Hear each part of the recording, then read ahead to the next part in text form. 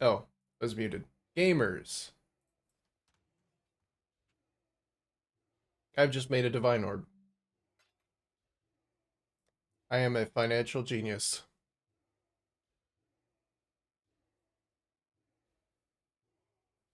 I actually managed to make back most of the money that I spent on that last build, thankfully.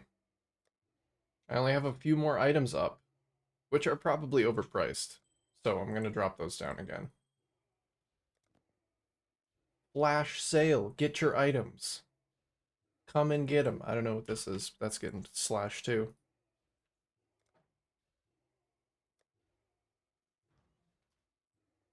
All right.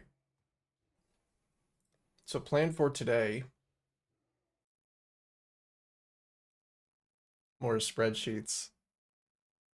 God, I love a good spreadsheet.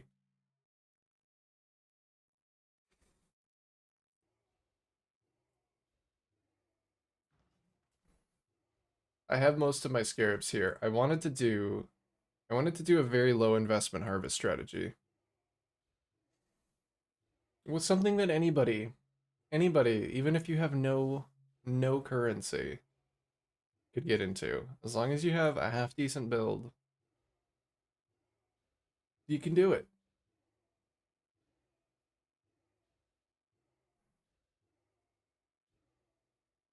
So,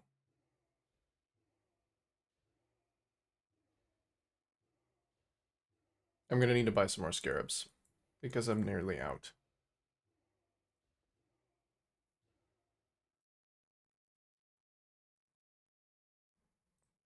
So let's see.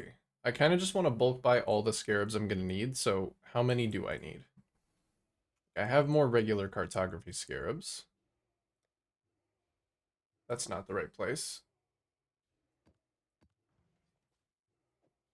So I'll have those. I'll keep 10 more over here. I wanted to try out the Scarab of Monstrous Lineage. Just to see if it actually, like, contributed to the number of altars that I get. Because I should have decent pack size. So any magic pack that spawns will be quite a bit bigger. Harvest Scarab doubling, naturally. It's very, very cheap. 6 chaos per, and it's just a no-brainer. I can't get away from using this scarab, cartography scarab of corruption. I think it's just too good for me to stop using. It's like way too convenient. Okay, so I've got one more of those.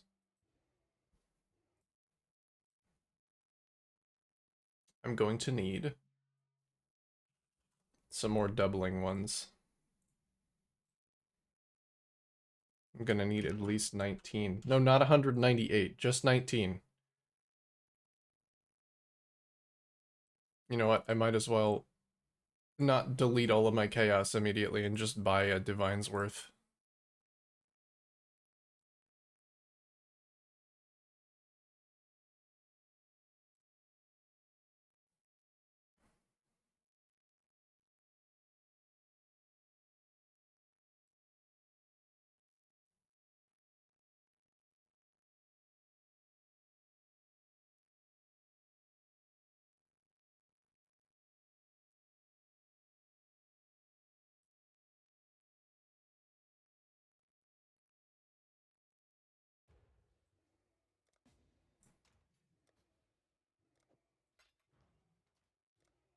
Let's turn that one divine into more divines.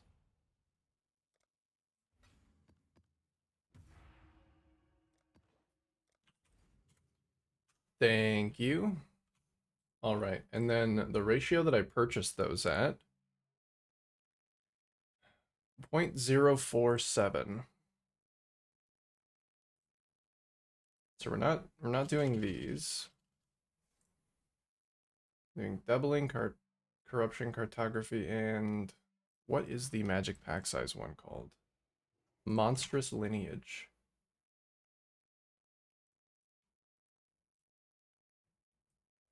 Let's move that up there.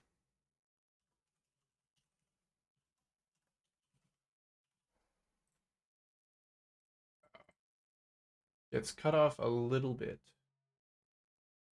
Give it a little bit more space.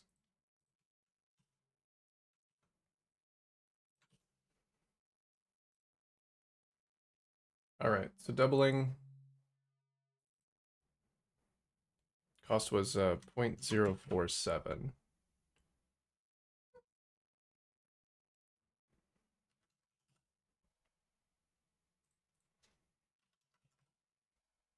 I could definitely have a better layout for this. I'll worry about that later.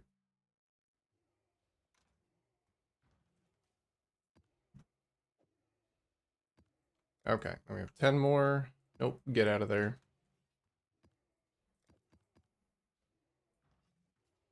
What else do I need so that I can just run and not worry about it? Cartography scarabs are, let's say, 0.0077. Basically nothing.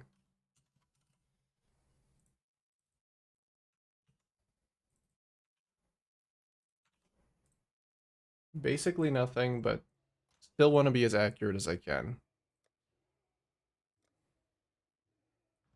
What else? Lineage, monstrous lineage are about 1-to-1.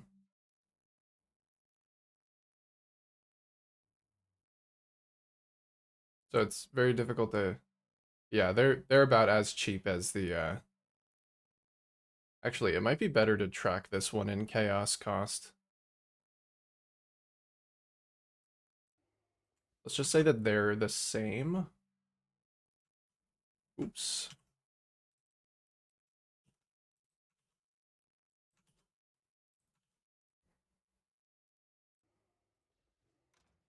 We'll say that they're the same, and I need 22 of them.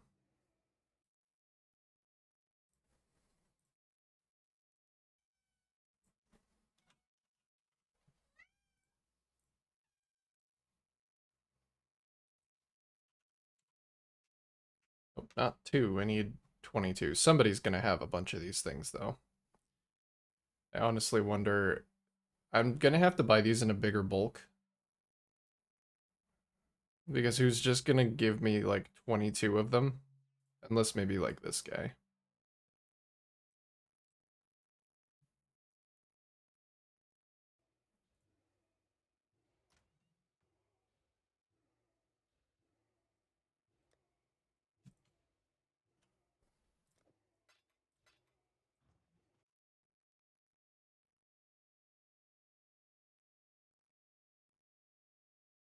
I'm just gonna buy 40 of them.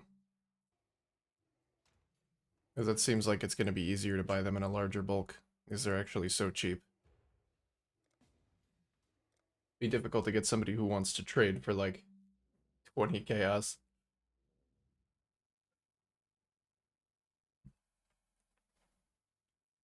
I mean, 20C is 20C, don't get me wrong.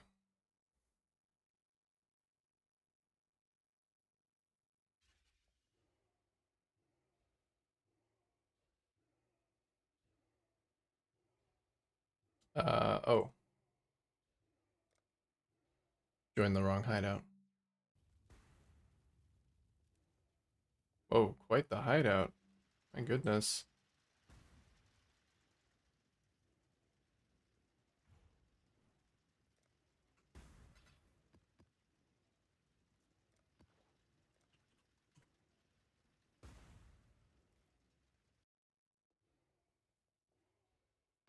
Alright, we will fill that one up. Keep the other 10 there. Then the last one is Cartography Scarab of Corruption.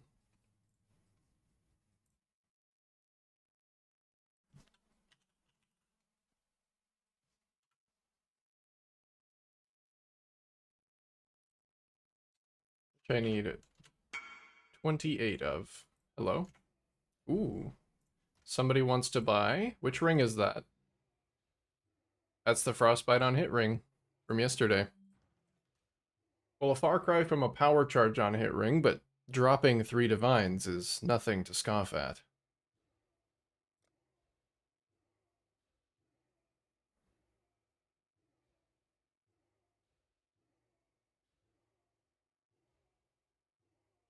I mean, I'll take all the money I can get trying to save up for my next build.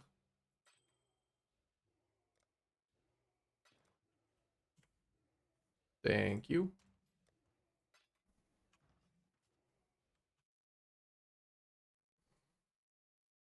Okay, Cartography Scarab of Corruption. These are a little bit more expensive.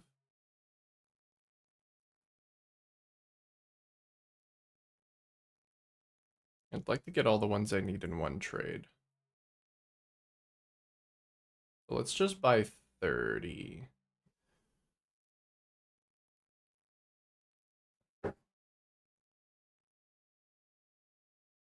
Still constitute low investment. What would I say is low investment?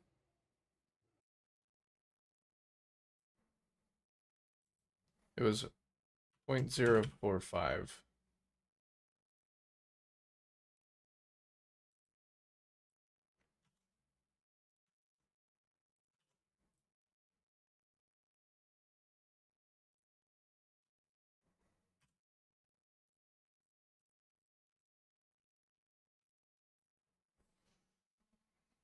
That actually comes out to like 1 divine per 10 maps.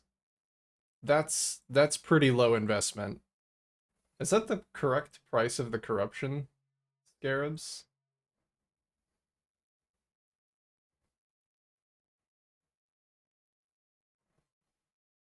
Oh no, they're actually, they might even be cheaper than that because I'm pricing in chaos. Yeah, they're actually way cheaper than that. 0.011.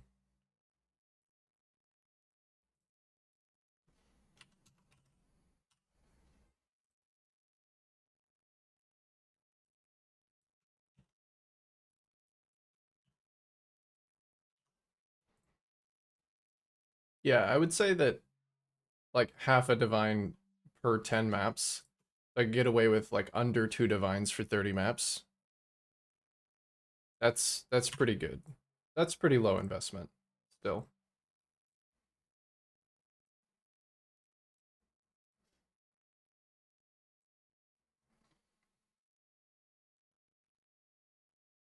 Right.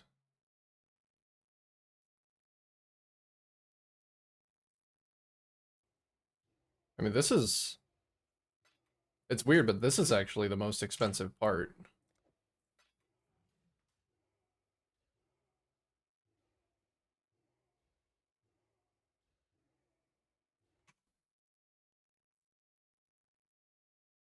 Here we go. This guy can buy an exact amount.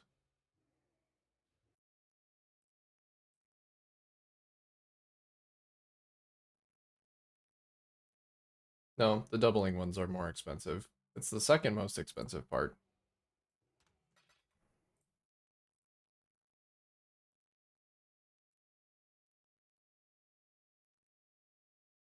Let's see, 38 for 10. These ones are a little bit more expensive.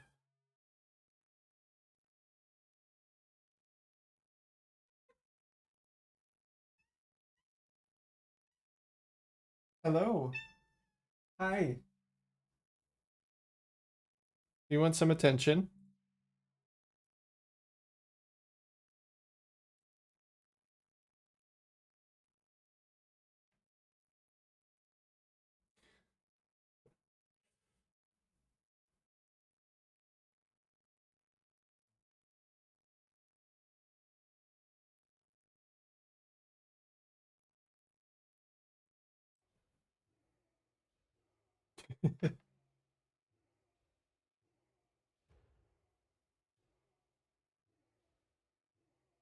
Aw, good chin scratches for you. 28 for 112. Thank goodness I actually have enough chaos. I probably should be tracking these costs in like chaos. It makes more sense than saying 0.077 or 0.0077 of a divine. That's not really a number that has any meaning.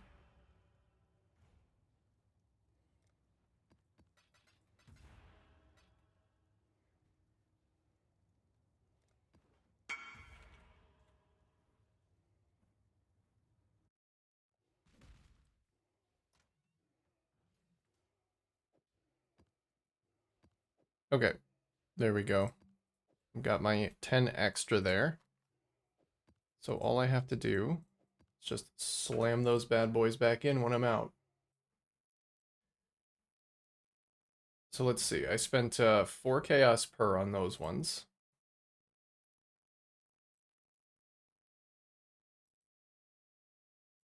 Yeah, maybe this should be what I've spent in chaos.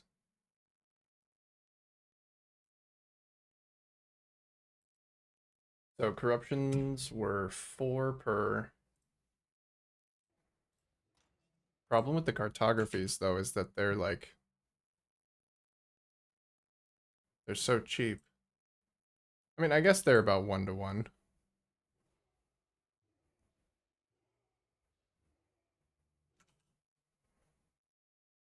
Yeah, we could say 1 to 1 bulk. Good morning, sports fans. How are you doing out there? Are you ready? Are you ready to go? Good morning, Fratsby.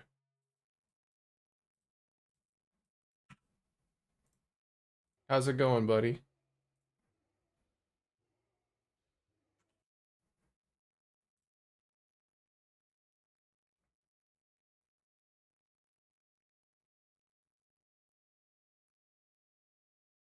These ones are like probably 1 to 7 is more accurate.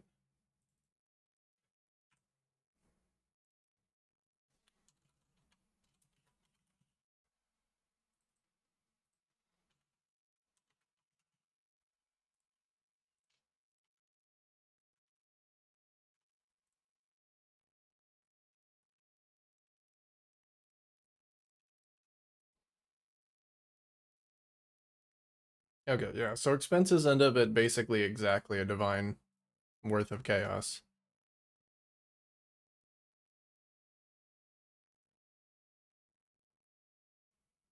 So if I can get away with 3 divine total investment, that's much better than the other 2 strategies that I've been doing.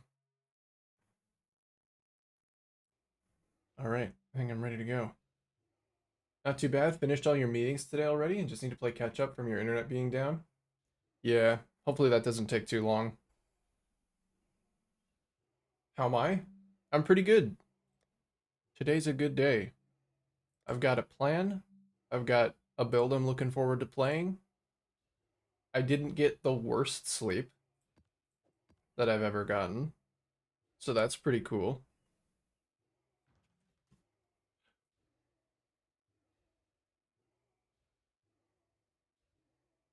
Pretty pumped about that.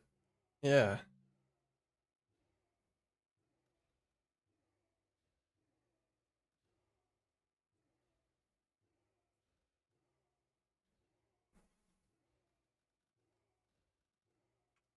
Oh shit. Gratitude. Thanks, Fratsby. You're subscribing with tier 2? Thank you for the tier 2 subscription for 2 months. You are truly a gamer of fine taste, and I appreciate you.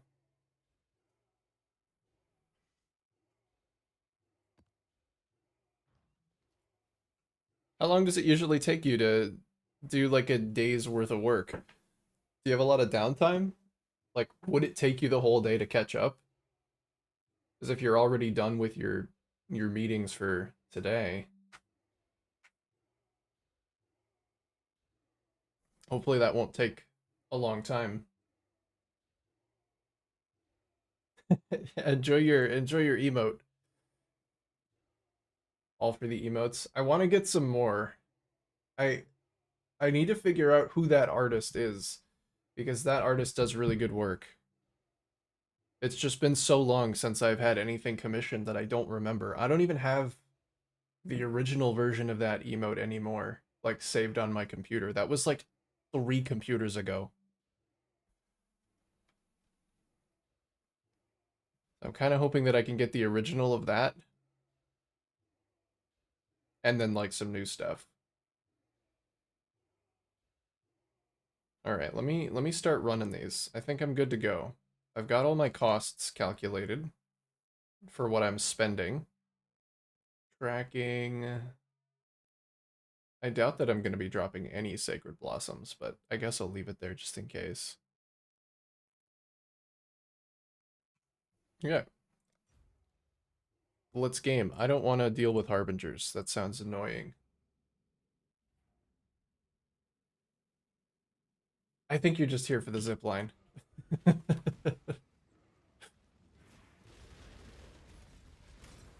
That's the 55 burgers guy, right?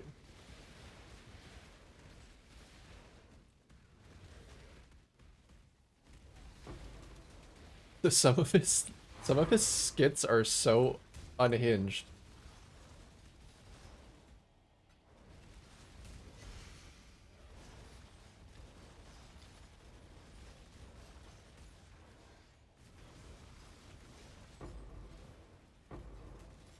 Tim Robinson, yeah. He's a funny guy. I appreciate that. I feel like he just has an idea and he's like, "Yeah, what if I spent way too long making this idea a reality?" And then he just does it.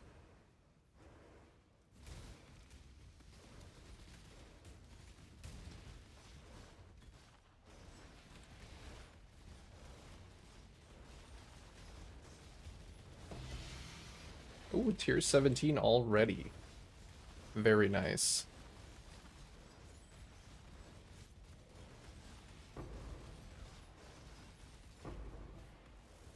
Oh god.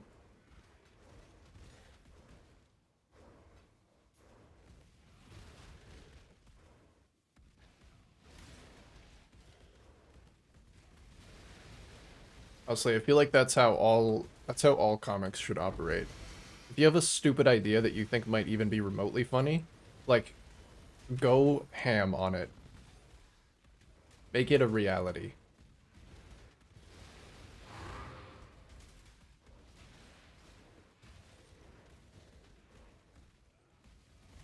Tell he writes his own sketches for better or for worse.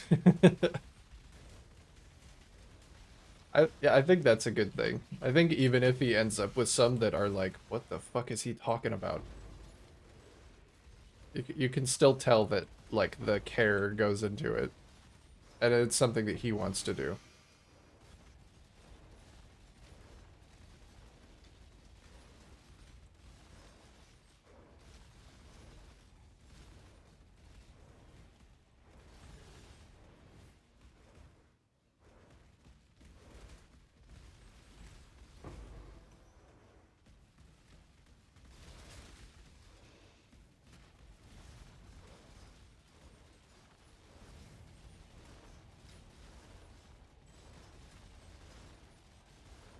I shouldn't even be bothering with these harbingers. I don't know what I'm doing here. Probably shouldn't kill the boss either, but I do need to start getting progress towards the endgame challenge that I've just been not doing because every single map I skip the boss. Well, you respect Conan O'Brien? If you think something is funny, he commits. Yeah, I don't really watch a lot of Conan, but he seems like a pretty funny guy too.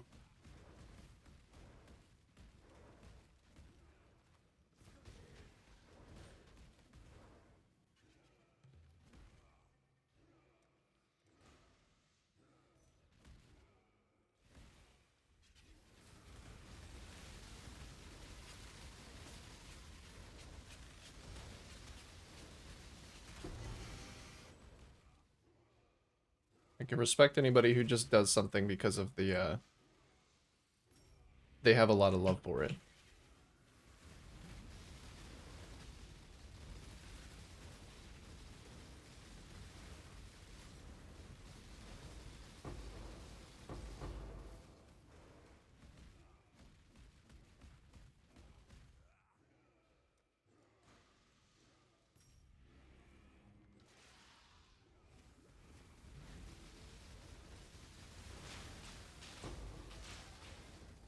Conan on Hot Ones is one of the funniest things you've ever seen.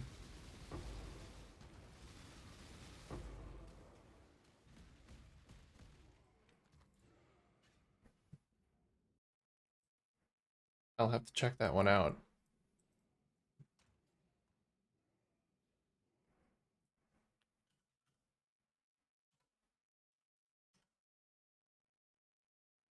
So the whole premise of that show is that they just eat spicy wings and like do an interview, right?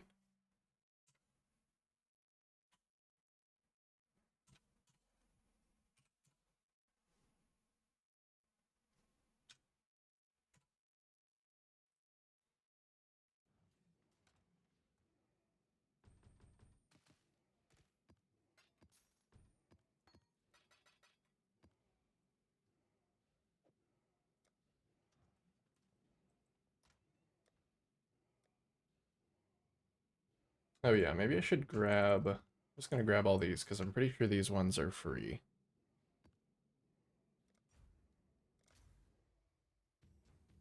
But I'm not ready for Conan's. This is something that you have to work up to.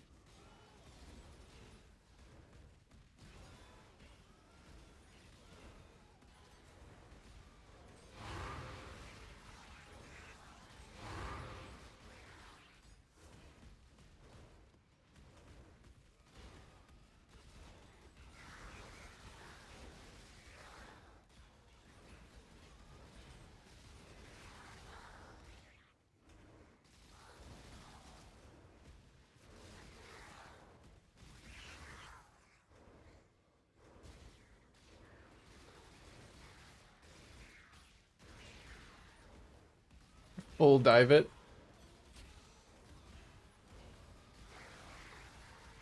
More unhinged than you can imagine. You're definitely selling it.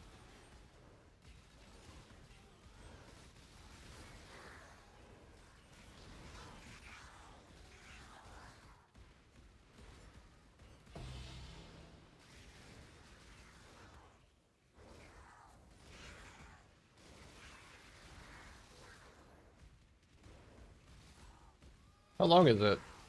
Those episodes can't be long, right? If they're like... If they're eating spicy wings, like, especially increasingly spicy, I imagine they probably can't go for that long.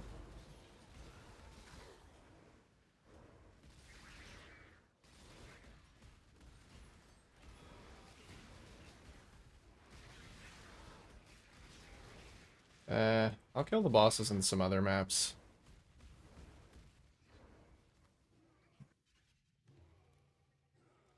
Just time to go. This one's actually pretty good.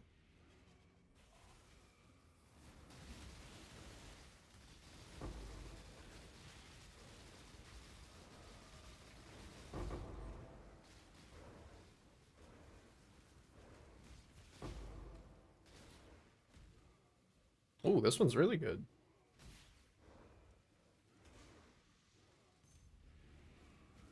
25 minutes or so. Okay, that's not so bad. It's not too much of a time investment.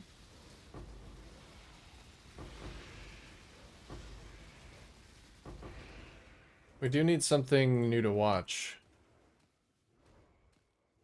Every time we eat dinner, we have to watch something. I can't be alone with my thoughts. Or polite conversation.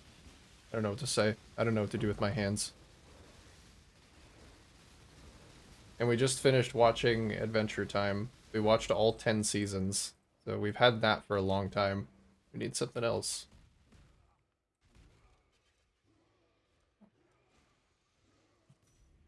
Hey, yeah. Hey, Frozer. How's your day so far? It's just getting started, but it's a good one. How you doing, friend?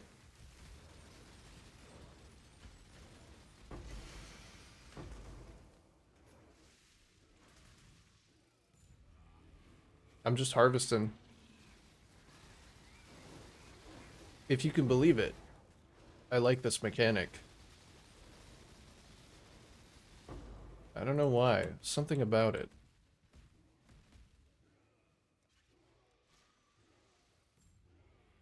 Sounds great. Doing good so far.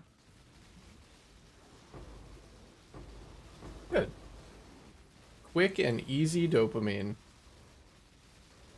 Since the addition of the new scarabs, it just feels like there's so many different ways to do it. Even though they fundamentally produce the same result,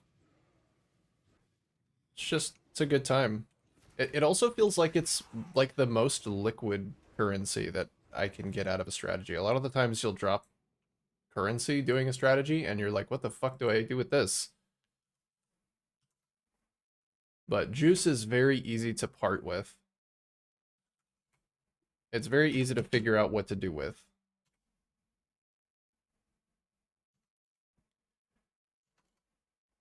And I think... Oh, did I have this one in my inventory already? I'm pretty sure I dropped 2. I know I dropped at least 2 maps.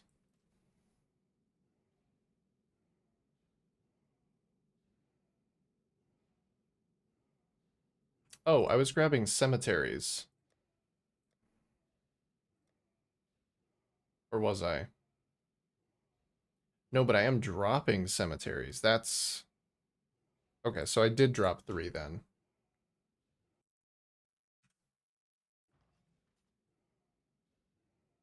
Especially since most remaining people want to go tier 17 or tier 16 blasting. Yeah, most people are probably either tier 17 blasting all the way or done with the league.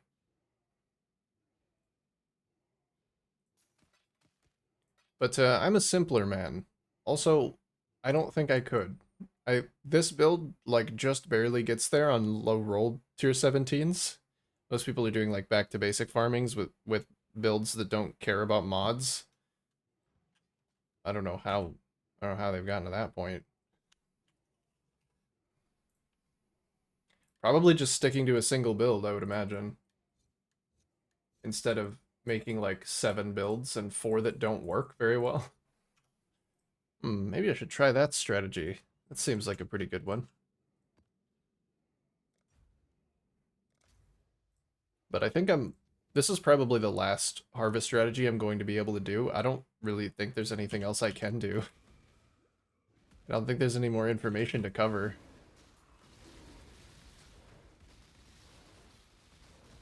I really want to go do some ultimatum farming for catalysts.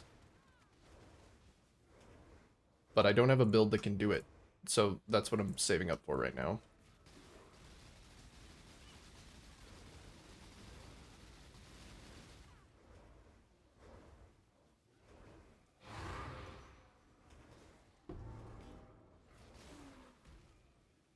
Sorrow League. It's exactly what Reddit thinks every fucking time there's an update to this game.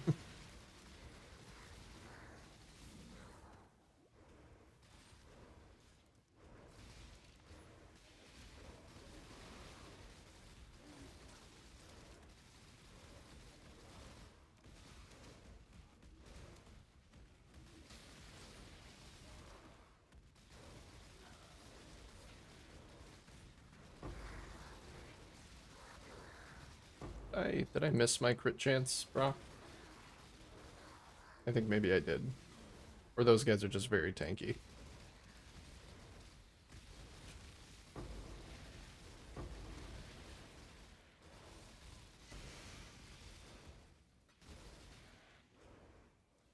I think it would be cool to do a tier 17 farming strategy because it seems very lucrative, but it also seems like it's just very limiting.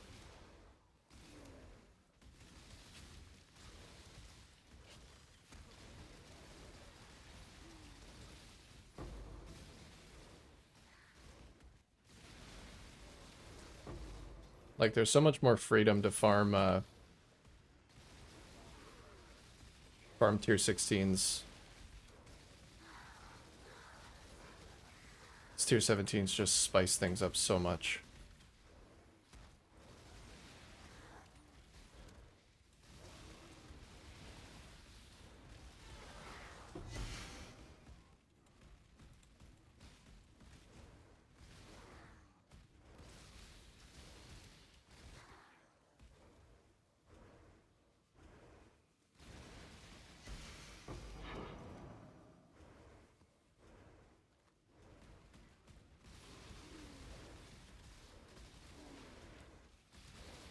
Quite a few altars. It's hard to say whether I'm actually getting more than I was.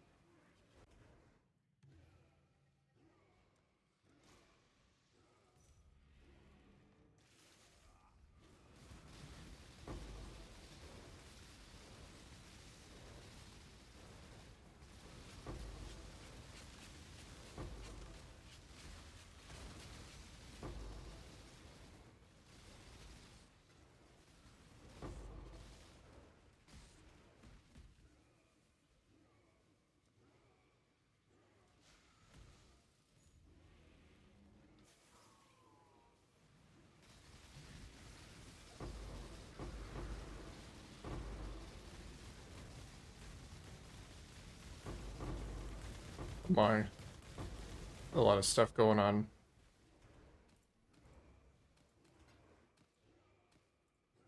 It's a shame it's a pink one.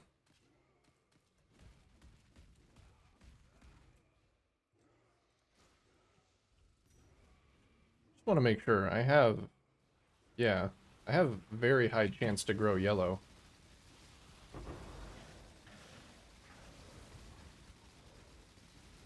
I think I'm just low rolling it.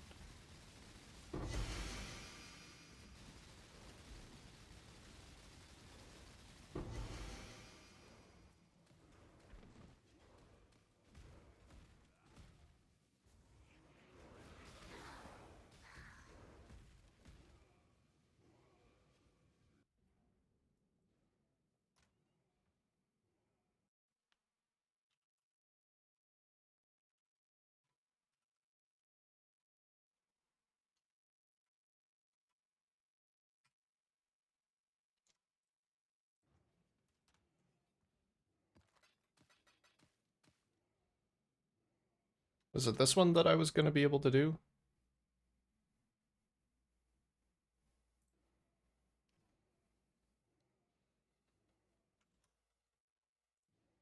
I mean, I can do it, but it's probably more dangerous and also worse than this one. So let's just do this one.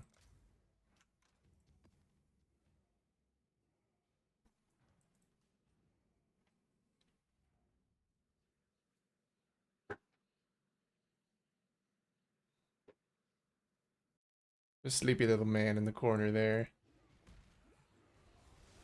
Oh, okay. I didn't get a chance to spin up. Probably didn't help that I have a -2 amount of spell damage suppressed. I'm gonna have to get behind these guys before I start. Oh no, I thought those were the ice elementals. Those were just the little chimeras. Turns out, they just really fucking hurt.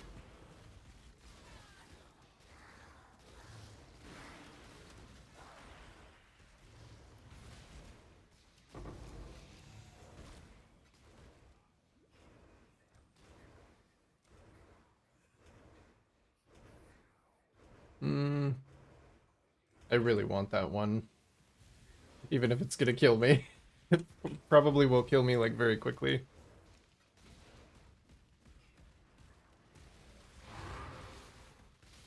As long as I keep moving and try and keep Berserk up, I think I'll be okay.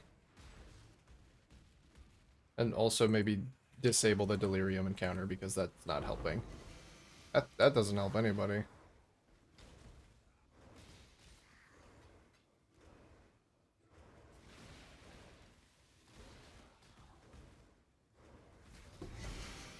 Oh, so many quant altars in this map. I hope the harvest is good. Don't stand still while there's still enemies around. You could probably get killed by one single cold damage guy. Reduced recovery rate per endurance charge? I don't think I really have endurance charges.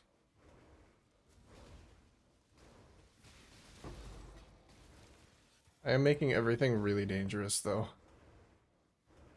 Minus crit multi per power charge? I don't use those. Nice try.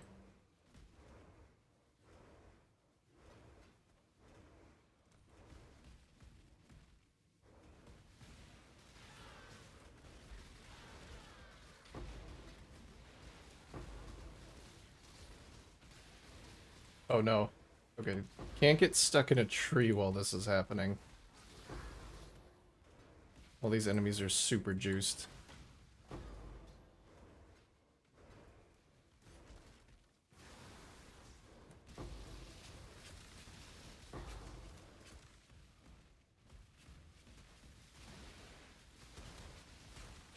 I could bite it in this harvest quite a few times.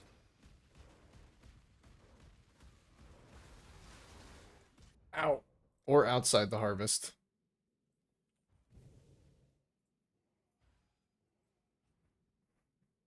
What are my defenses looking like, actually? Oh, shit!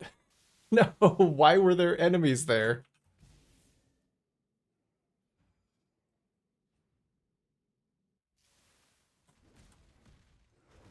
Okay.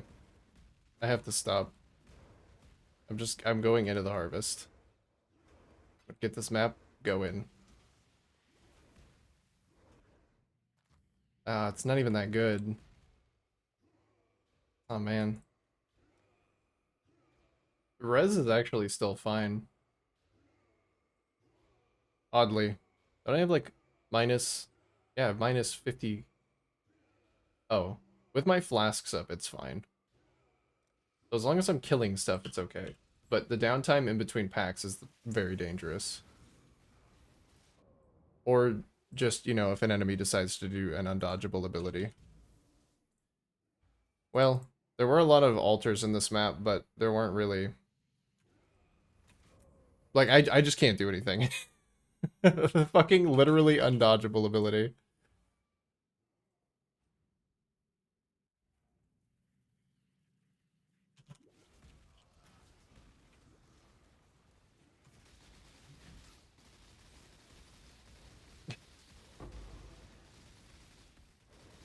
And I have buffed these monsters up so much.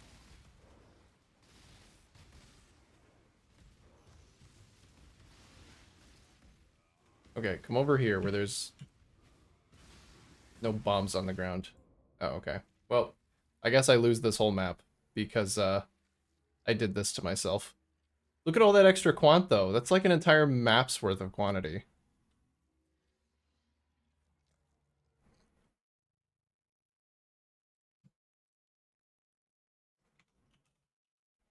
Well, that sucks. But the great thing about this strategy is that I basically lost nothing. There was no investment to lose.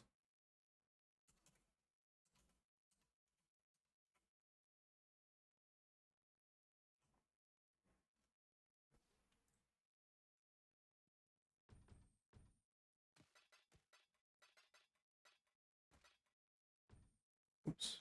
Don't put those in there.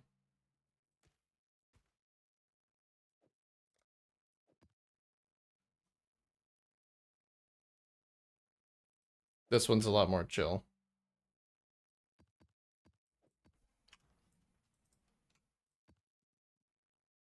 An unintended side effect of finding more of those altars is that I will actually pick them up. And then I will die. Because I shouldn't be touching that many of them.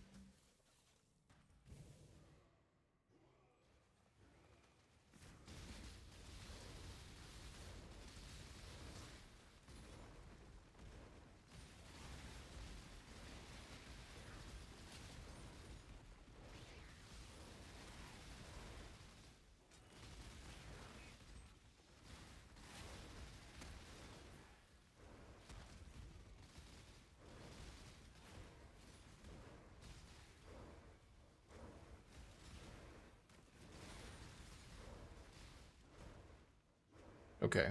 Let me be selective. This one's nearby Fizz as extra, but it doesn't debuff my resistances like the last one. I think that was the kicker, was that I combined those two mods.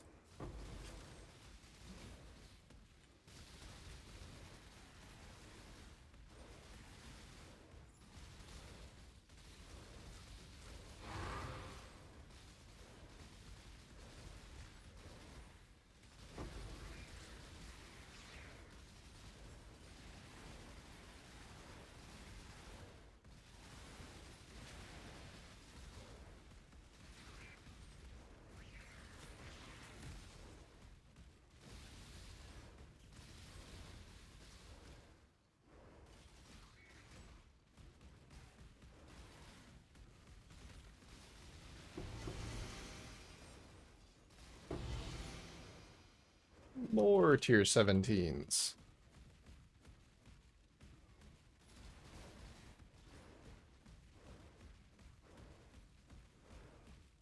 Howdy. Howdy, Tripwire. Good morning. How do you do this day?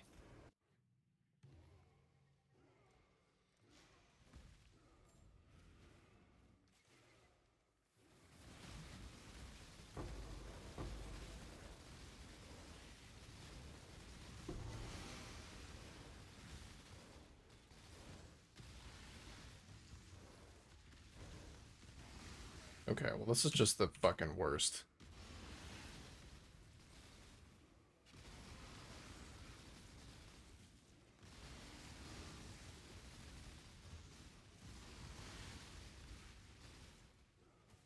I don't have the burst damage to kill these guys before they leave. I just have to keep passively whittling them down.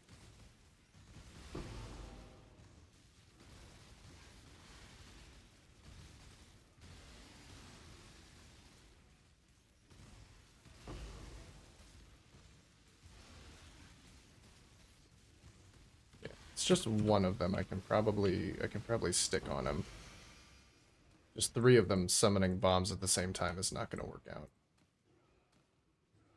Sleep is still fucked, but you're doing okay in spite of it. Well, I hope it gets back on track.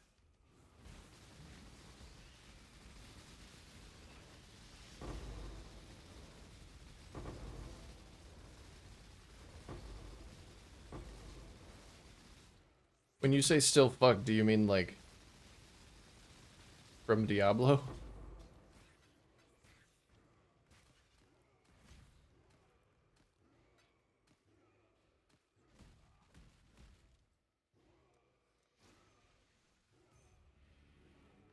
Good morning, turtle.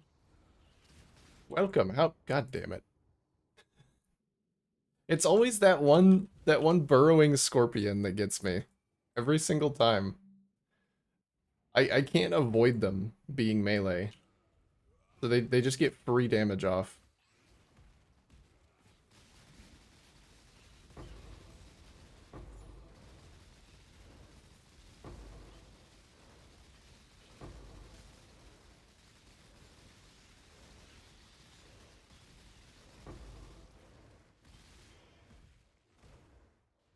Now that I'm not fighting bosses, actually, I wonder if I should do this on my other character. That was the main problem.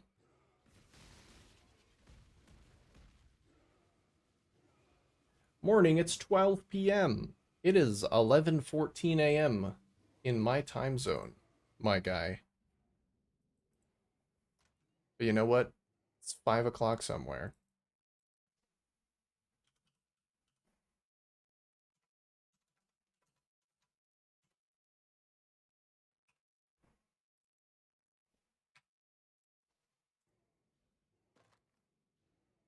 Fire.multi. Oh man, if only that was actually a decent roll. Somebody might want it.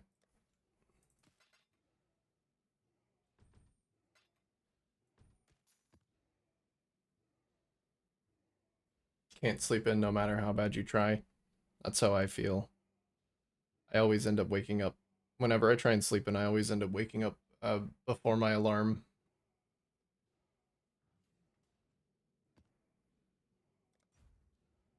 And then I can't go back to sleep. Still not morning? By definition, it is.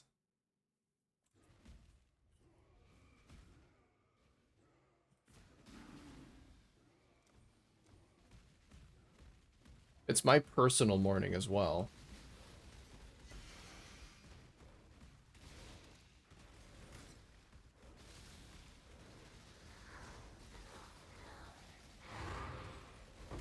Anytime can be morning if you're brave enough.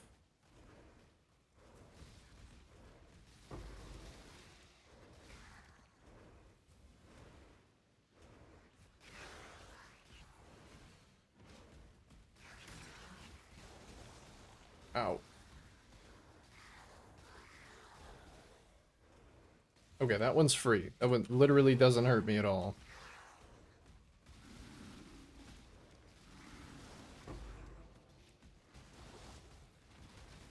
Running through a large group of porcupines, though, that hurts. Okay, reduce defense per frenzy. That's also free.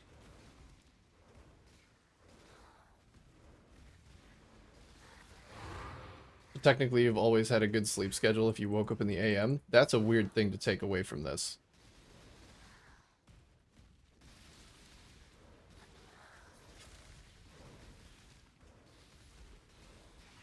You go off, King.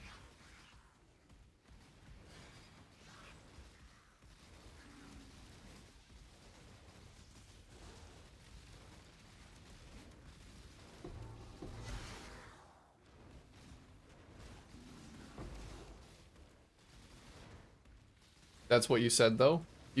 People work nighttime shifts all the time.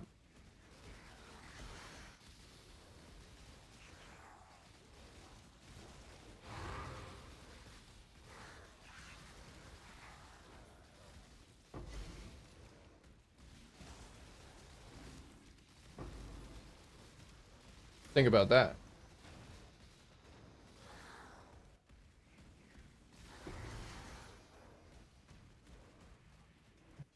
All right.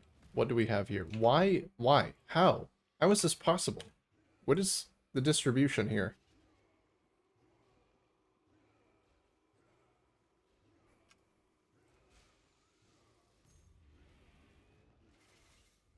You're factoring life being shit? That's what I'm saying. People work nighttime shifts all the time.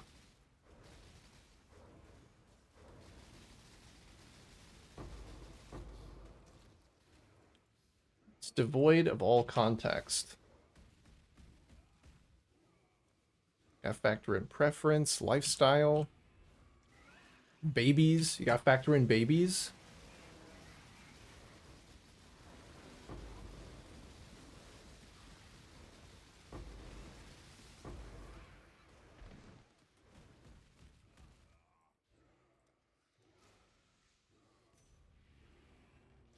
Okay, back to try and get a 60 in hardcore WoW. That's your game of choice now. How's it going? Ow.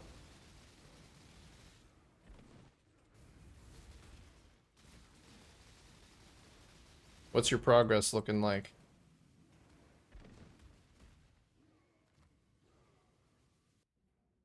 You always go back to WoW? Yeah, I always go back to WoW too.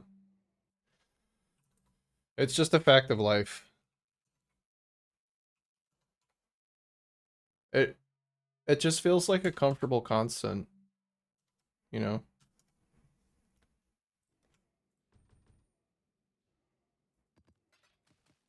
Like no matter what I do, there's always going to be some new WoW season on the horizon that I'm like, wow, this looks pretty cool. They're actually doing some really cool stuff with this one.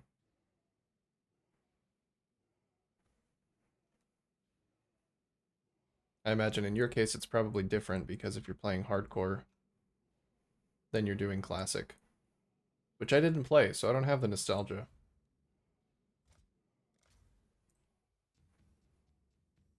Started last night, only 19. The current remix event that they're running has really skewed my perspective of leveling, as has just leveling in retail recently, during like XP events. So if that's bad, then I'm sorry for your loss, and if that's good, good on you, champ. Whichever one is more applicable. Choose your adventure. Are you having fun? Or is it like an obligation?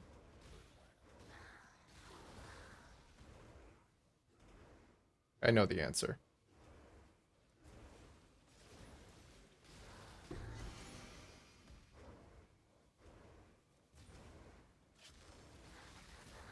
You don't have to answer that one.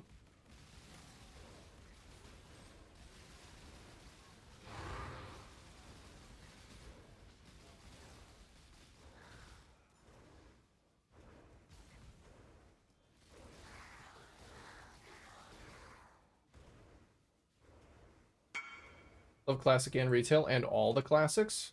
Ooh, boots are selling. Good shit. You just love WoW? Your hatred for WoW is really just the people? The people like the community?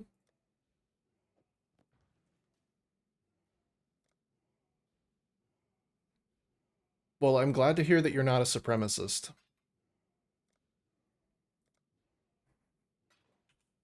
I could never get myself into classic because I'm used to all of the amenities of retail. And I like to see new stuff pop up on the horizon rather than reverting to old stuff. As well as when I tried to do the I actually did the event back in the release of Classic Wrath to get the mount for retail because that was very cool. And I could not stand to look at my little character.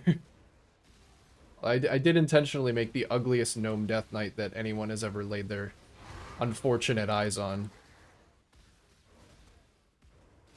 But still, it didn't really feel like a game I could get myself into.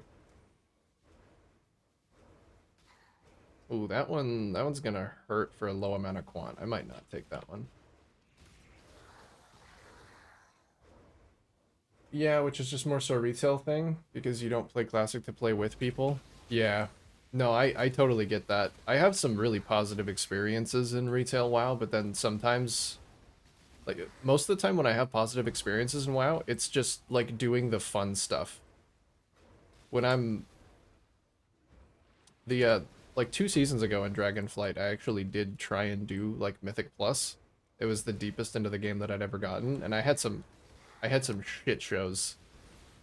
Just horrible interactions with people. Like, you know, the typical, oh, this guy like joined, bottomed out the DPS chart, complained he was dying, and then left and bricked the key.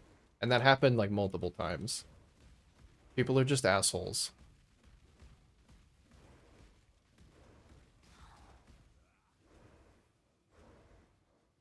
So I totally agree. WoW is actually at its best when I don't have to play with other people, or at least when I don't have to like coordinate myself heavily with other people. Which is a shame because I actually love tanking and healing. But like doing it on a timed semi-competitive, like competitive in the sense that you are competing against like the clock with other people. Oh, I actually need to go in and do the harvest. I feel it just brings out the worst kind of people.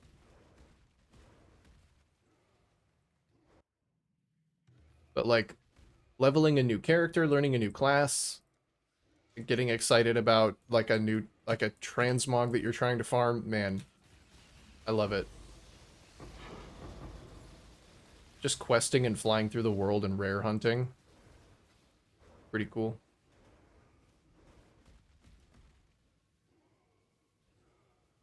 Damn.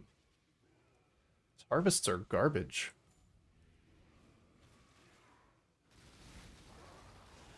Seriously, how am I not getting any yellows?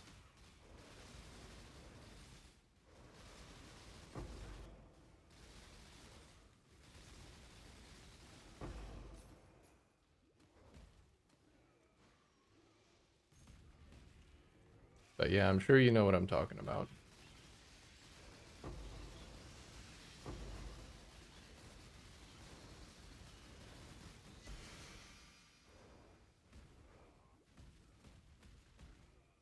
But there are even people like that in the game mode that's supposed to be fun.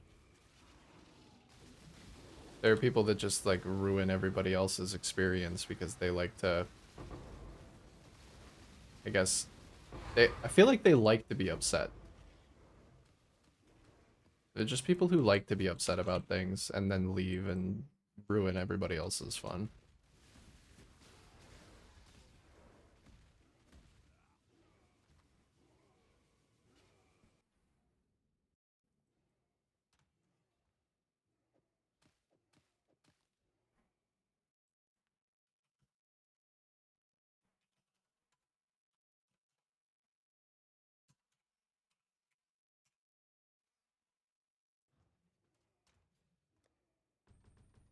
Am I missing something in my harvest tree? I feel like I must be. I feel like there's something like wrong. Nope, I got everything. So 45% reduced chance to grow purple and blue, with no reduction to yellow, leads me to... I'm just getting unlucky. That's fine. Bad luck streak gotta end sometime. House, House owes me a payout.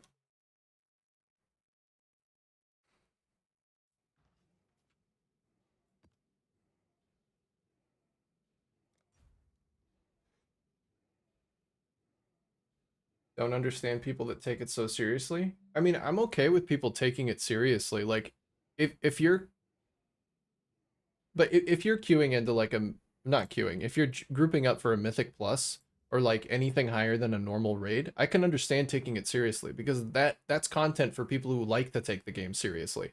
But taking it seriously to the point where you like start BMing people and quit and ruin other people's fun, that's stupid. You should not be doing that. Like chill out, go go take a minute, go like have some warm milk or something and come back when you're less upset.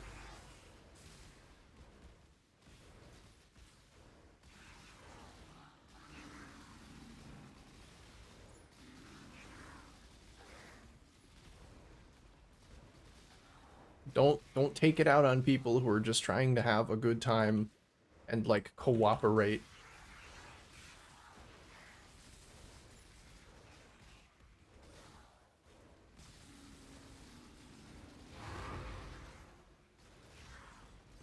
I will always try and be the voice of reason in those situations, like give people a chance, tell them, hey, you know what? I know like something it maybe isn't going our way, but turning on each other and being a total asshole probably isn't helping. So can we just like refocus?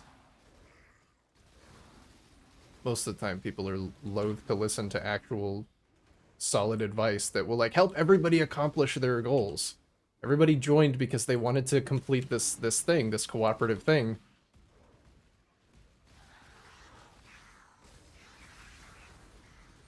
But they just love pointing fingers and getting upset, and it's never their fault.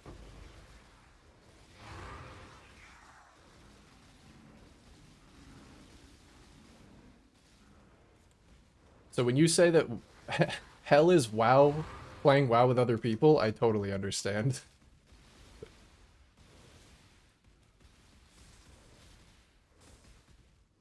100% understand. Also, this is a reduced recovery rate map, and I don't like it. I'm gonna need to reset before the harvest.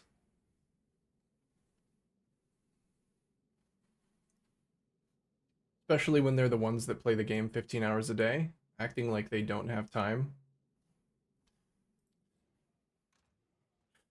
I know that it's like some people genuinely don't have a lot of time, but like, do you really want to spend that small amount of time you have being a salty dickbag to people on the internet? Or would you rather like be cooperative and friendly and helpful and like get something accomplished? Because you're gonna get upset and you're gonna spend that time upset.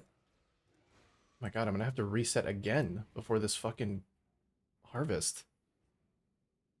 Okay, reduced regen maps are not the play. I cannot do them.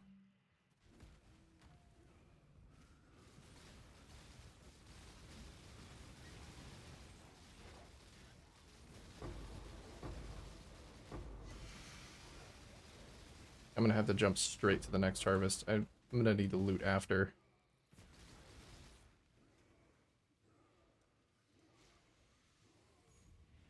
Apparently the next expansion is gonna be small group focused. Yeah, they're doing like follower dungeons that you can actually do solo. I don't know what the like reward structure is gonna look like for that. If it's gonna be like a total replacement or if it's gonna be something to supplement it.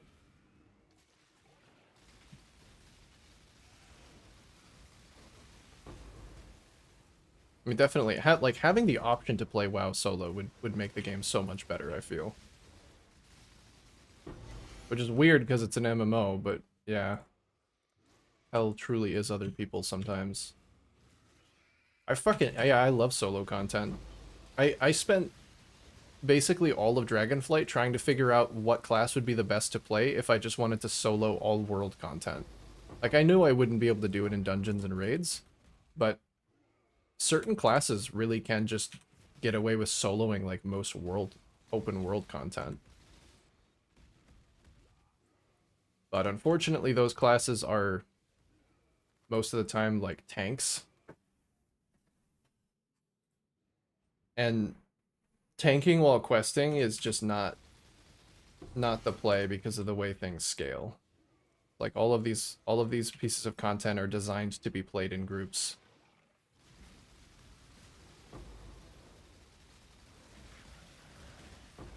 And if you don't have a group or you don't have like friends to play with, then you just can't do it alone most of the time. Or it's like a hunter with a tanky pet, which isn't fun, or a warlock, which warlock's okay. Not the biggest fan. I'm gonna die to my own degen.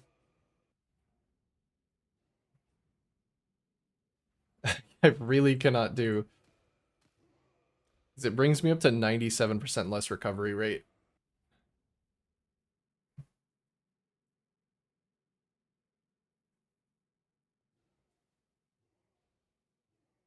All for gearing solo? Yeah. I think Asmon said the same thing. Back in the days, it was a different time since the cultural shift was something else where you legit like had clans and stuff flourishing. Yeah, and you also put in more effort to find people, right? Like now there's just, and I'm not saying that being able to like easily find groups of people and get where you want to go is a bad thing. Convenience is saving a lot of people a lot of time and makes games more accessible for a lot of people.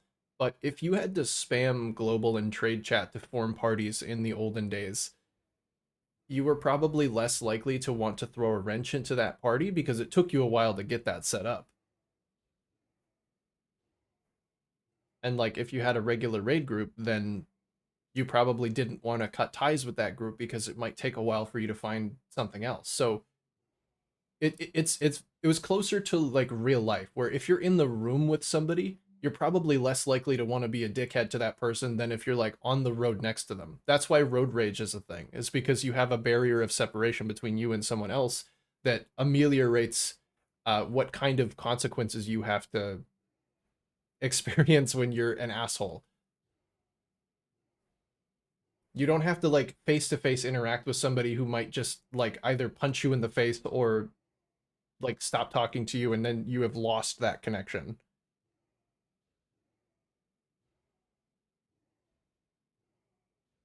It's really easy to feel like all of the people that you're playing with are just like they're not actual people. But maybe there was less of that. I feel like there was less of that.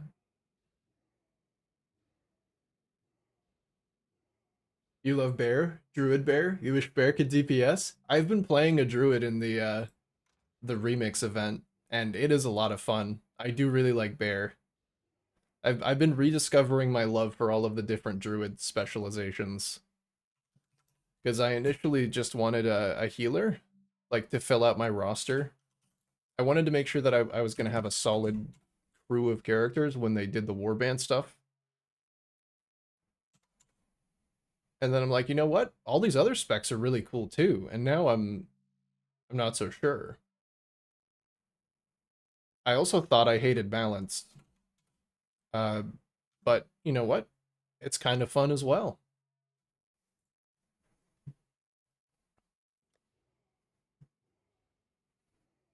I just love Druid. They have such a good class fantasy. Like weaving in and out of different forms. Like you just have so much utility. It feels like such high skill ceiling. I just feel so cool switching back and forth. Like, oh, now I'm casting star magic, and like, oh, the group needs a de facto tank all of the sudden because like the tank died. Oh, I'm gonna switch to a bear and take aggro. You hate the Moonkin form? I used to, but they revamped it. I don't know if you've seen it since they changed it. They added a bunch of customizations to it, like scaled it up, but I get it. Like you put a lot of time into transmogging your character. You want to look at your character. I usually do use the glyph of stars so that I don't have to look at the Moonkin form, but it wasn't so bad the last time that I had to look at it for a while.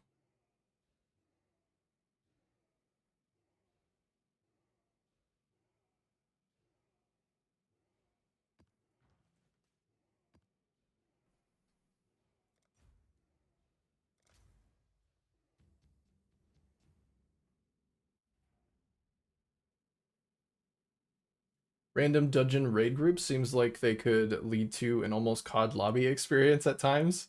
Yes, except there's no enemy team. Right, because the enemy is just all AI, and your success doesn't depend on the AI is always the same. Your success just depends on the competence of your group. But I mean, your group can be like slightly less competent as long as they're more understanding and willing to stick it out. But most people in like actual Mythic Plus uh group compositions, they don't want to be patient. Like they'll see one wipe and they're like, "All right, keys bricked. I'm out. Bye." Like what the fuck, dude? We could literally do it if you just stuck around. Like you'd lose like a minute or two off of your time.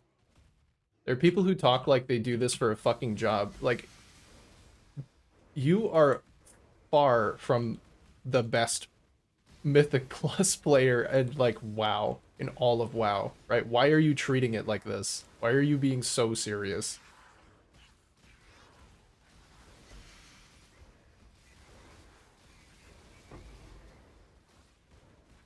Like, oh, I don't want to mess up my IO score. Bro, you're the only one who cares about that. You're the only one.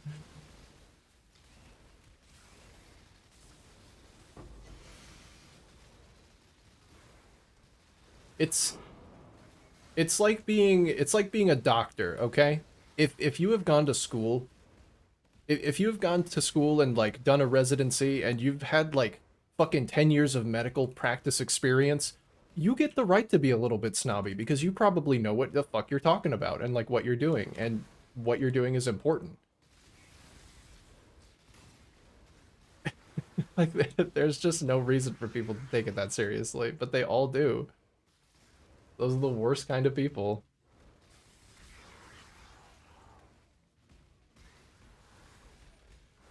Nobody's looking at your IO score and being like, yes, if this guy had like, if this guy had timed that key, we would invite him to be a part of our esports group. Hmm, maybe next time. It's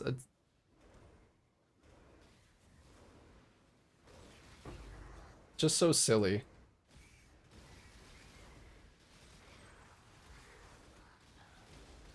But I also think it's probably partly because it's so easy to go on like Twitch and just watch the absolute best players play and think I could do that. Yeah, of course you can't because they play like 16 hours a day and they probably have been doing that for a long time and they've honed their skills over a long time. You can't do that. Even if you do everything they do, you can't do that.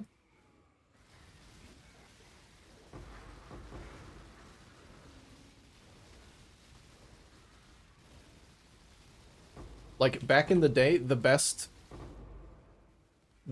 person that you knew of was like your friend Chad. Like, oh man, I want to be as good as my friend Chad. Now the bar is a lot higher. They're like, oh, I want to be as good as like the liquid fucking mythic plus rating group. Like, whoa, slow down, dude. You like you have like 100 hours in this game.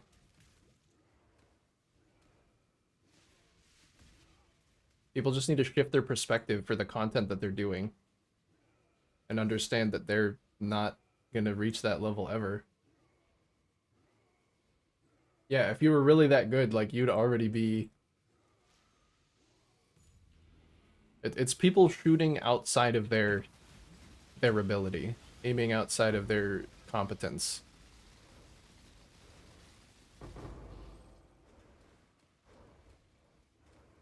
Like, try and improve yourself by all means. If the game is a battle with yourself for improvement, then keep it up. But like, don't get so high and mighty. You're not there.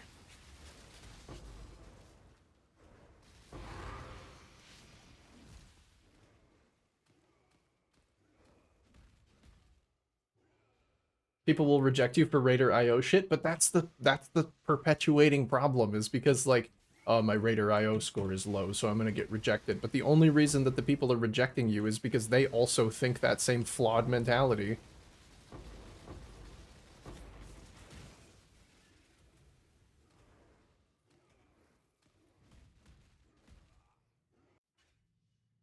And I know they will. Like, people will take the highest performing classes and they'll just get invited all the time.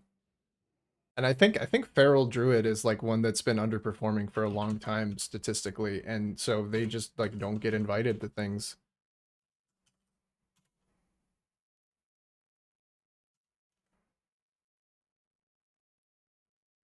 Which if you're playing competitively, fine, like play the meta stuff, but you're not playing competitively. I think it's more fun to have a group made up of like, oh, I maybe we can invite like 3 paladins to this group, and then we just have like a bunch of paladins running around. It isn't the whole point of that like Mythic Plus system that it's replayable. The top end keys are like things for meta players to push, but the lower to middle keys are like this is for replayability. This is a good, and you don't get more replayability than by mixing up your groups and getting different experiences and having fun.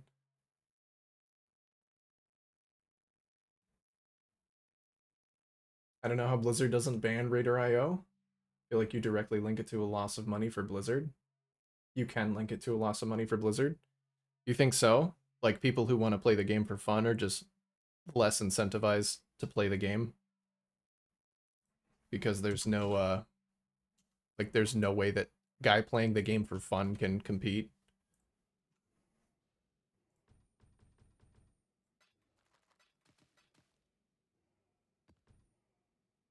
Yeah, I just don't know if they really have any ground to like stand on there because it's an external site that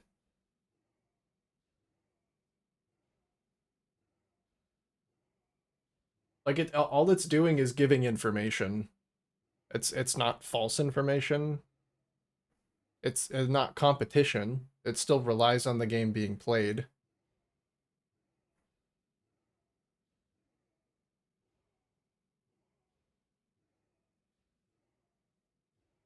Oh, that's a lot of PDR in life. Maybe I don't do that one.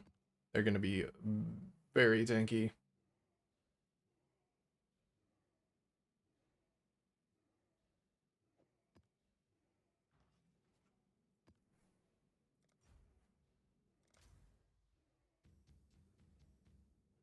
You've quit WoW because of Raider IO?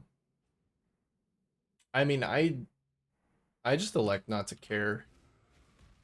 I just try my best not to care. And like I wish I didn't have to, but most of the time I end up forming my own groups for that stuff.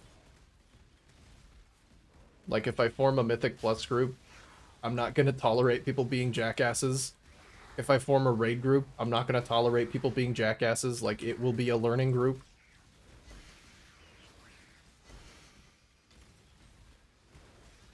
I think it's just good to be clear with expectations. Like if you want a group of experienced players who aren't going to make mistakes, then you can put that in your title and then I know to avoid you.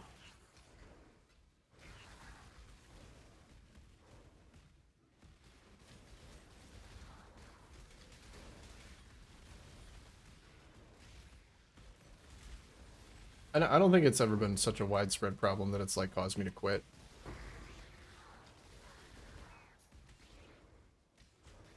A lot of the times just turning my details off is enough. Like I don't want to see the DPS meter if it matters that much. If it matters that much to somebody, I'm just going to turn it off and ignore it.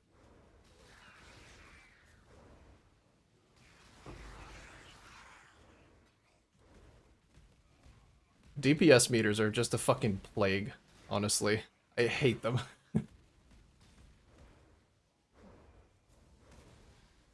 It gives you such a skewed view of like what's happening. So many times in a raid, somebody's been at like the bottom of the DPS, and somebody's like, "Hey, guy at the bottom of the DPS charts, like, oh, I didn't mean to go to town. Hey, you guy at the bottom of the DPS charts, like, you gotta step it up." Like, how is that guy gonna step it up? He's probably already been playing the way that he's going to continue playing, and he's not gonna get any better gear. He's probably in there to improve his gear so that he can do more damage. What the fuck? It just gives people such an easy scapegoat. Like, yeah, it's not me. I couldn't possibly be doing anything wrong, even though damage is like literally 1/3 of the game, if not less.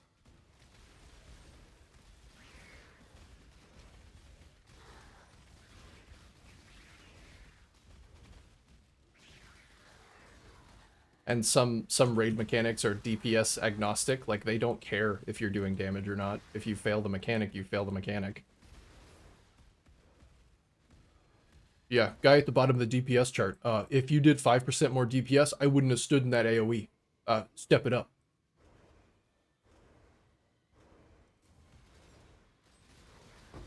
I just hate it. Like, it should be a good tool for figuring things out. I use it when I see somebody who's my same spec in class doing more damage than me to figure out what I can change about my rotation. But most people use it to complain.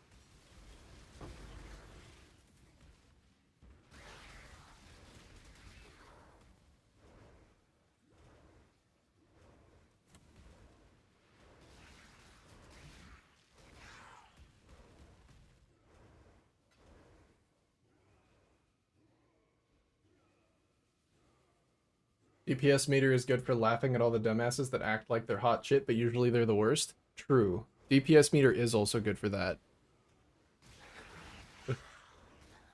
Which, you know, that does still like have its flaws, but also I'm definitely not going to point that out. Like, hey, maybe you should give this guy a break if he's being a jackass.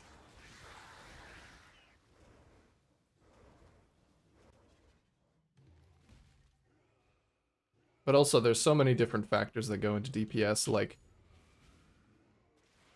you didn't parse very well on this poll. Are you sure you're trying? It's like, bro, well, all of my fucking cooldowns were down on that pack because I used them on the last one. Or, like, yeah, I'm really good in short, like, sustained burst, but or in short burst, but in sustained burst, I'm not very good. And that's just the class. I can't do anything about that. Fuck, talk to Blizzard.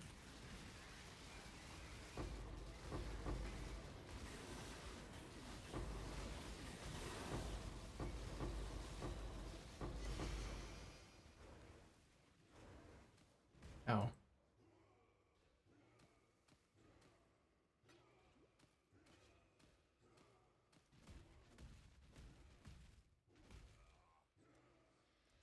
And most people completely ignore the part of their details meter where it tells them how much damage they took, how much avoidable damage they took.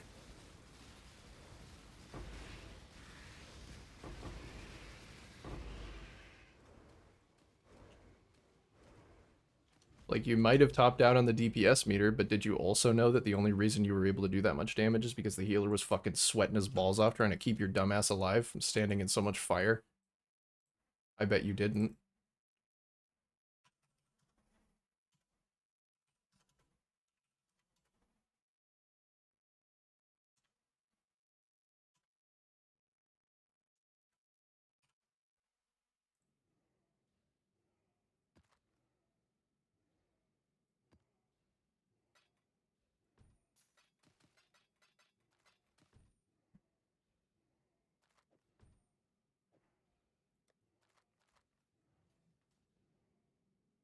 Alright, go ahead and toss the rest of these scarabs in here. I also love using it when leveling and early gearing, and looking at all the people that just don't know how the game works because it also makes me laugh. Yeah. See like a warlock that doesn't use dots or something crazy? I don't really go into like that much detail, especially because I don't know that much about other classes to say like, hey, you shouldn't be doing this. But yeah, it's like it's just information. It's good. It should be good to have that information, but people twist it.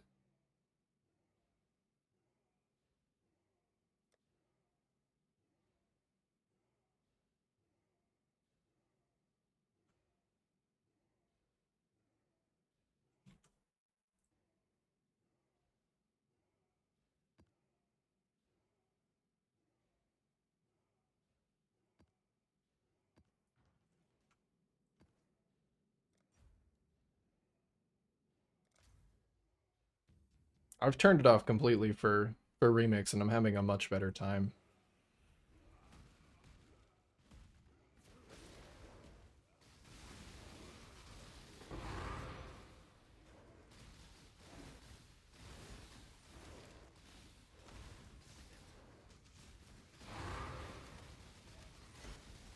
Because I'll admit that I want to be at the top of the DPS charts as a DPS. I'm like, oh man, if I'm not at the top of the DPS charts, I know it's not true. I'm like, oh, I'm doing poorly. I want it. It's very validating. I know that's stupid, but it is difficult to help.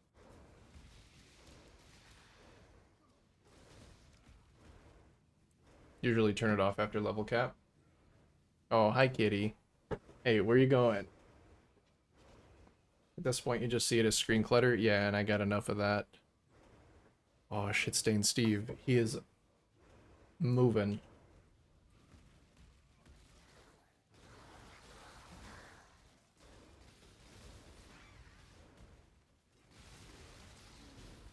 I usually like to turn it on after I hit level cap. It's it it's always skewed though, because if like Blizzard's stupid scaling means that if someone's lower level than you, they're going to be doing more damage. But also, if someone's the same level as you, they probably will be doing more damage because the odds that you're as well geared as that person are pretty low. It's devoid of so much context innately, and people have two fucking brain cells and can't take the time to think like, oh, maybe the reason I'm doing less damage than that guy or more damage than that guy is because I have like slightly better gear, even if we're playing exactly the same.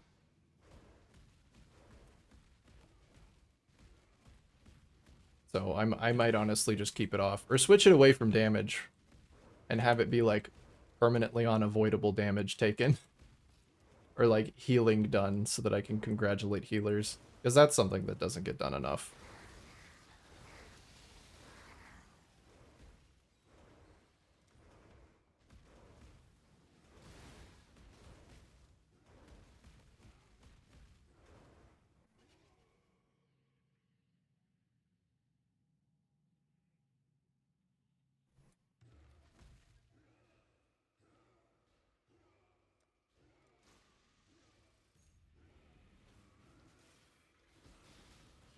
It's nice to see who doesn't interrupt. Yeah, interrupt counter is another good one.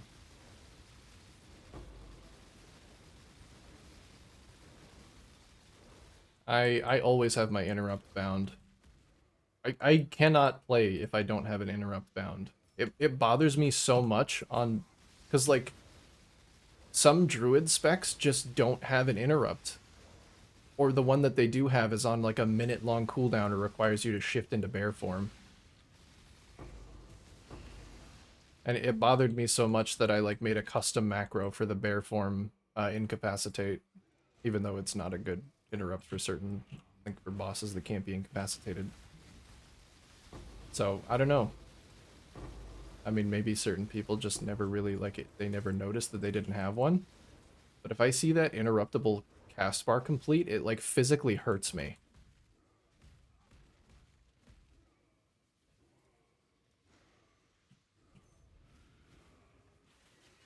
It usually ends up being everyone but me. Yeah, I feel it.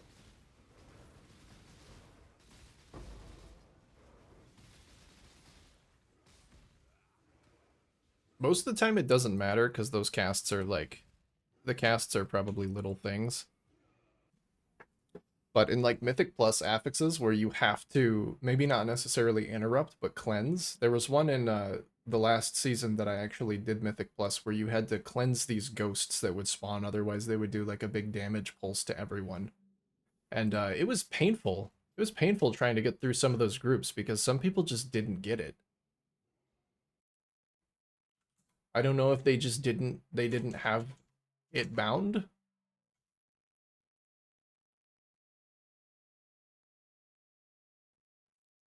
or what. I I don't know.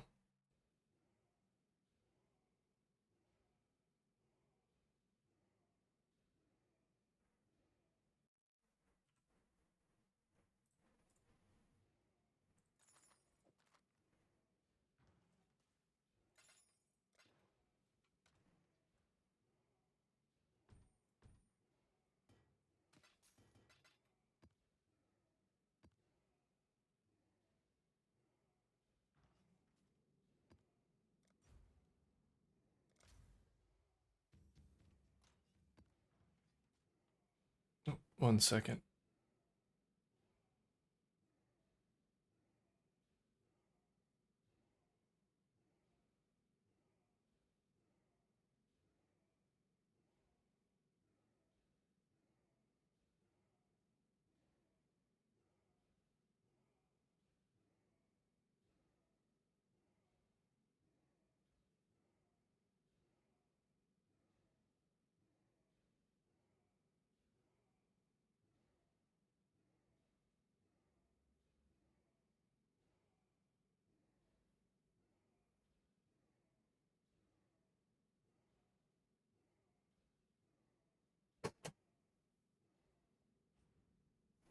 All right, let's continue. Let me hydrate myself. I'm like talking myself dry.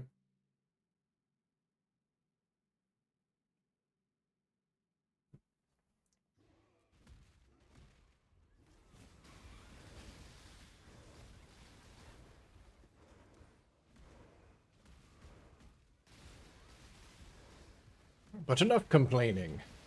Have at you. I'm excited for the War Within. I think there's a lot of good stuff coming. I always love questing through for the first time and exploring the new zones. And the new ones look beautiful. The whole warband and like account-wide transmog thing is something they should have done a long time ago.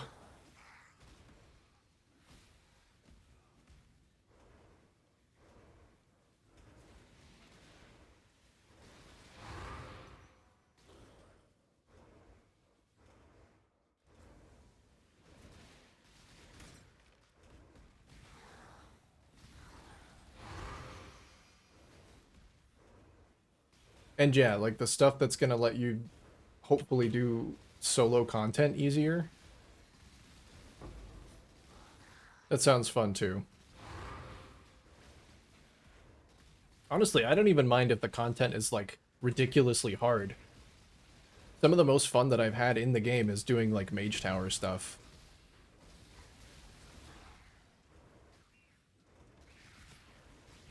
Give me some really like ball busting content. Maybe not at the base level, but like let it get there. Just let me do it alone.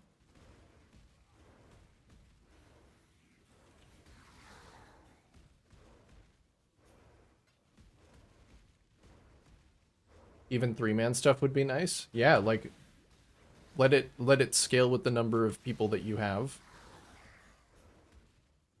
And let it be doable alone or with 2 people or with 3 people. I mean, I always play WoW with my girlfriend, so that's like I've always got 2 people. So that would be really nice.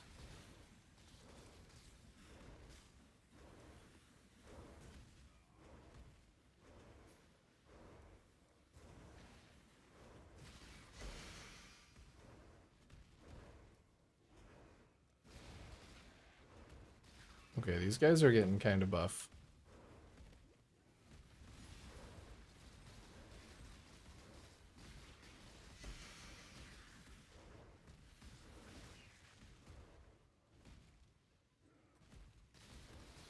I think, from what I understand, it's the follower dungeon system, and it's similar to what they were doing with the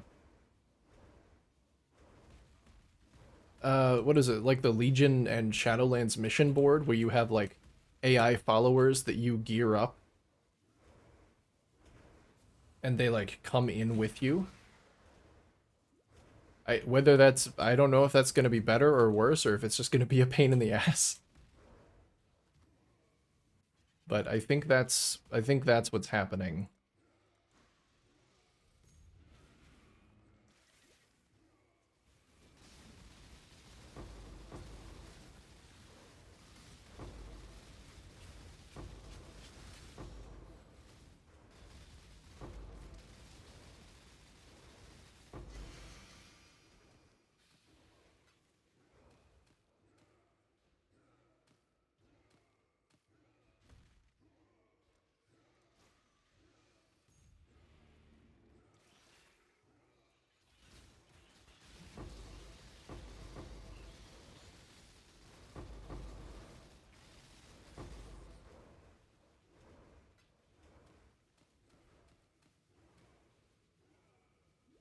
Just give me an activity I can grind solo.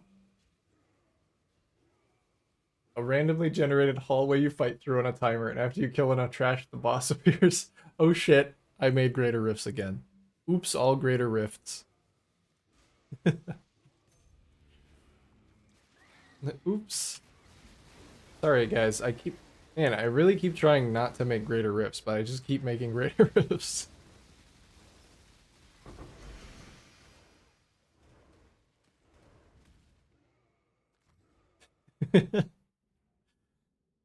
Yeah, just something like that.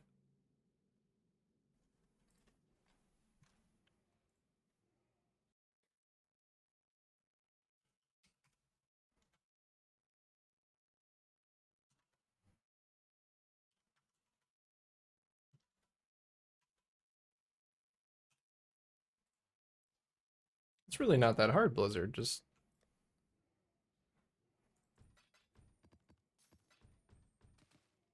I just hope it doesn't end up being like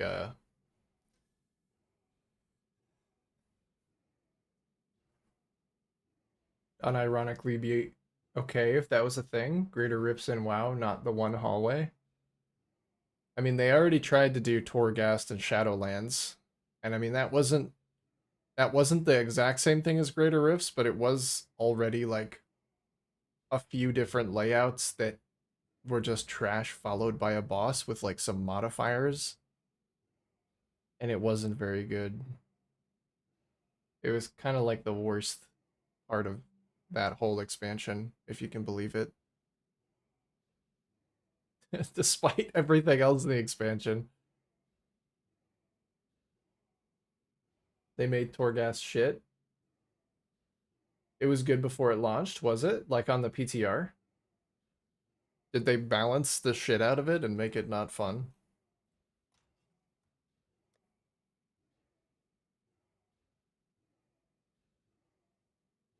I know they had my girlfriend's a Shadow Priest main, and I know that she had a fun thing where like you could get a mod that if you picked it up early, it would buff one of your abilities so much that by the time you got to the end of the thing, you would just be one-shotting bosses. Is it like it gave you a permanent stacking damage buff every time you executed an enemy with one of your abilities? And then they just removed it. Instead of like toning it down, they were just like, no, that's too fun. Craft an additional item. That's 3 divines. Yoink.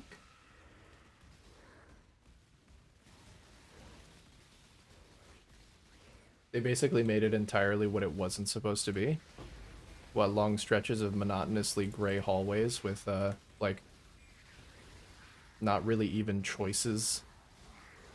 I think their choices for their buffs are just they're so boring. Like why would I want to choose between 5% mastery and 5% versatility?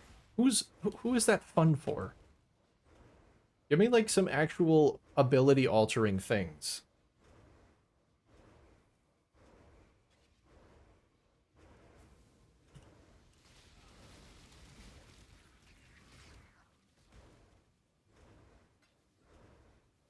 Basically, it was supposed to be a solo gearing option. Really?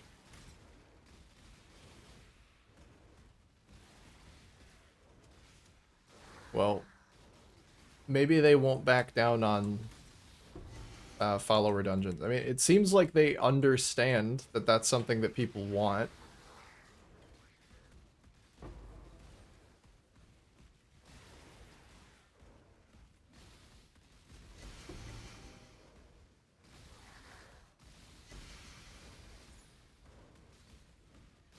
So I hope they follow through in like a good way.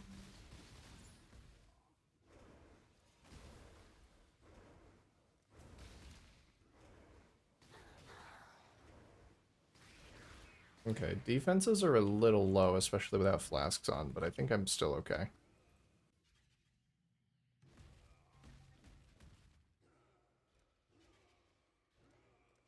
God, I have to deal with a devourer though.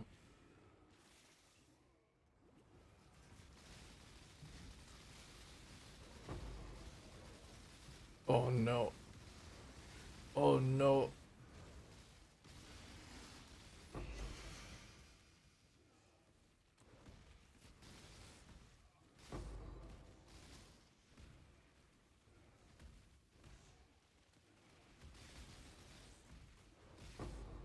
Blizzard has such a weird fun philosophy. I don't understand it.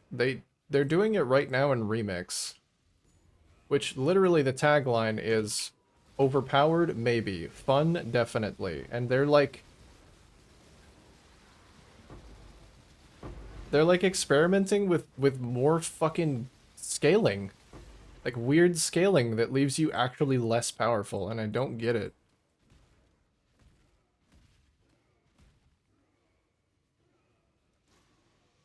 And every time they do like oh, pick your own adventure, like oh, you get a little buff. There's like a couple fun options. They're like, yeah, we've exhausted our ideas for fun. Let's just give them a choice between 5% haste and like 10% max health. I don't know why Blizzard thinks that a 10% increase to my secondary stats is like, oh, I'm gonna be so excited about that. What the fuck? I don't care. I literally don't care.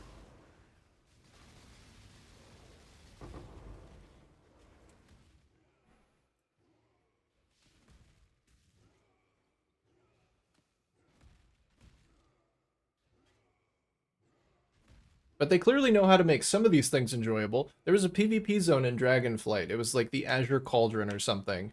And you could go there and kill monsters, and they would drop these things that would compound your power. And they had things like every time you jumped, you exploded. Um, every time you opened your map, you like let off a massive bomb around you. But if you opened your map when there were no enemies, it just fucking killed you. Things that made you like really absolutely massive and tanky and powerful. That was fun. They should just do more of that.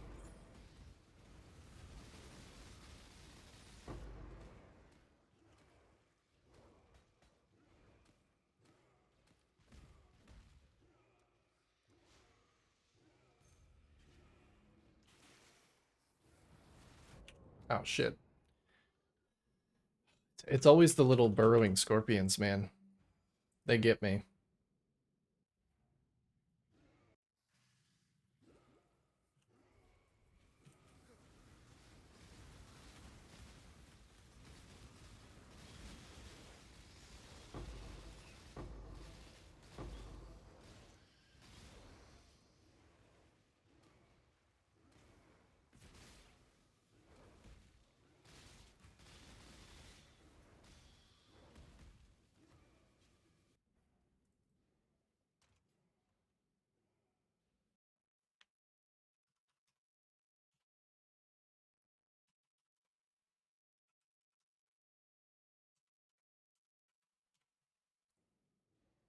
But like for example, in Remix, they were going to implement a change. It was very poorly received almost immediately, so I think they reverted it. But they were going to implement a change which made raid bosses scale with your item level, which is the most asinine thing I've ever fucking heard anyone think could possibly be a good idea.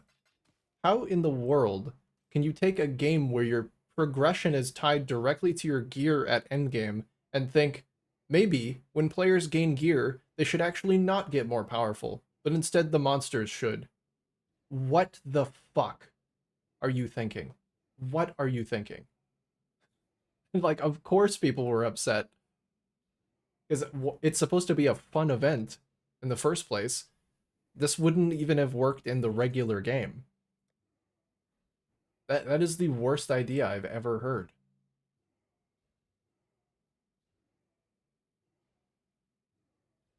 It's so easy to make a game fun, but for some reason everyone in charge doesn't know how.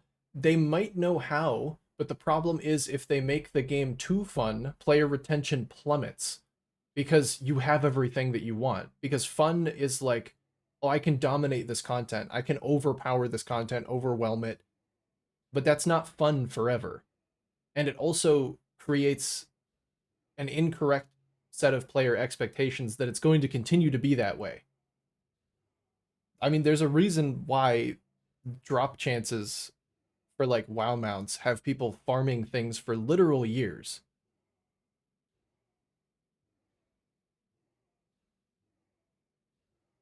That's also just not fun. That's like 12-year-old Zoomer fun. Well, fun in this case is like WoW fun. getting what you want. Like transmog farming, your goal for endgame content is to become more powerful, right? So that you can do content easier. But if you make that too fun, then players get burnt out because what is the point? Because it's a gear focused game.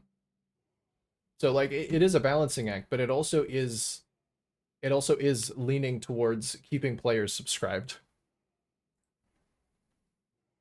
You can't make the game too fun and you can't increase drop chances too high because then the people who are only subscribed to keep farming invincible every week are going to unsubscribe. And then you will lose your most constant revenue stream. I need to do the boss in this map.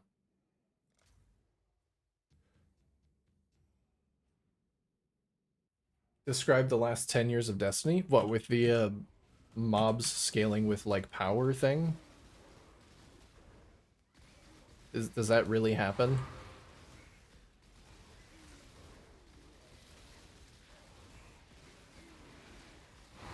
I like I enemy scaling to a certain degree is okay because it keeps other content feeling relevant. Like especially in WoW where there's so much evergreen content that you could go and do and it just will be like everything will be level 1. Okay, fair. But not everything needs to scale. Especially when you get to endgame and your power progression is no longer I get cool abilities from my tree, it's I get more powerful because my numbers go up. You don't want the enemy's numbers to go up too. You don't get any more powerful that way.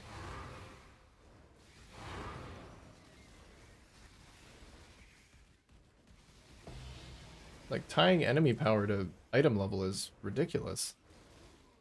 Very silly. It's clear whoever thought of that has never actually played the game. The numbers go up but nothing changes? It's so frustrating.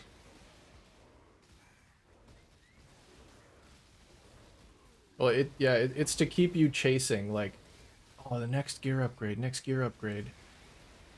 Then it doesn't change anything. It's so...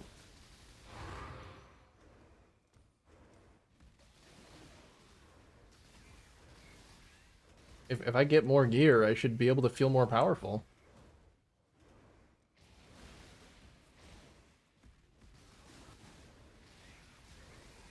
I mean, that's on top of WoW's gearing just, like, not being very interesting to begin with. I should at least be able to feel more powerful when I get something.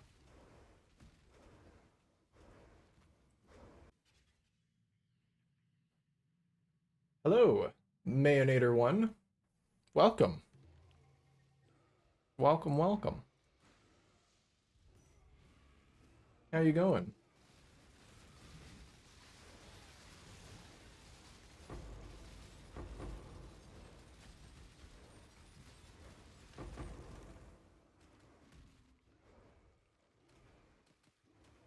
And the Destiny community will spend like 100 plus every X-Pack for the same shit they did years ago?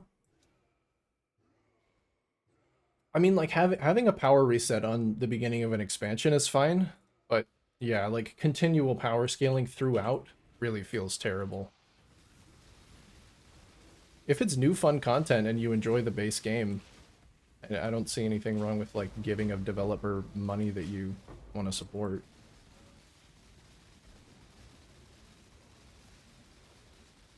Oh god, this guy's a little tough. What does this guy have? Physical resistant? Just fizz... Oh, Jesus.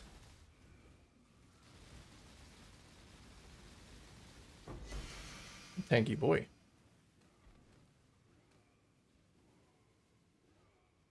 Good, just trying out some new builds. How about you? I'm doing pretty good myself. I'm just, doing the only thing I know how, apparently. I'm spinning through some harvests. Hope your new builds are going well. New builds are scary sometimes.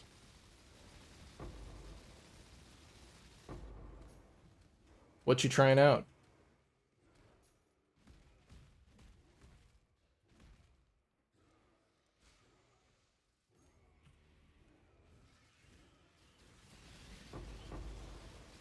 pricing for Destiny is garbage.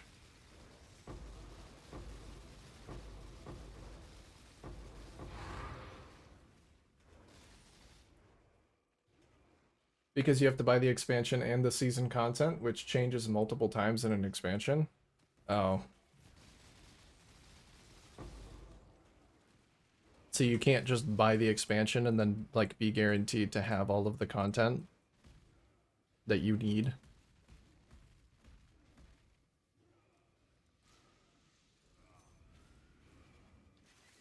It should really be more standardized.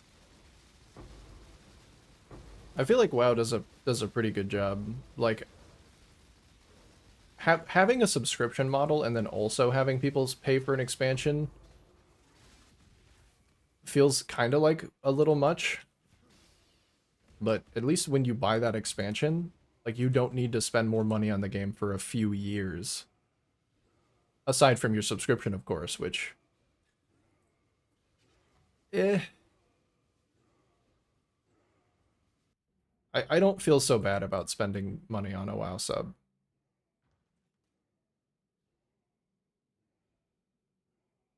Wintertide brand. Very cool. That was one that I was thinking about giving a shot for. Because I do like the brand playstyle.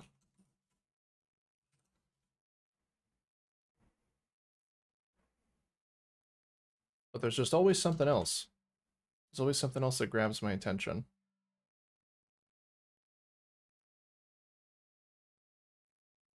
Difference is it's in WoW versus Destiny, and WoW you know you get content. You may not like it, but it's all there. In Destiny, you're lucky if you get a game sometimes.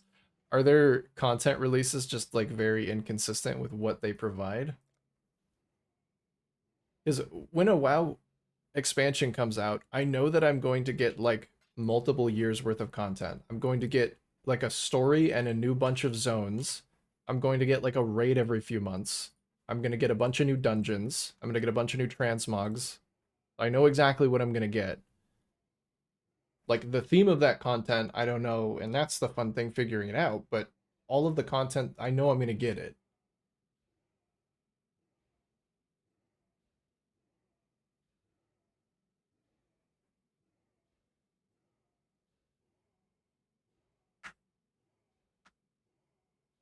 You pay if you support who's making it. Stop giving Destiny your money a long time ago. You give money to Blizzard and PoE. I also give money to PoE. Yes, we are kindred spirits in that way. And I also give money to Blizzard, because you know what? I actually got a lot of maps out of that one. I don't agree with everything Blizzard does with their game, but WoW is still probably the best MMO out there. And it's the one that I have the most experience in, so I don't need to relearn something. Like, it's definitely not bad enough for me to go searching for another game. I just disagree with a lot of the mass appeal stuff that they do, but, like, that's the purpose of it. They don't want to alienate people because then they lose money.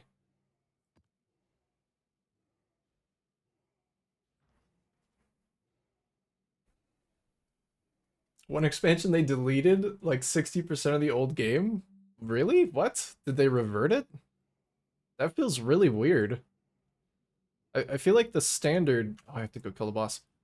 I feel like the standard is, like, leaving old evergreen content in.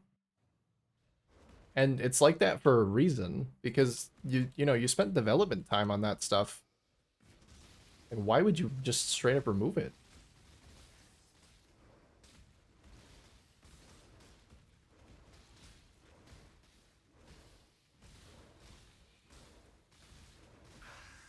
Or you could go the WoW route and start monetizing it as a classic version of itself.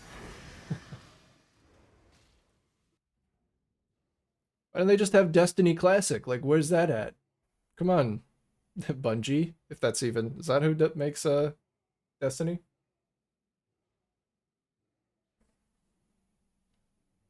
You don't play WoW much anymore? Yours is Hearthstone? Oh, okay. Card game gamer. I played a little bit of Hearthstone. I think the only card game that I was really ever able to get majorly into was Magic. But even then, that was only when I really didn't have anything better to do. I still have my collection of cards somewhere, back from like Exile.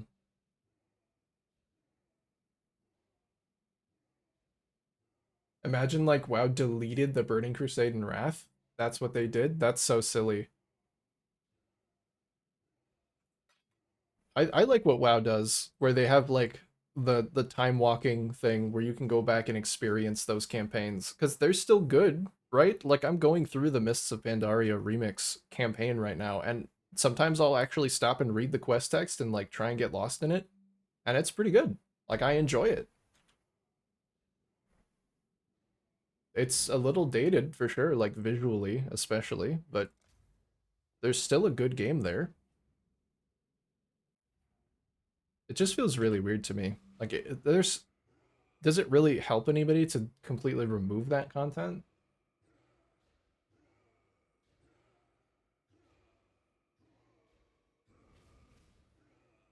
With WoW, you could always understand where they were coming from. But as you grew up and had kids, you can't enjoy and set schedules to raid. So that's why you moved to PoE. Yeah, that's I feel like that's what's happening with a lot of people, and that's my drive to like have soloable content because I've had experience with organizing like groups of people. Not me as the organizer, but I know what it's like. Um, and like getting people together for a set schedule, the older you get, is really difficult. So PoE is great because I can just hop in and like do what I want on my own schedule. I don't have to rely on anybody else. That's why I'm excited for the solo content to come for WoW.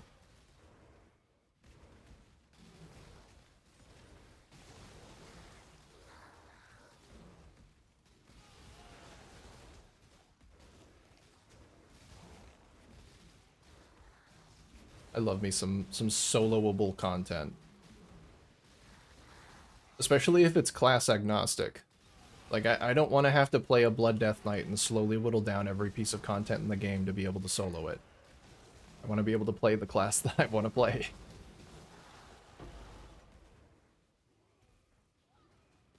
It's Bungie. Yeah, I don't know what the fuck happened there. And like now we're at Halo Infinite with like really weird.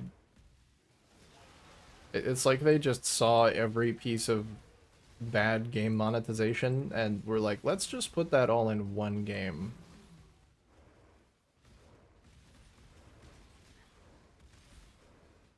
Maybe it's more evident that there has been a fall from grace for gaming as a whole when it comes to that because Halo was like a lot of people's first game and like the game they grew up on playing with their friends.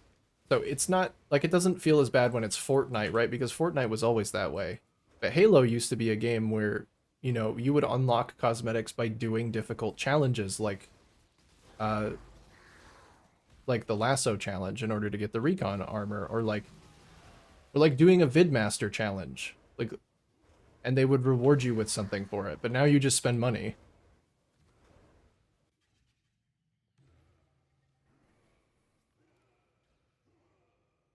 They gave a lot of money to Destiny in one of their most of their expansion on that. After that they lost you. You just had enough. But now you're a PoE gamer, so is it really all that bad?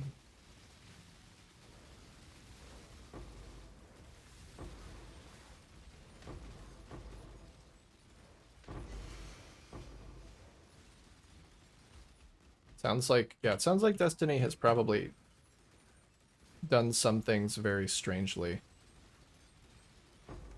I played Destiny 2 for a while and I thought it was really fun, but it just didn't have the depth that I wanted from like another MMO. The actual gameplay was great, but it just didn't feel like it had enough content to keep me playing.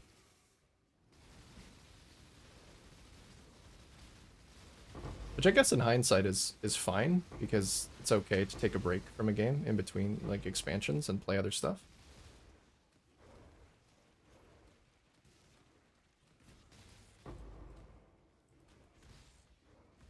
kind of irrespective of everything that we've been talking about with their weird business decisions. And then Halo's went to shit.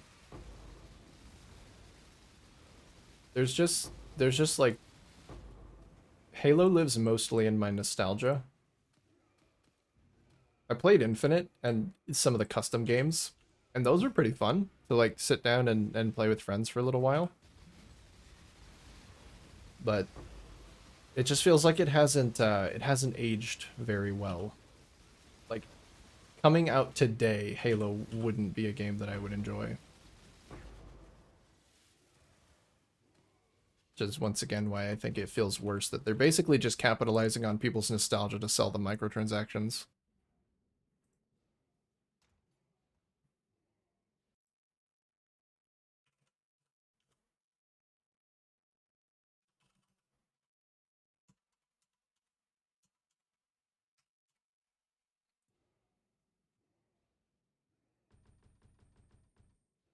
I'm almost running out of space here for my corpses again.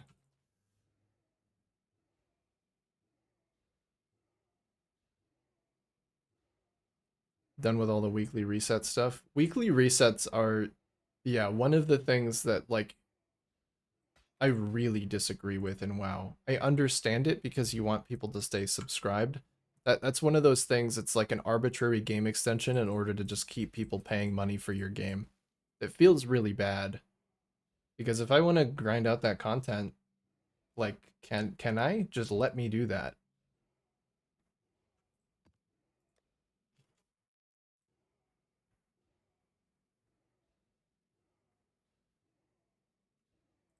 Because I get done with weekly reset stuff like really quickly too. When I'm really deep in WoW, I do all my weekly reset stuff on reset day, and then I'm like, okay, what do I do now?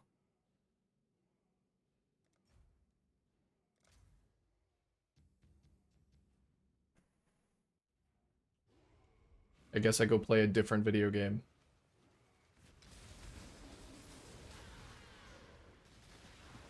until next week.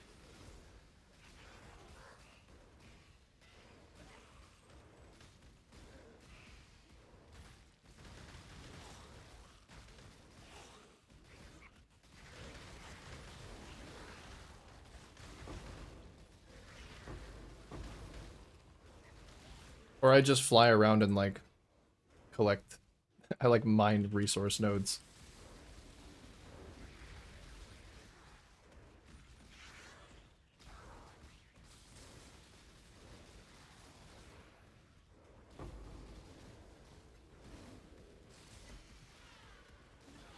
But in Destiny, when you're done, there's just nothing. Yeah, like, okay, if I'm done for the week in WoW, at least I can like go farm gold or like I can go like do an older raid for transmog. What do you do in Destiny? Ooh, divine. Very nice. I was just thinking I've been overdue for one of those for a while. Mmm. You just like ride around on the planets doing events.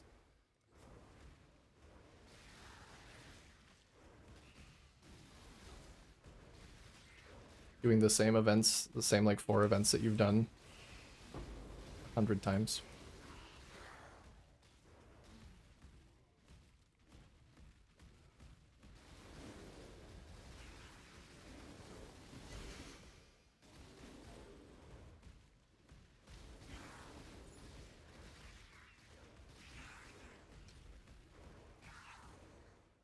You can buy skins? I can spend my time buying skins? Yeah, I can? Well, why didn't you just say so? Holy shit, I'm logging on right now. Say goodbye to Path of Exile.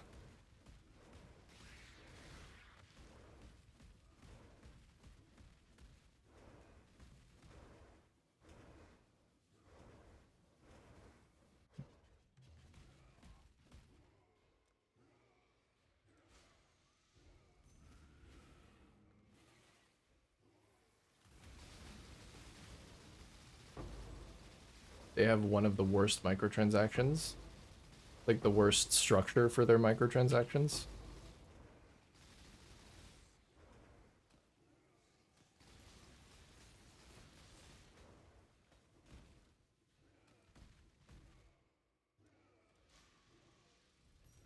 You know, you spend like 150 every X pack to play a game with sometimes less content than vanilla, but like buy skins.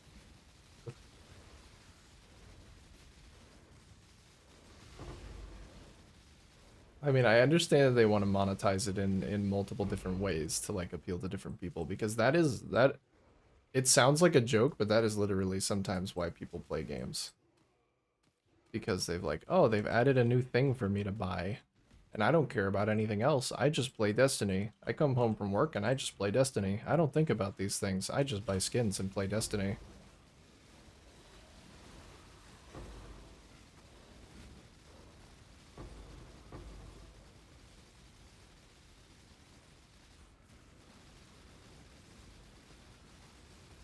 From a business angle, it's perfect, especially if they can just do like recolors or like low dev time stuff.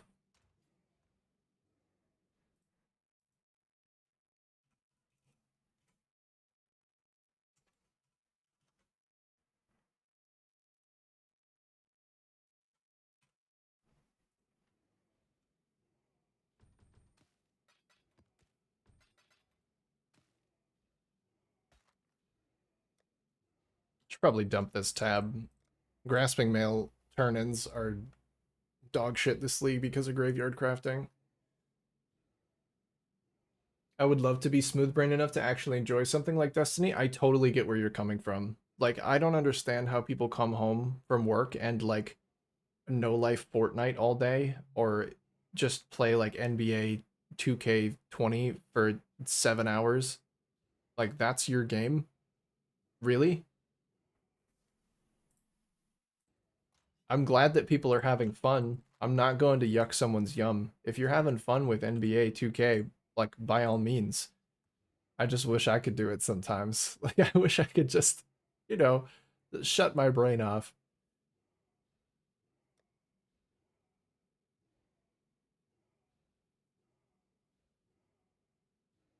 and just enjoy a game like in that same way.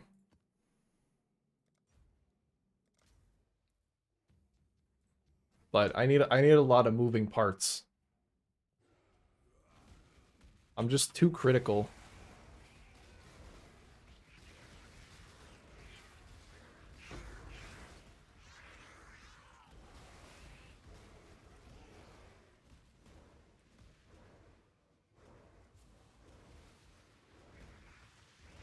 But then sometimes I do also like being the kind of person who just enjoys sitting there staring at a path of building and like efficiently picking nodes for a build.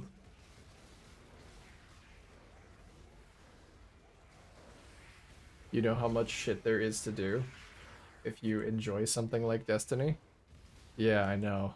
The world would be so wide. I mean, it would be very shallow, but it would also be very wide.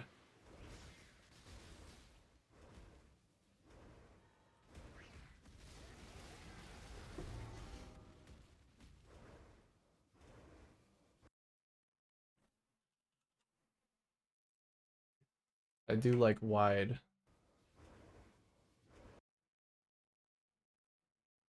That's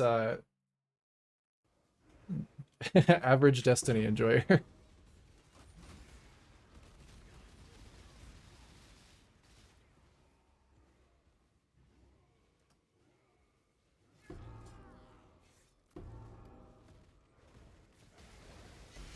No thought, only wide.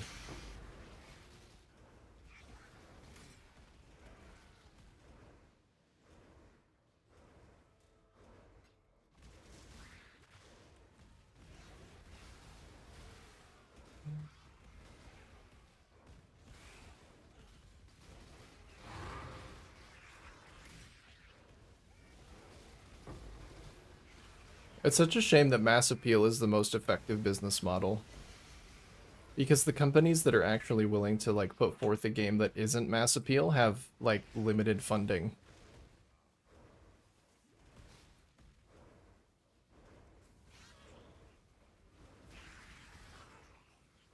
Or some other weird restriction that like stops them from making something to its full potential. GGG is a fucking anomaly. I'm so glad.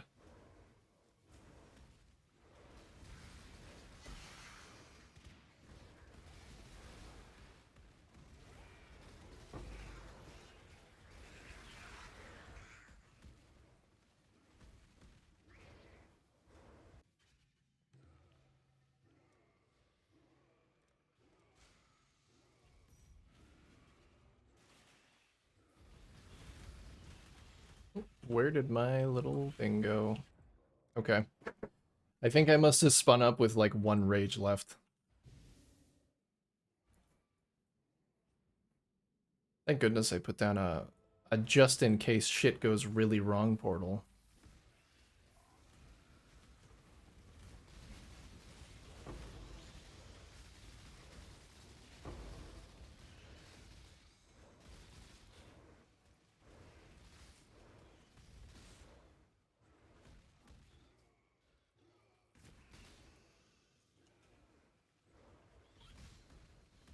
Hello?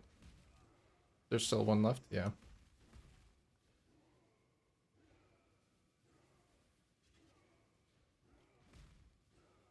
It's gonna be one little bug who like ran to the corner of the harvest. Oh, no, I must have gotten him.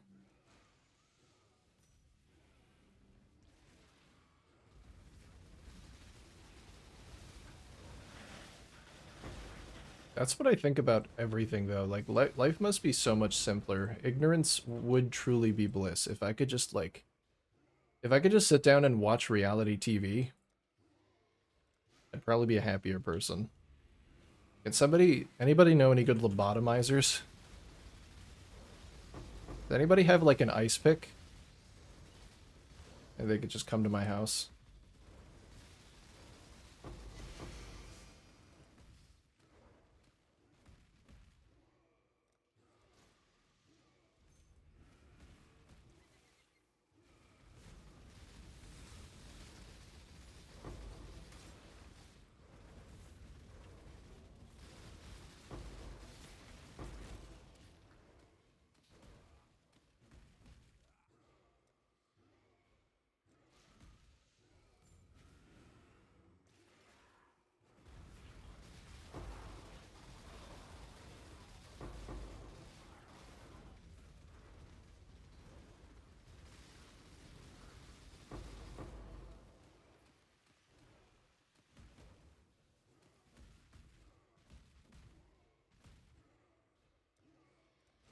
Dude, I feel like this has to be something has to be wrong with the distribution of yellows in my harvests here. Ow.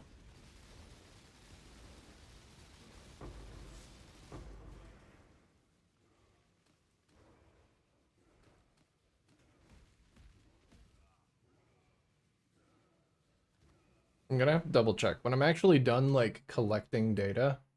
Well, let me take a look at it now.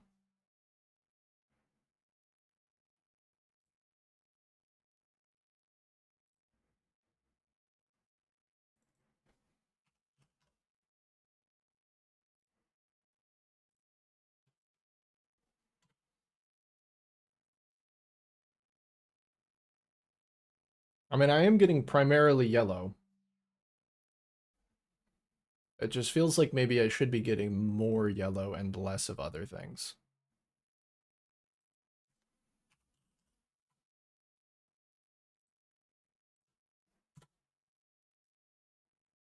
Really? You're not gonna autocomplete?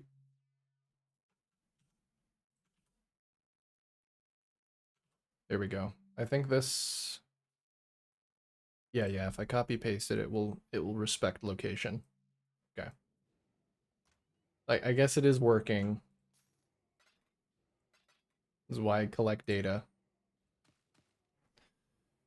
because I am not the most reliable narrator.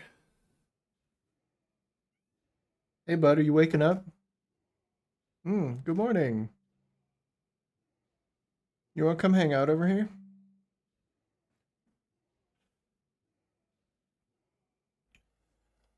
Let me see, I'm about halfway through my set, a little bit more. So I'm gonna go take a break and stand up and stretch and get a drink, and then I'll be back to finish it out.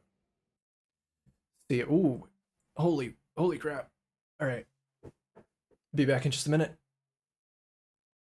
Enjoy the tunes.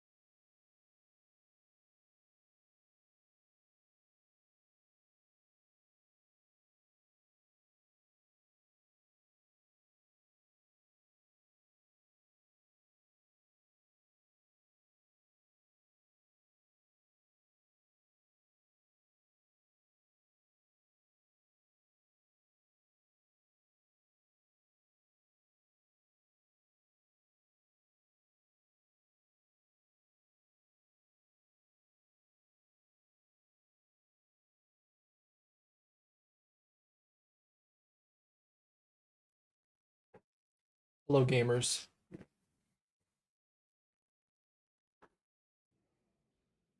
I'm back.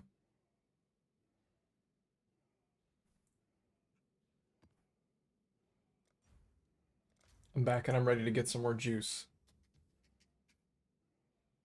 I brought my own juice.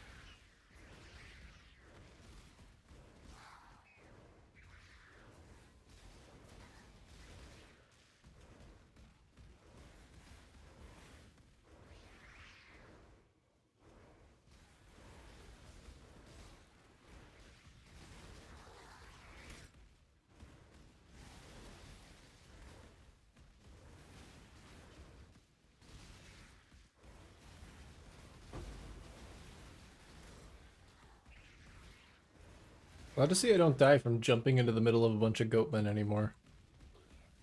That was a problem at one point. That and the porcupines would just instantly kill me.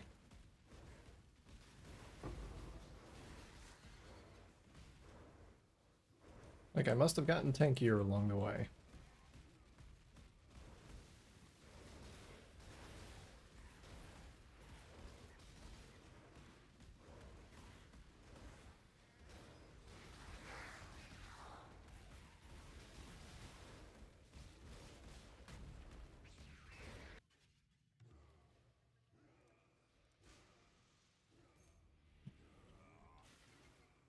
Okay. This harvest's kinda nice.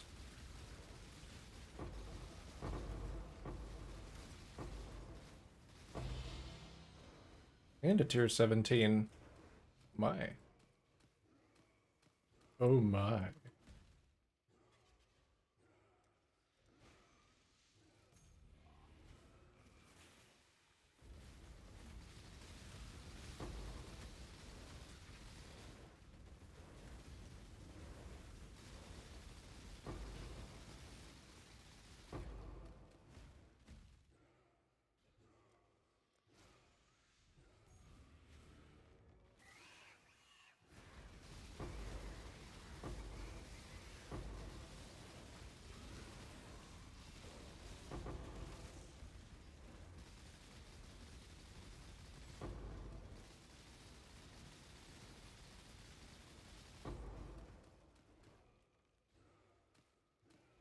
The next build I do definitely needs to have higher visual clarity than this one.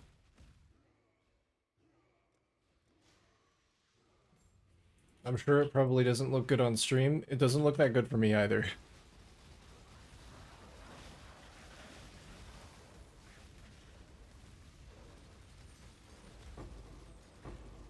I'm thinking about trying to get an Arakali's Fang build up and going.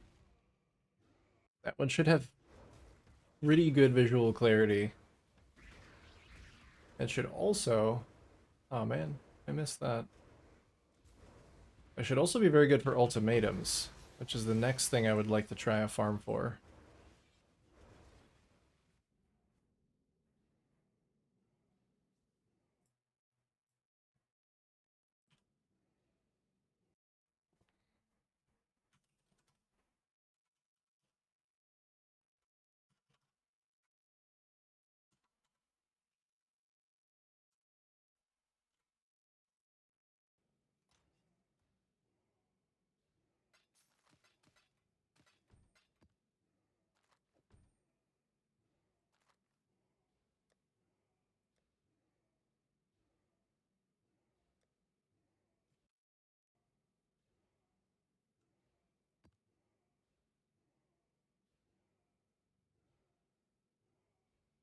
Well, this map doesn't have anything that bricks the build, but it does still kind of suck.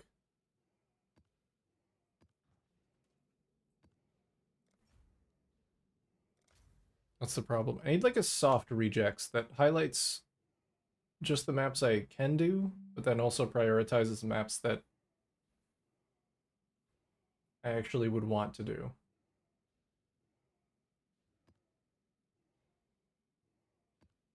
Like, minus suppress is kind of not great.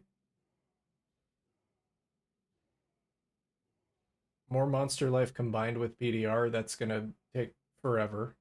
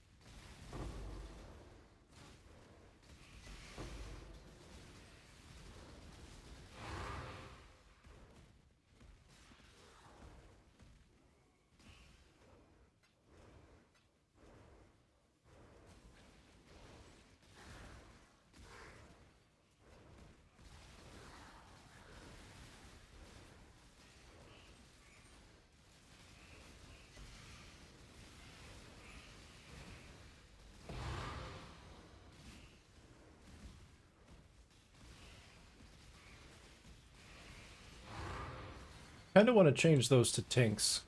I don't feel like I'm hearing enough tinks in my day-to-day.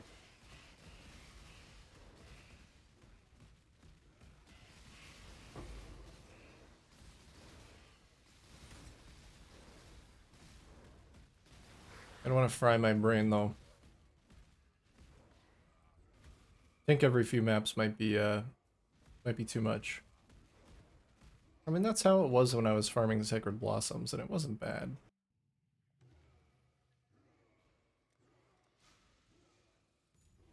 Or maybe it was bad, because I've been doing nothing but harvest farming since, so maybe I have bricked myself.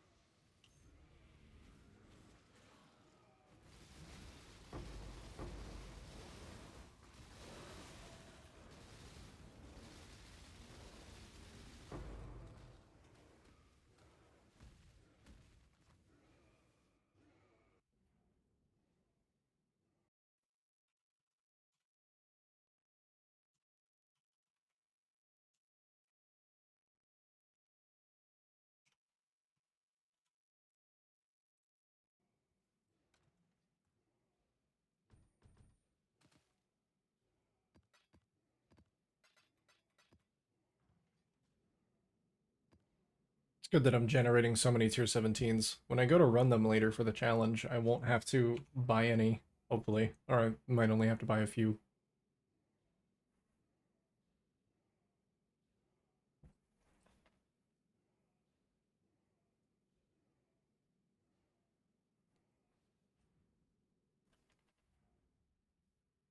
How are you so cute? How are you just the cutest little creature? The most perfect little man. Right behind me.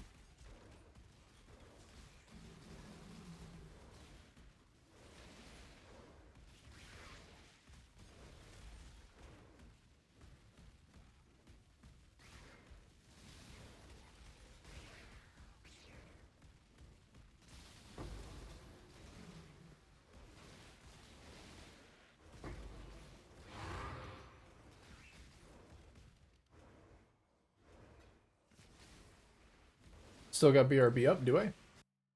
Oh, thank you. I've been meaning to set up a different scene for that entirely, but I have not gotten around to it. Kelly has some time off coming up where I probably won't be streaming, so I'm going to try and do some improvements to the stream there so that it will be better when I come back.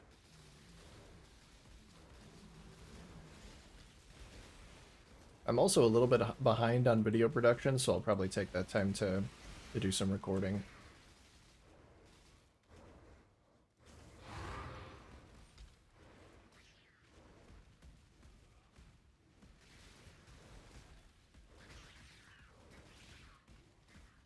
Because it would be much easier not to forget if I could just click one thing and everything would be back the way it was supposed to be. Also, then it wouldn't just be white text on the screen. It would actually make one that, like, looks good.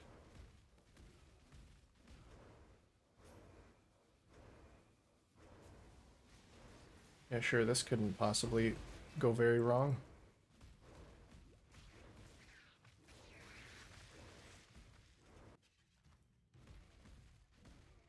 Oh, a boss. Actual boss. Just spawned.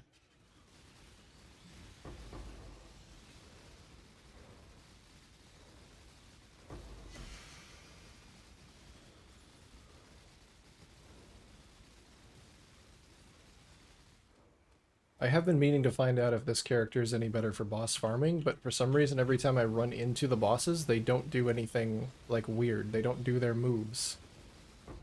They just die. Which might be a good indication. Holy shit, another one. Is there is there another one somewhere? Nope. Just two very lucky bosses.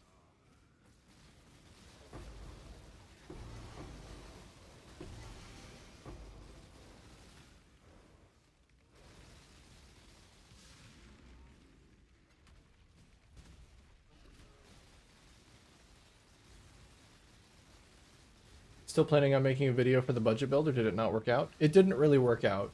I kind of broke the budget immediately, and it wasn't where I wanted it to be. So it was a fun challenge that I would like to try again, but maybe when I get a little bit more game knowledge. And maybe not that kind of build.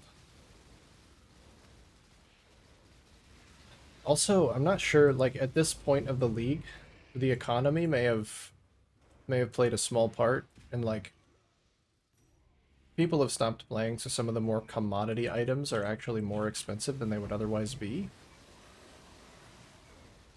So I think maybe limiting myself to one divine may not have been the play. It might have been a better idea to just go for, like, budget spending from the very start. So no.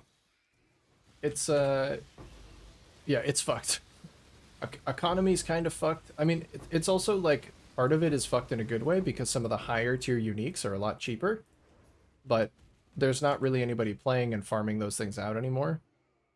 So certain, usually more common items are, like, worth maybe more than they should be. Plus, I'm just stupid, and I tried to make a life stacker on a budget.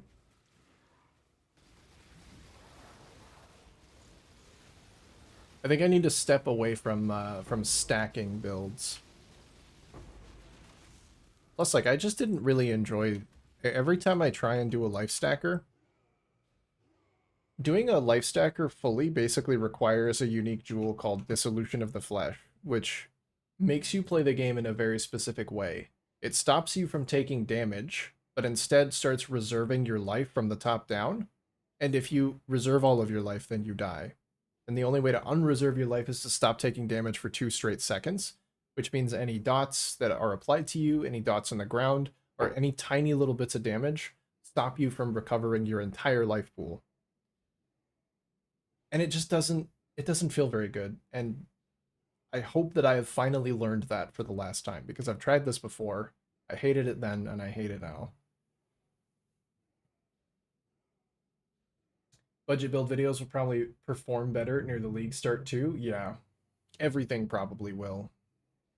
I started very late in the league. Like content creation wise. I'm honestly surprised that my stuff is doing as well as it is.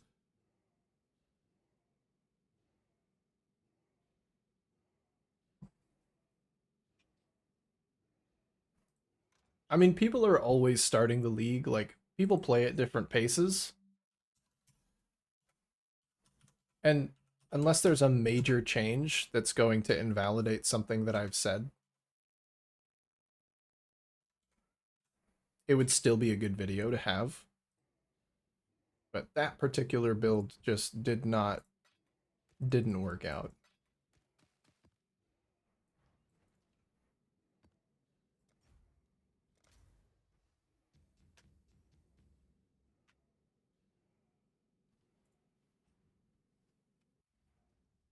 But I'm still doing the other half of that, which is this is like a budget farming strategy that's very inexpensive to get going. It's what I'm collecting data for now.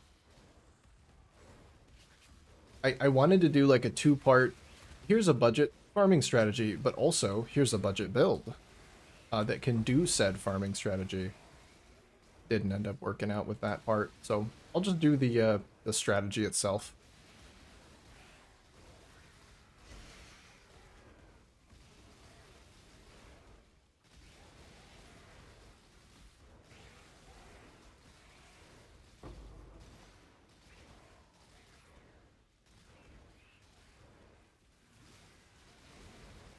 So, despite all of my time in this game, it's still very difficult for me to actually spend my money efficiently.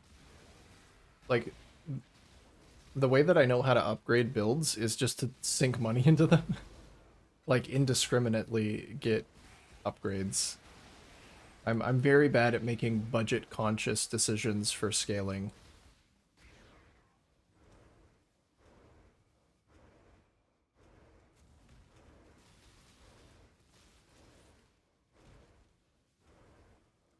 So I'll say it was probably partly that I need to learn how to do that better as well. And like learn what kind of things scale better on a budget.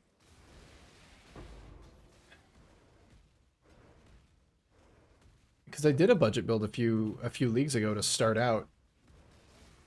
Like, it was a fantastic league starter. It was gem level scaling poison exsanguinate. And that was like one of the smoothest builds I've ever played. And I spent maybe a divine or two on it. So they're out there. I just gotta figure them out. But that's what I love so much about PoE. That's what keeps me playing it, is that I can fail, and there's always more to learn.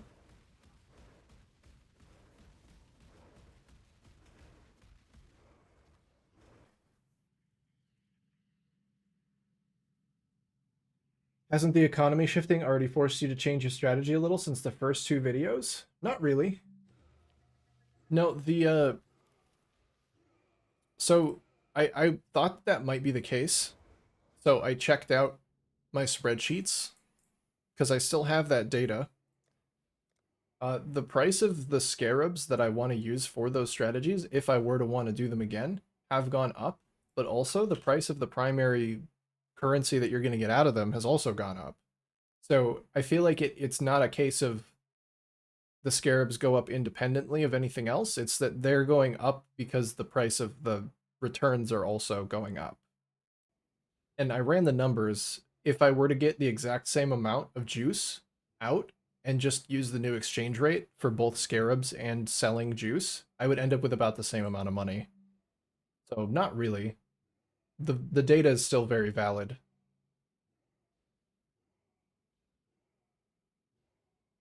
You watch someone spend one divine and kill Maven with Flame Dash? Yeah, like, scaling in this game is really fucking, it's difficult to figure out sometimes. And some people just have the knowledge. Some people just know how to make any skill good and like know the best way to scale it.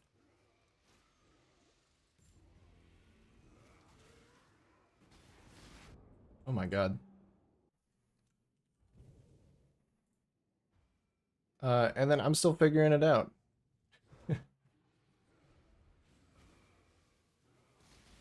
I think I need to get like a startup spin going before I jump in here. Because that 1 second while I'm still getting my buffs on, they can just kill me in that 1 second. I get like a lower damage startup spin going.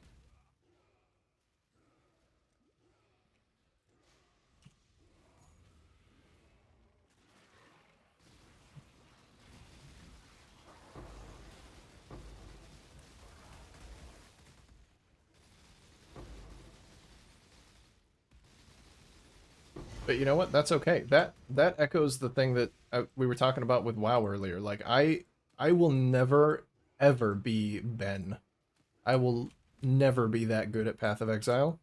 But I'm just having fun getting juice. Ben's over here like killing fucking Awakener 8 with a 1 link lightning tendrils, and I'm just like, oh, I like the pretty juice colors.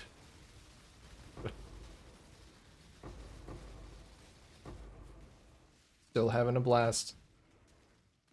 And occasionally making a build that works. That power charge stacking wander that I have, I didn't I didn't source any help for that. There was somebody who came in here and helped me. Like, he gave me some advice to scale my damage past like the 6 million mark. But I'm still doing pretty well for myself, I think, in terms of game knowledge.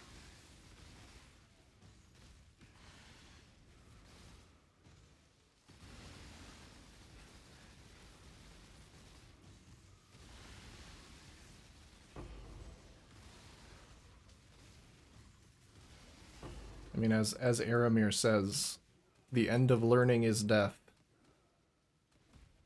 The end of new things to figure out in Path of Exile is the end of the game.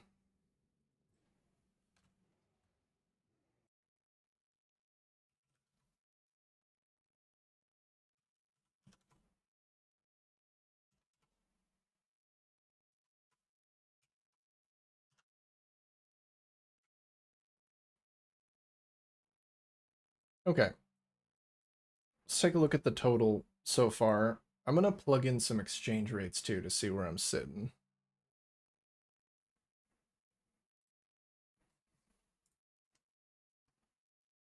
Just a little checkup on the progress. So if I wanted to actively sell my Vivid Life Force,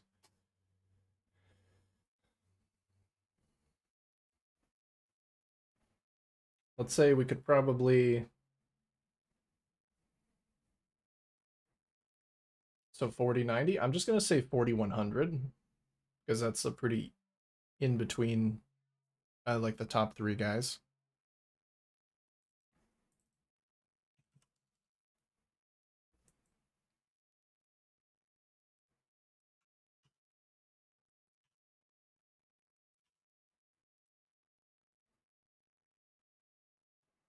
Oh, I am tracking in chaos over here though, so I'm gonna have to.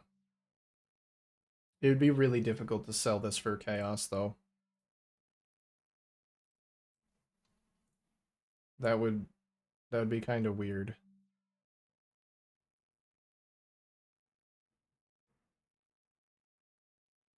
Well, let's see. What's the current price of a divine? 122.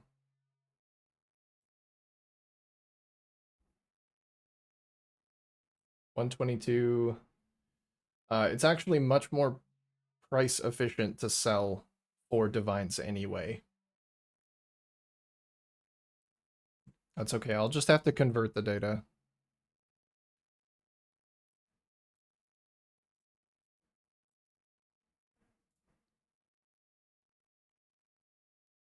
All right. These have gotten worse, the prices for the other colors, or at least not gotten better. Let's say 11,500 for red.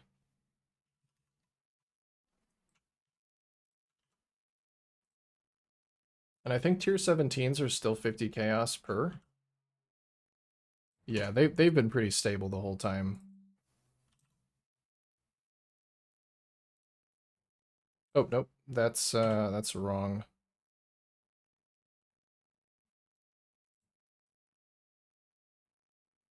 Tier 17, we'll say they're point 0.5 since we're tracking in div, and then I'll just convert it to chaos later.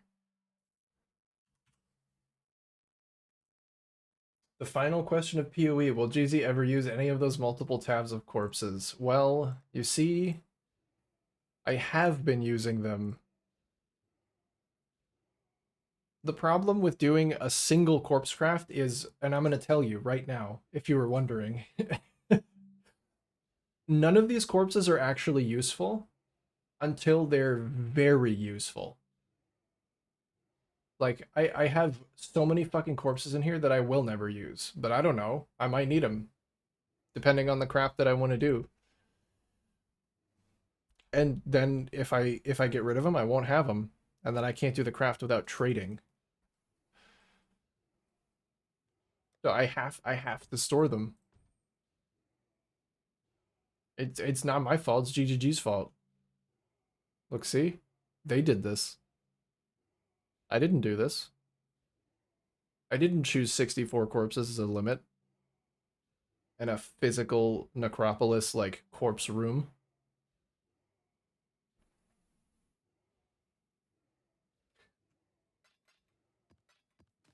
So the answer is both yes and no. Each of those corpses is intrinsically both valuable and valueless at the same time. Except for this one. This one's very valuable.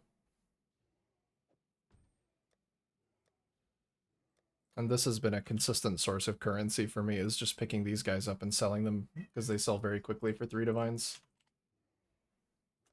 Hey, that's my drink, bro.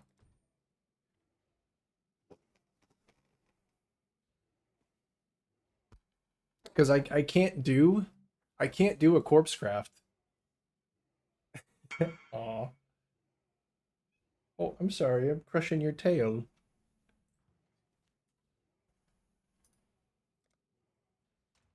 I can't do a corpse craft without collecting a bunch of corpses that I don't actually want because there's no way to target farm the ones I do want.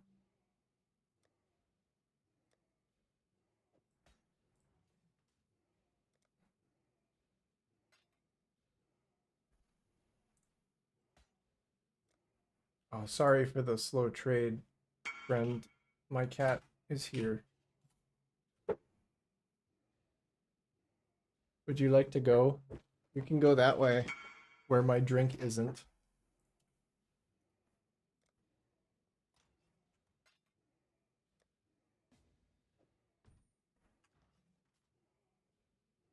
Little Biscuit, that's him. Little cord chewing cutie.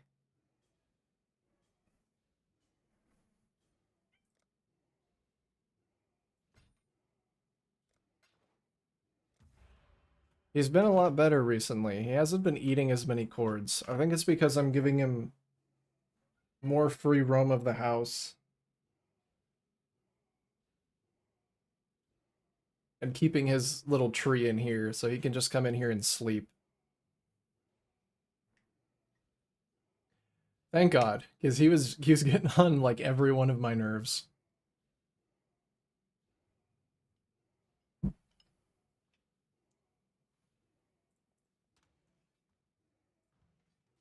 Oh yeah, I was doing this. Oh, why did this change?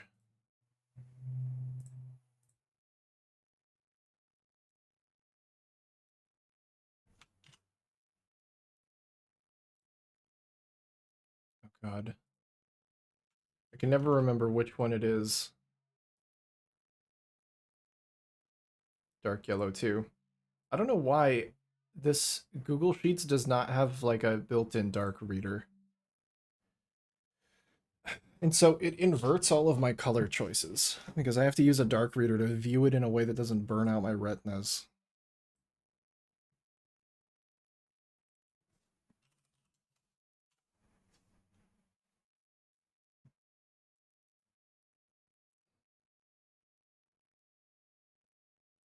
Uh, that looks like 10,000 even is probably a good price for that.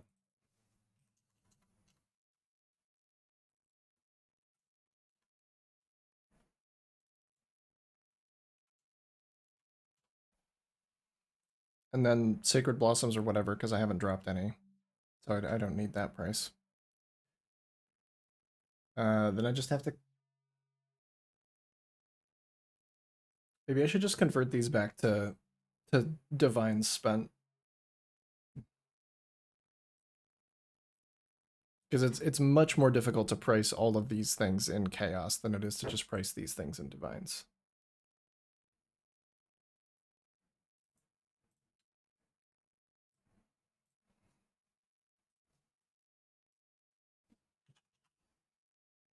Oh no, it's not Cornucopia, it's doubling.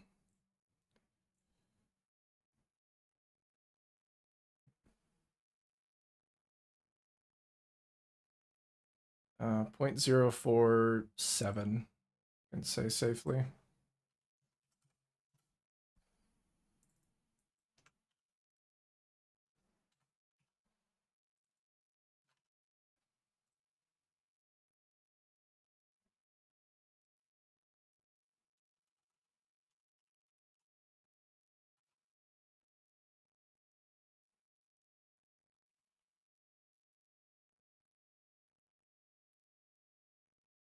And then everything else is super cheap.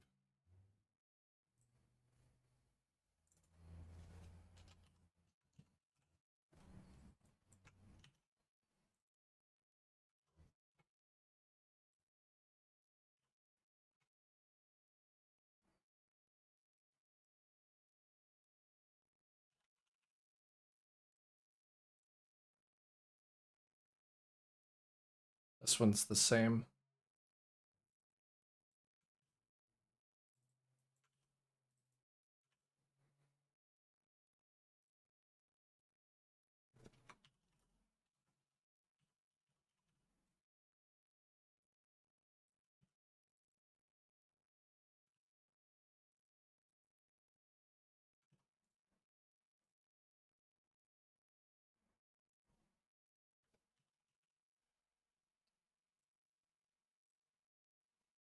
And one more, these ones are 0.014.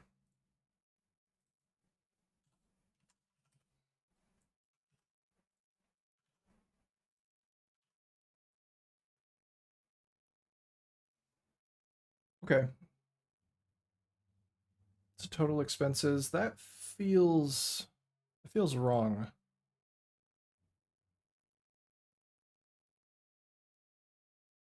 Is that wrong? Did I misplace a zero somewhere? I thought I was closer to like one div spending.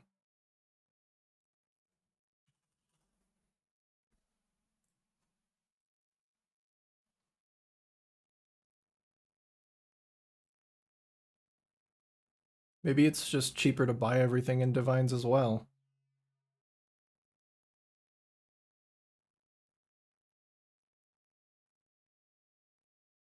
Oh well. I mean, profit's still looking pretty good. Looking pretty solid. Investment's basically nothing. Let's keep going.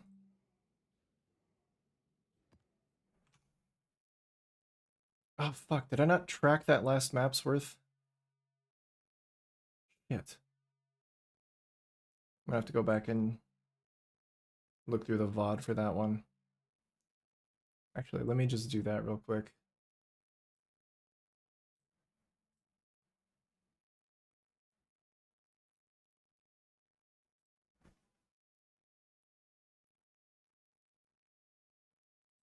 Let's see, do I even generate VODs like right away? I think I don't.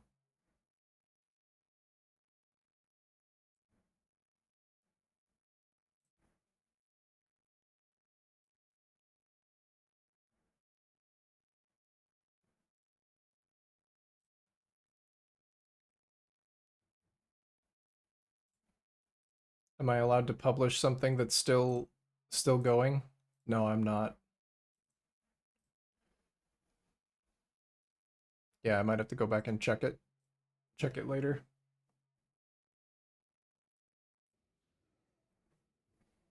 Oh well, I'll just leave that one blank.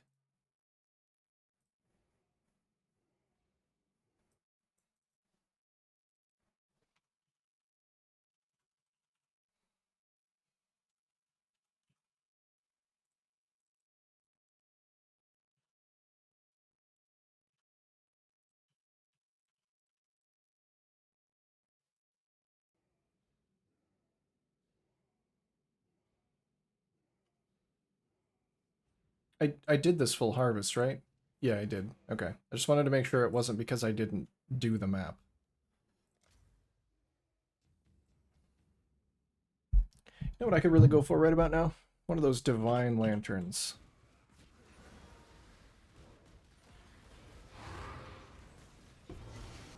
I haven't seen one of those all stinking league.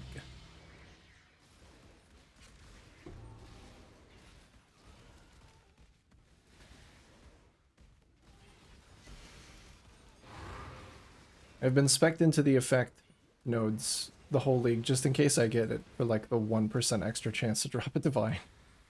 But just has not occurred.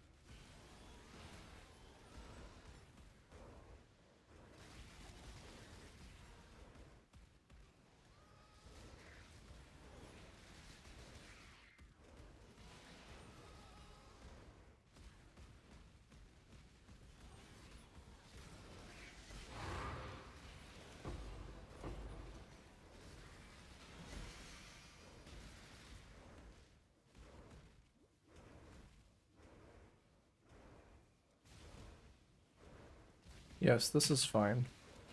I didn't need those resistances anyway.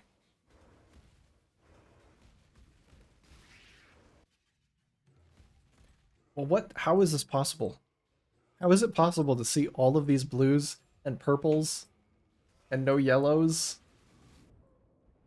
I didn't do my little weak spin up to start the harvest. Fair, my fault. Full blame.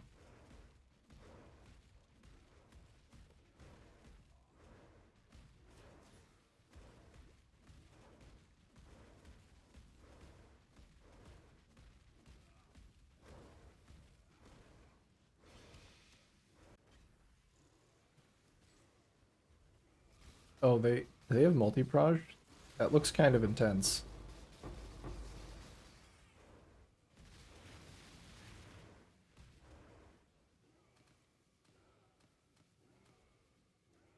Yep.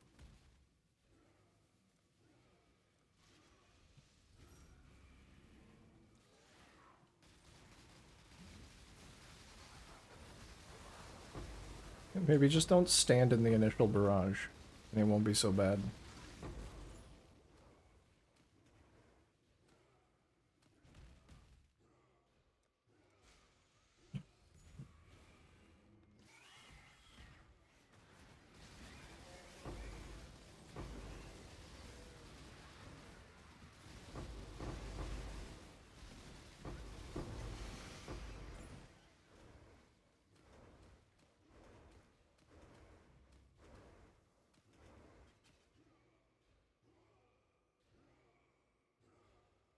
I feel like I have to keep looking at this cluster just to make sure I'm not going crazy.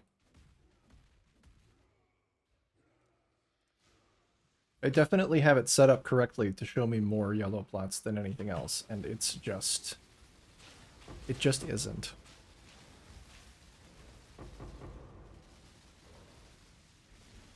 It just ain't happening, Chief.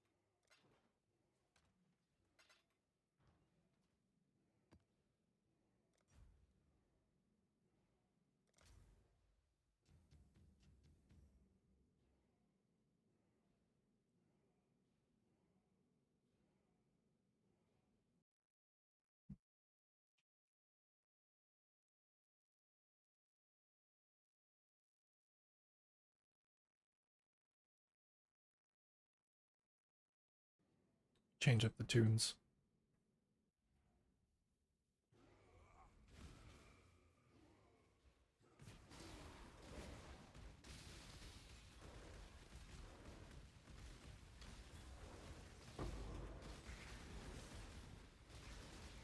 Oh, Parandus. I haven't seen a Parandus in forever.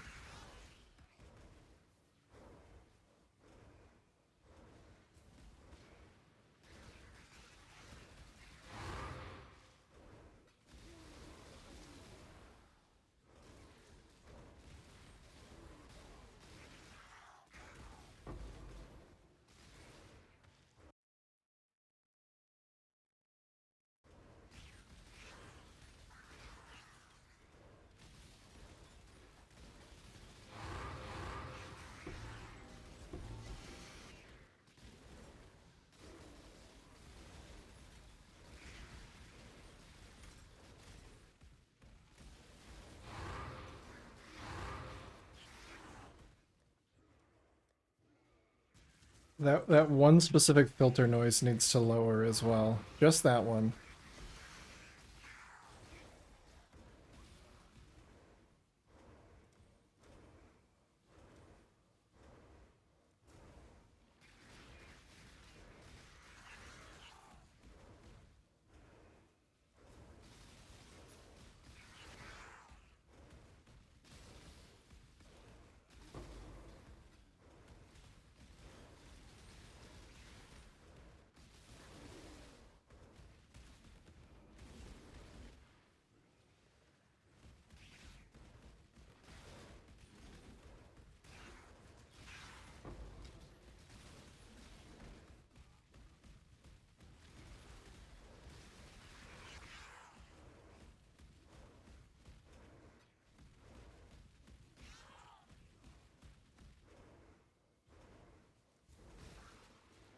We got a lot of Quan out of this map. Up to 72. That's almost the best that I've seen. And of course, there is one yellow.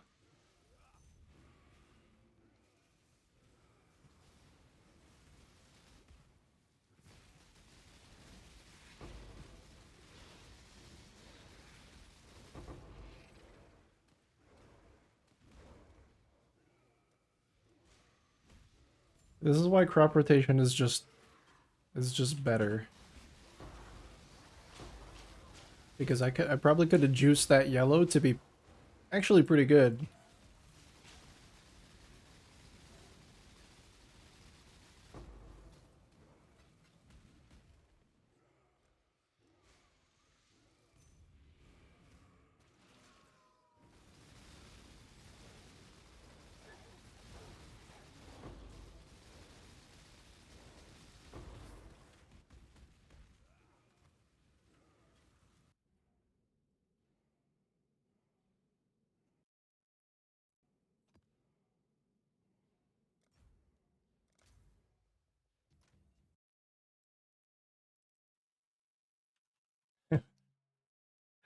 Got treat fitty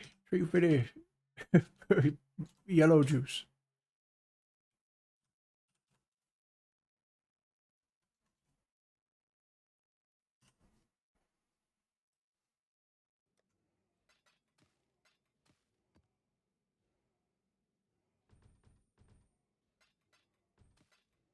Oh no, I'm out of space for... Okay.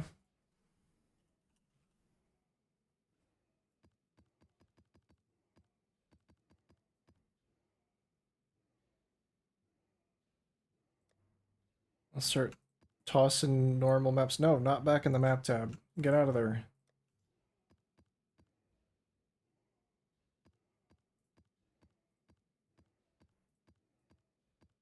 I'm gonna have to start bulk selling them again.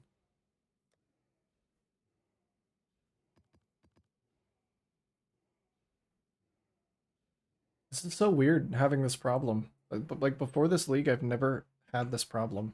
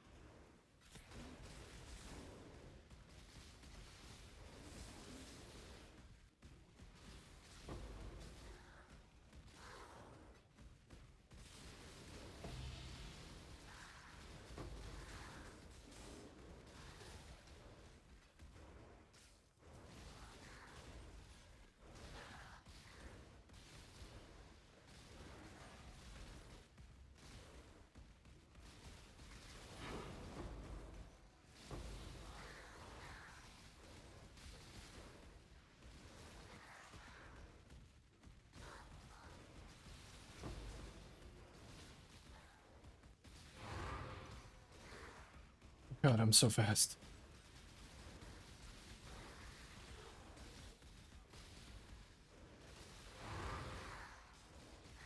I might have to do like a speed detox. Get myself away from the speed build.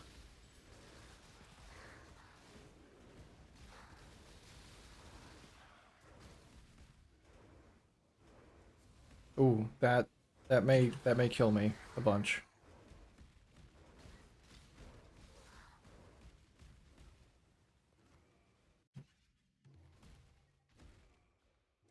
Especially because this is a devourer. Okay, I'm just gonna instantly die to the stupid scorpions again.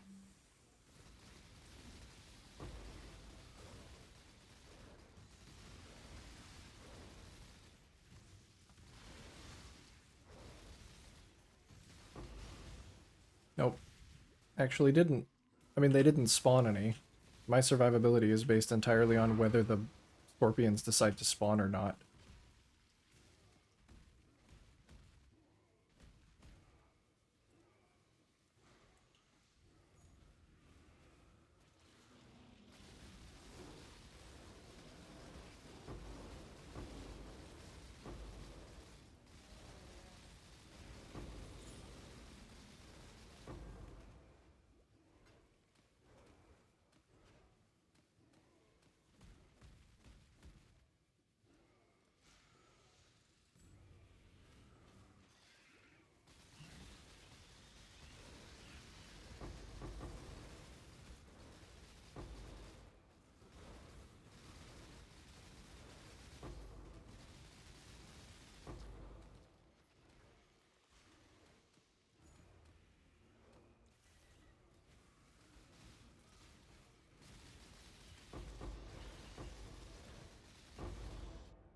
Oh, yep, the burrowing scorpion. Definitely not my choice to pick a joint altar node that gives me minus cold res and also nearby enemies have this extra cold. It couldn't have been that. Nope.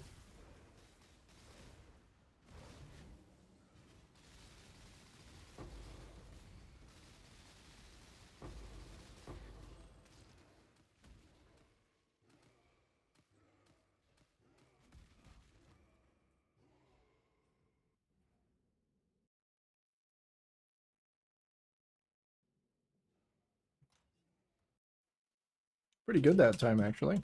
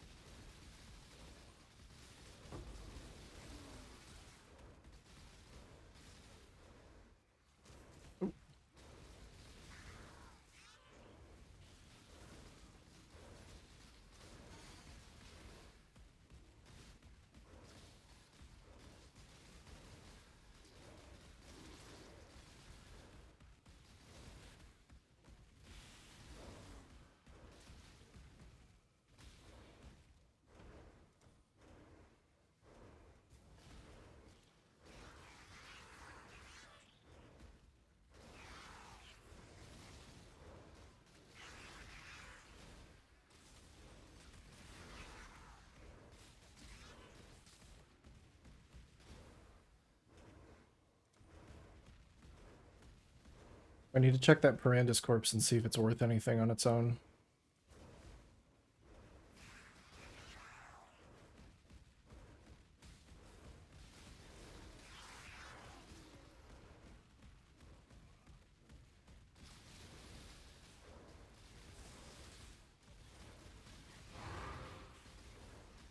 Maybe I could see if I could assemble a Parandus pact. Because that seems like a really cool item that's definitely not going to be around past the end of the league. I'll go do that.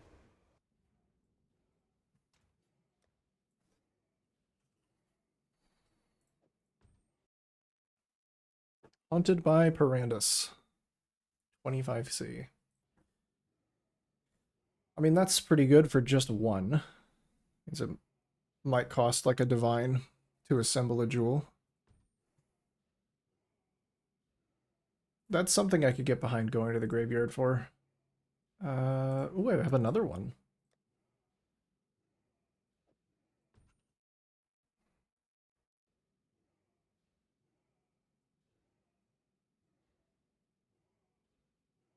Okay, I can't get too distracted because I will just leave this map to close without doing the harvest. Oh, this is what I'm talking about. All yellow.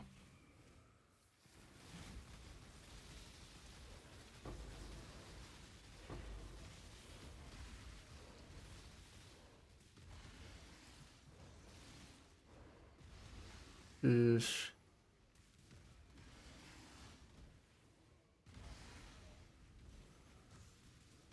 Although not a big fan of the Devourers. Covering the ground in shit.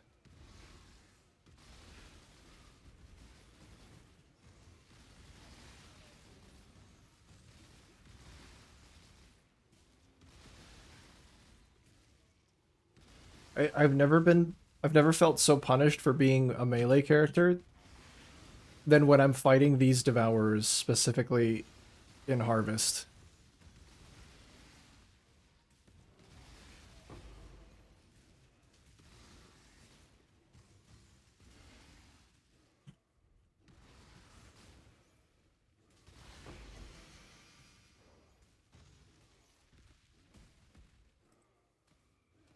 I don't know why they have to pop up and spawn a bunch of seed pods every single time.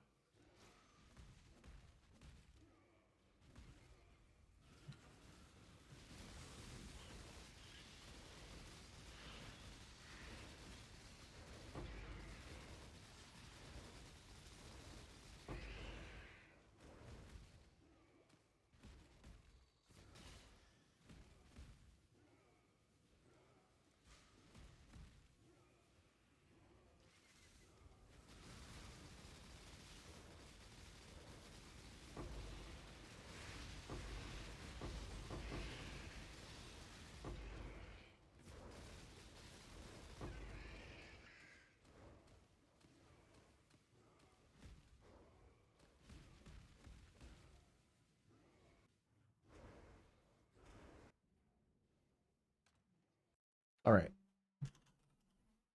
Can't forget to record this.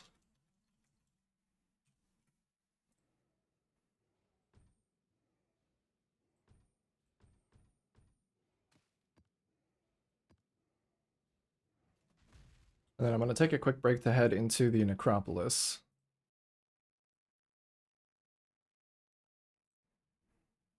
Why does this always pop up down here?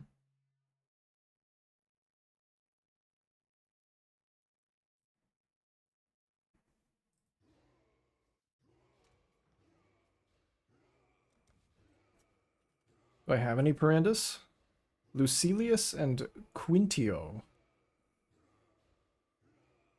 Let's see. I think Lucilius is one of the ones that I already had.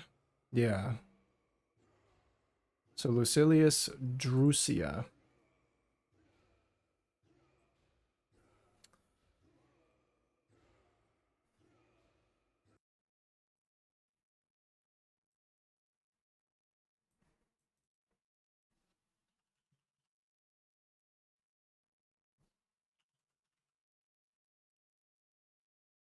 So Perandus Pact has a few useful modifiers.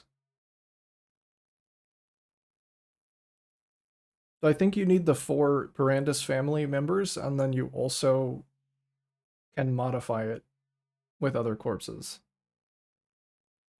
Will affect the odds of which version of the Perandus Pact you can receive, allowing you to target specific versions. Okay.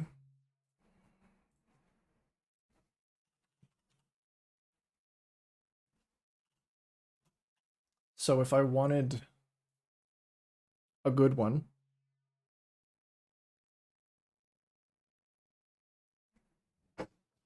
let's ignore the 100 mirror guy and scroll down to like a more reasonable 40 divines.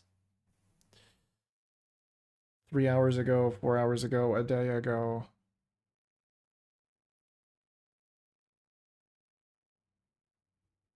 Energy shield, energy shield. These are all corrupted though. Well, this one's not.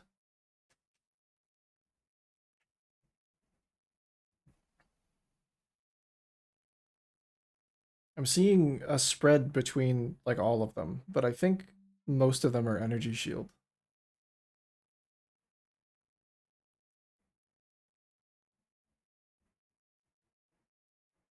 $16 divines a day ago for the energy shield one.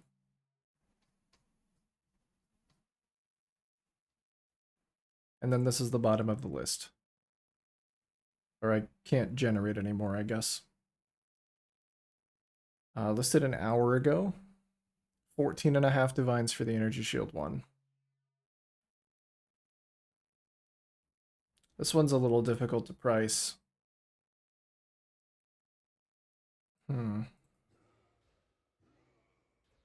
Oh, I know.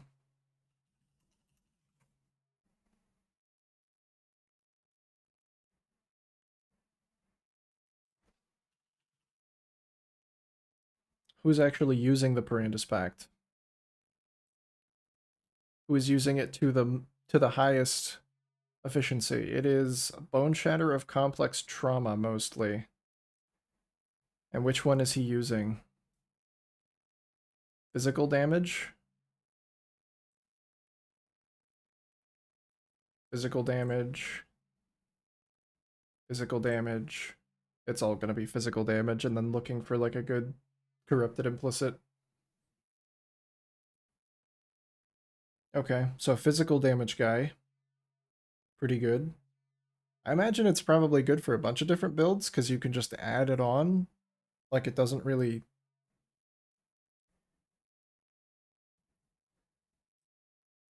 What are all the mods? Like, could I possibly use one? Well, the next build that I want to do is a minion build, so probably not. Chaos resistance. I'd cap out my chaos resistance. I think you can get like something crazy like 70%.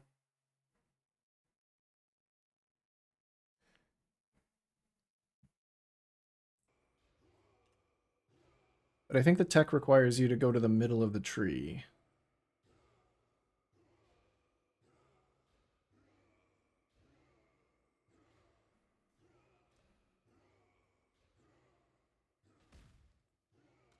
See what kind of corpses I still have. Do I have a lot of increased physical?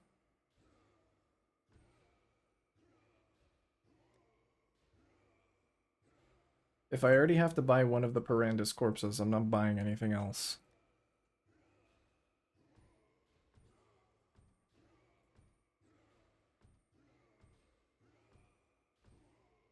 I have quite a few increased physical mods.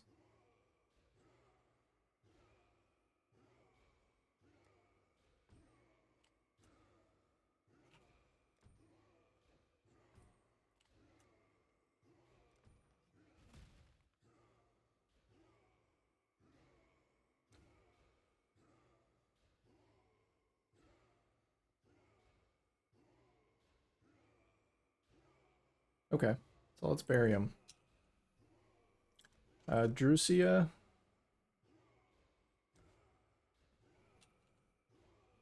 Lucilius and Quintio.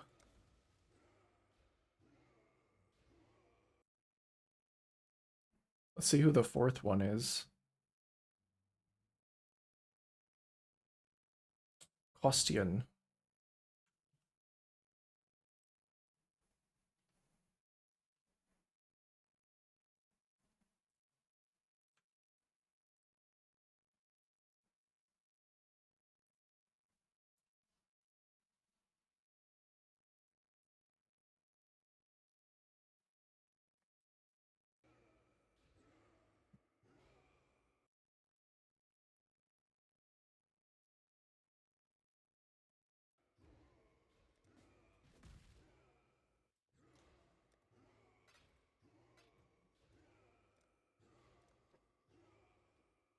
And then I'll just fill it with physical modifiers.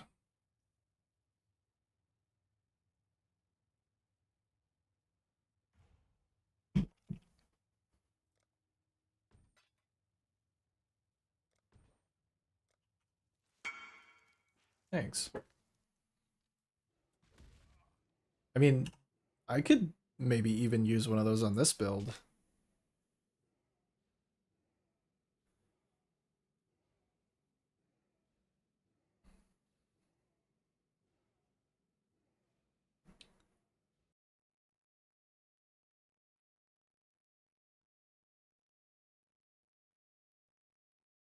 So you use Paranda's Pact, and then no, if I need Green Nightmare, I don't think I can.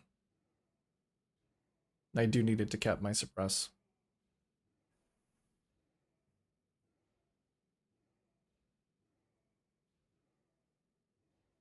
Oh, I'll still make one.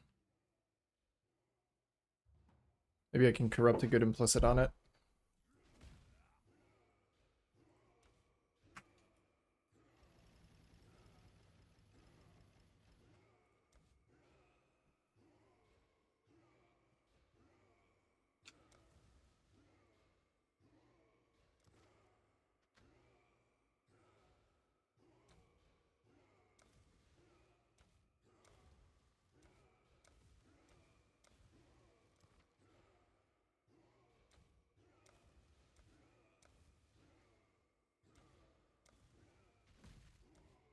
I could go all out with this one too, but I think I'm just gonna add the fizz ones.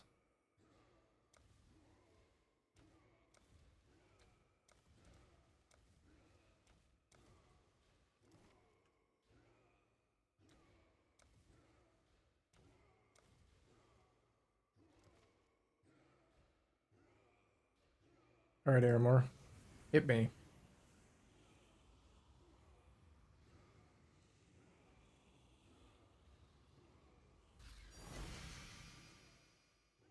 It's a physical damage one.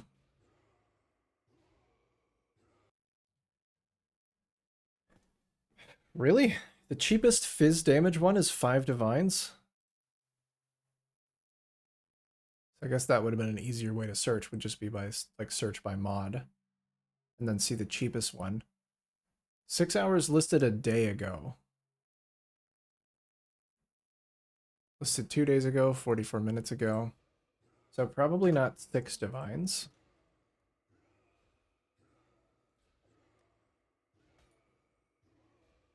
You could make crazy bank at the start with Paranda's crafting. Yeah, if the prices were anything like now, I can imagine.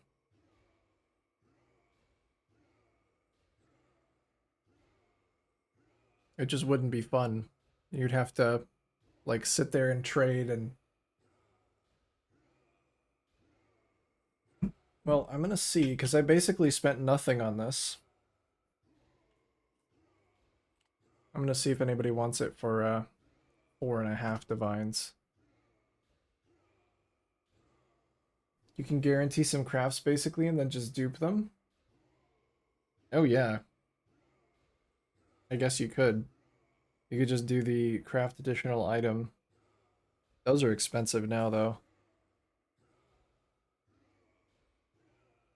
But I guess if you just like increased the power of that spot, you'd probably only need one additional craft thing. You could just scale it up to crazy amounts if you put it in the intersection between a bunch of increased effect.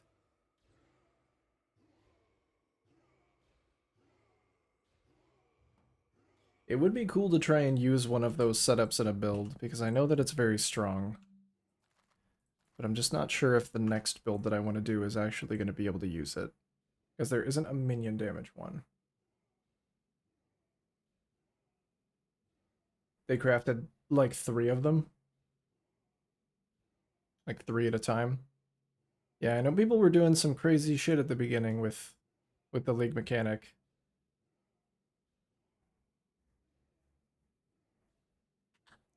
I was just over here crafting like maybe 1 or 2 good items.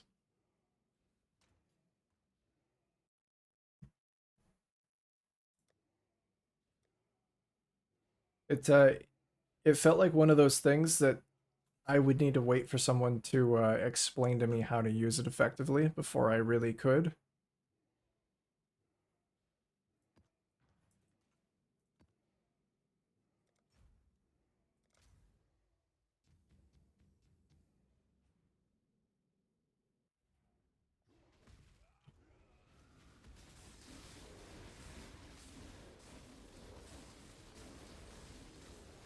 I didn't really want to try and figure it out on my own.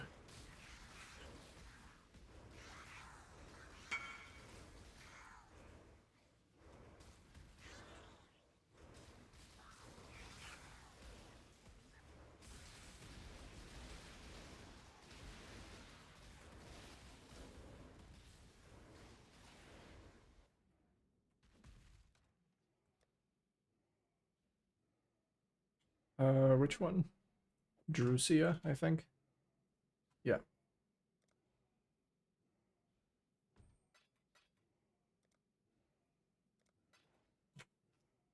Thanks, dude.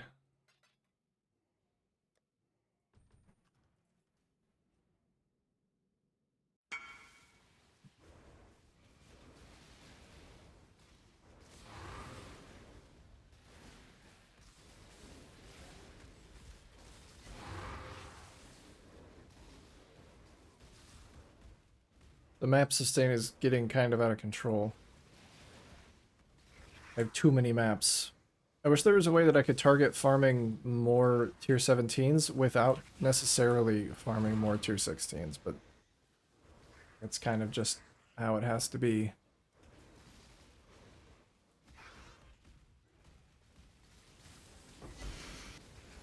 I feel bad just deleting my excess tier 16s. When I have so many of them, I could probably bulk sell them. But then that means that I have to bulk sell them. And clicking 50 maps into somebody's trade window for one divine is, not worth it.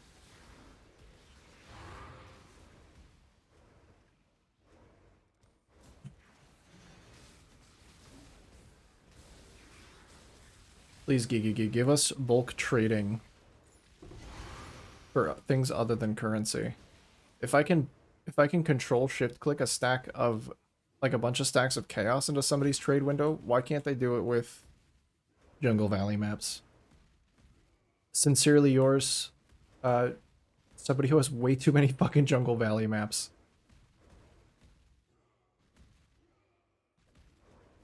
Closest you can get is back to basics. Yeah. But I like it as a supplementary income. Like, it's really nice to have a tier 17 drop every once in a while doing another strategy. And it works really well with Harvest because you don't need to fill up all of your Scarab slots. Oh, hey. My Lore Weave has sold.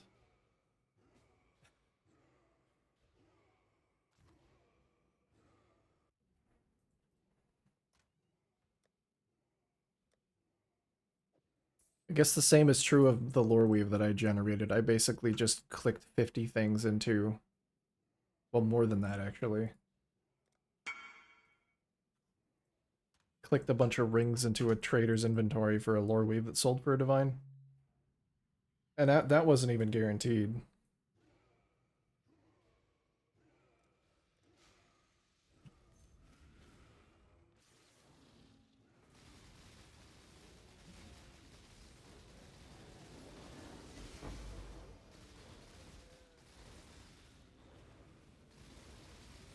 Back to basics just also sounds like really boring.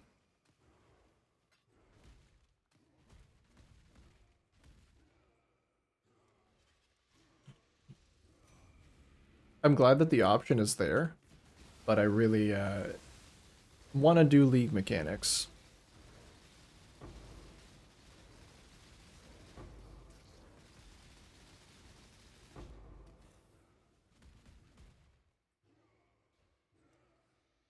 Oh, saved it.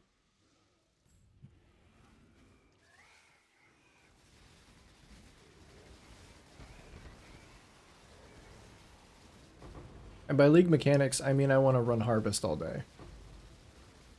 Apparently.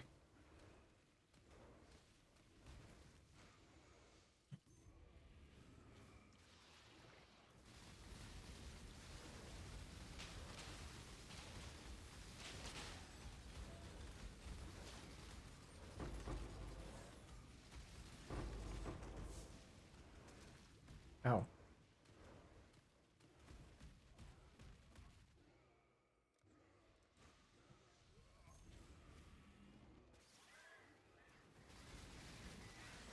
I'll be running something else soon, though. I will. Ever since I saw the ultimatum scarabs that make all of the... I think it's like a combination of catalysts are duplicated, and then also all rewards are replaced with inscribed ultimatums, and then inscribed ultimatums are replaced with catalysts. Something like that. Sounds kind of cool.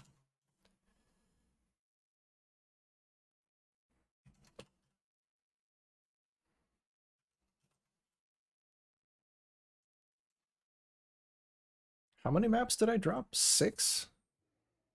My god. Yeah, I'm gonna run out of room again. I think I might actually run out of room right now.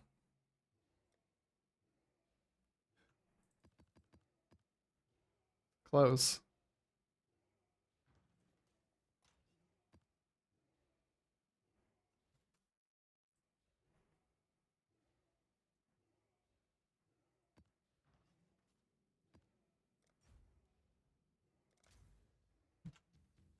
Alright, 4 more of these bad boys.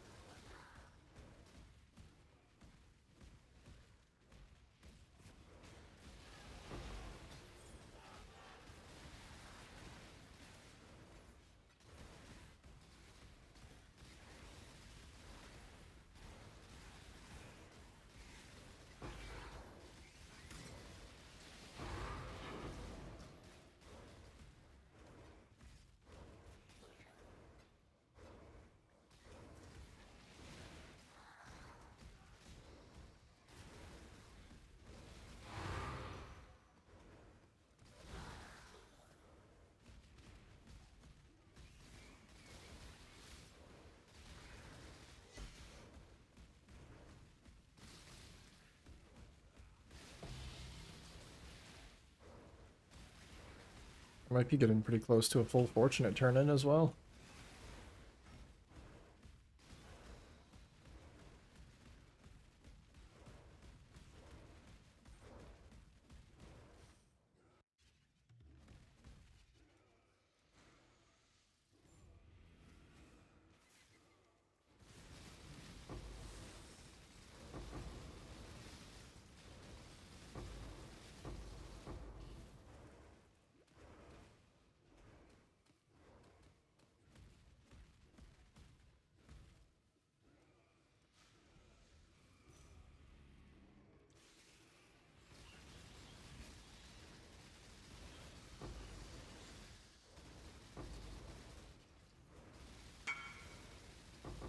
Oh, somebody actually wants the jewel.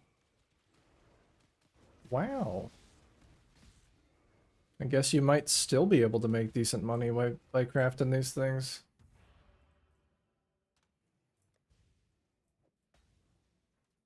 That didn't even take that long.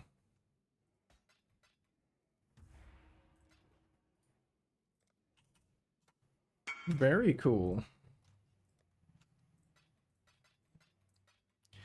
All right, back up to 37 divines. I started gearing 2 days ago. My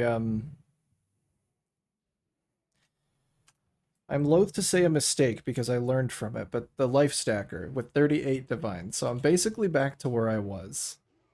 Nice. Very nice. Oh no, I guess...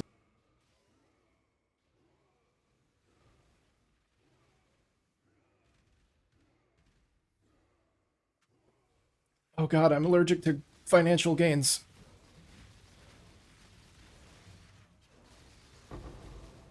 No, no, stop it. Stop dropping currency. I'm gonna sneeze again.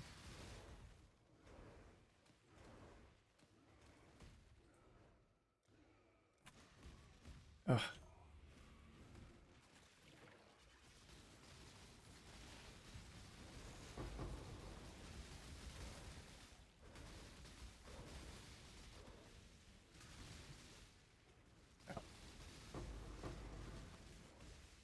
But I shouldn't be that surprised. People made absolute bank rolling sextants back when that was still a thing. So people are always willing to pay a premium to not have to do the busy work. Like, that guy could have just bought the corpses himself and easily crafted it, but because there's no like bulk buy one of each of the Parandus packed family corpses, he's just willing to pay a bunch of money.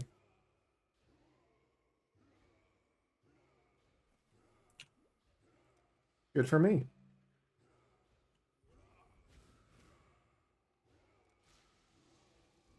Honestly, I might do that again. If it really is that easy. I'm tempted.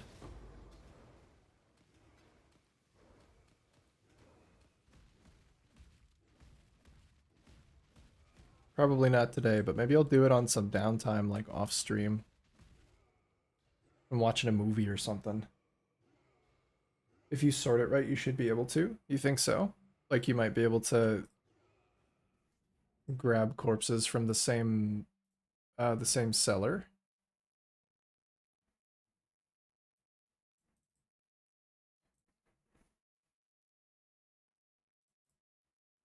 Let's see. Group by seller.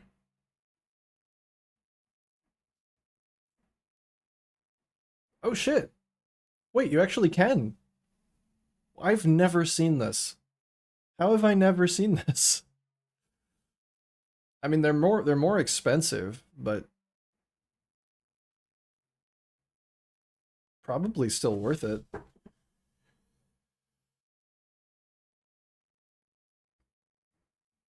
Hold on, it would cost like one divine worth of chaos. Yeah, thanks, Frozer. That's super intuitive too. Like I've never... Wait, can you do that with like boss fragments?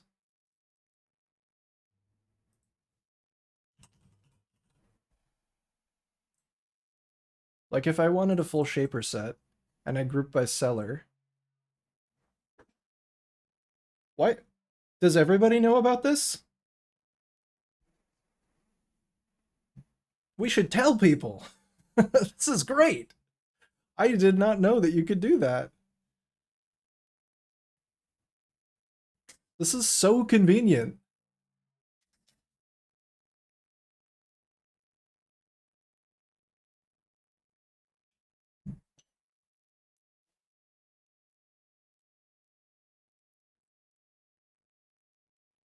Like, oh, I want to do an Uber Elder. Okay, so for some of the more expensive ones, you might not be able to get a full set from one guy. But still, being able to buy like 3 out of 4 from one trade would be great. For the less expensive ones, you could probably even do like minimum stock 10 and then buy 10 sets from this one guy for like a 20% markup. Insane. Actually insane. Big tech. You found out about it this season as well, since you usually watch PoE vids while working? This is insane tech. This is the time saver of the fucking... of a lifetime for me. Well, in that case... Actually, I already have one that I didn't sell. So maybe It's Lucilius. Hold on. I'm getting distracted. Let me record my loot and then I will fuck a route with this.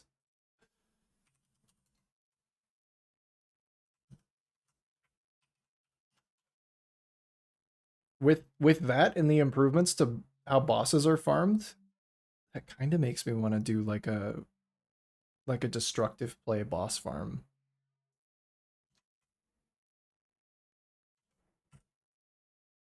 Glad it helps. Dude, it definitely does. That right there is exactly why I'm still playing Path of Exile, because I can still have those moments like, holy shit, I didn't know that. It feels like something very fundamental. Like that is just that's just the way it should be. Turns out it is. I just didn't know. Oh, I do have a full stack of Fortunate. Nice. Do not sell them. 2 divines.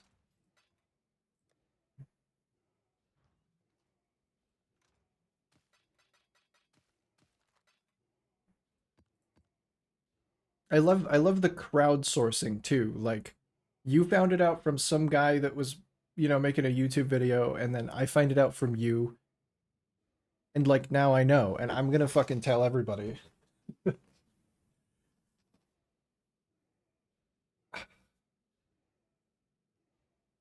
And knowing that opens up so many additional strategies that I would have considered a pain in the ass.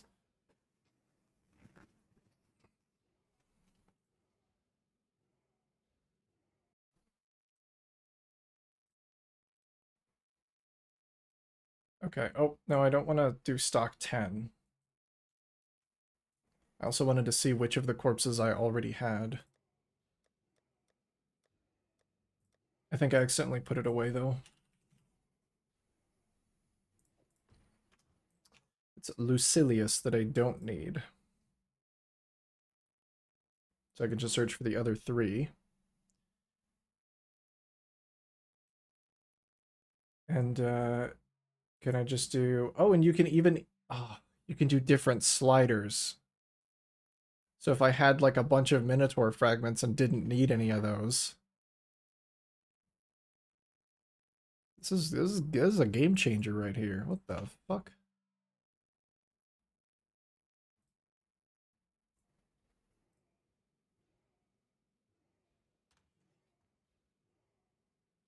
Okay, and then it shows the person that I want this, and this.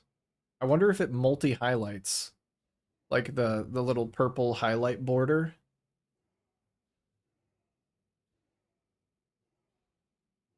And then it just gives them a total cost for all 3 items.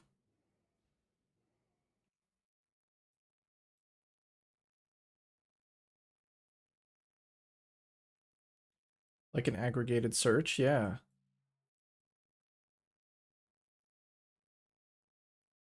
And let's see, this one's a little bit more expensive, but that first guy might not even respond.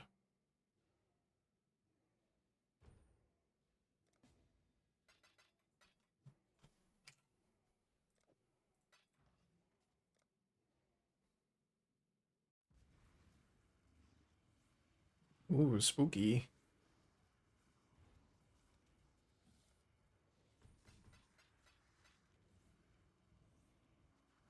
Ostian Lucilius Drusia.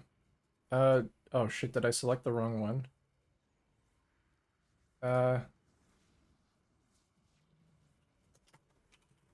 no, I'm capsing.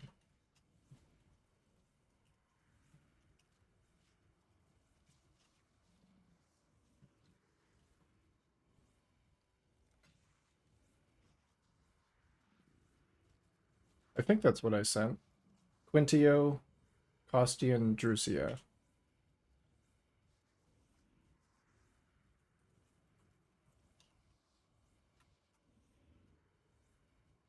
It is a little bit hard to parse the information, and I don't know how it shows up like on this guy's end.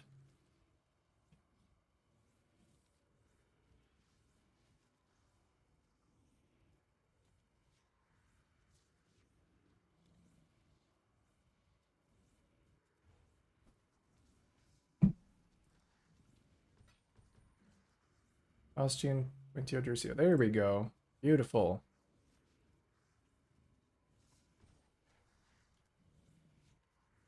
And it's just that easy, apparently. So I spent about... I mean, if I were to buy the last one for 30, it'd be about one divine worth of corpses.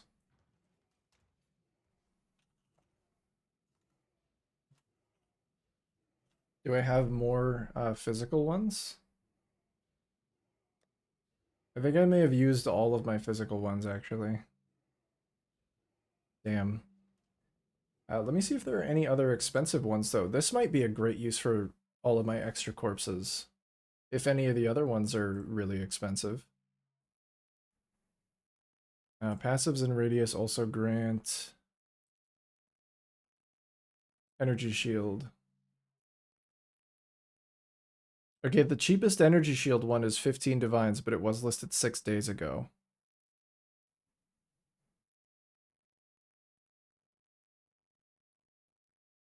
So I don't know if that means that this guy is wrong or if he's price fixing. There's not many of them on the market, so it's really hard to say. Maybe I could try and make an energy shield one. Oh, you know what? Energy shield ones are probably more difficult to make because all you have is generic defense, which could hit evasion.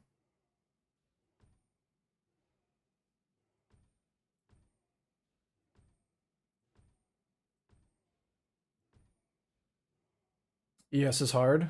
Okay, then it makes sense that it's more expensive. Well, let's try. I'm here for a bit of a gamba, and if I can use up some of my corpses in like a not so structured way, it could be cool.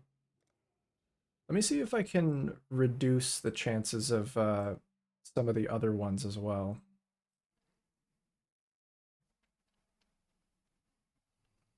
So I kind of just have to reduce everything else, make everything else scarcer, and hope that it hits well, it would be a 33% chance because armor is there as well. Yeah, we basically just want a reduction of everything. Good luck hitting. Thank you. Let's do cold scarcer. Probably don't need that many scarcers. I'll do 2 fire scarcers.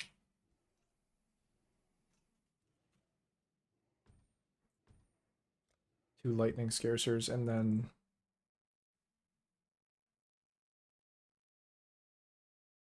so we need to do life and mana and attribute scarcer as well.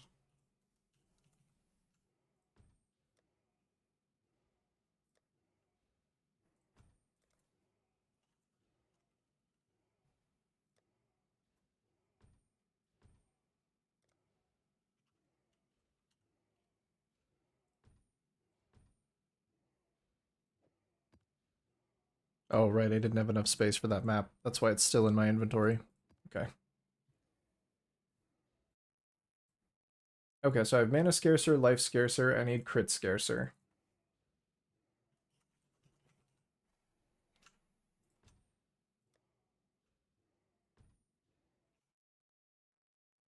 I have attribute scarcer. I kind of don't want to do fizz scarcer, because if I hit that, then it's still a good outcome. Well, maybe I should, if I'm going all in on it. Is Chaos Res a big one?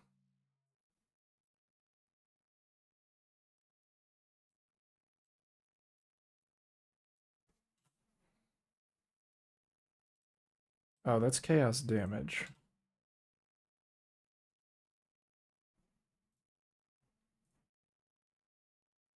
Chaos Res is okay.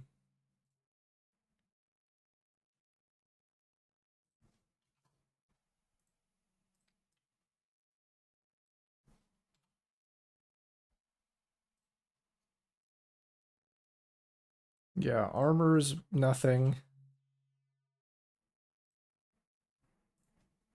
Evasion is nothing. So those are just failures. It's dead if it hits either of those. Fizz, I'll do just minus resistance.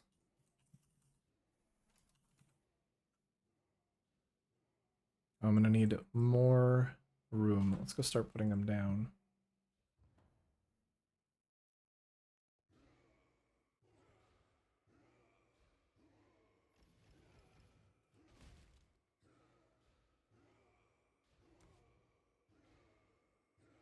All right.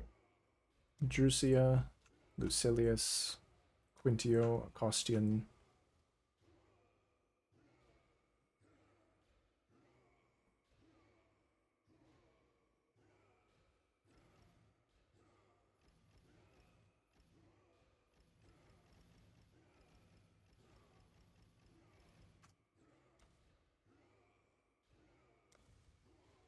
I'll just do all the defense ones that I have.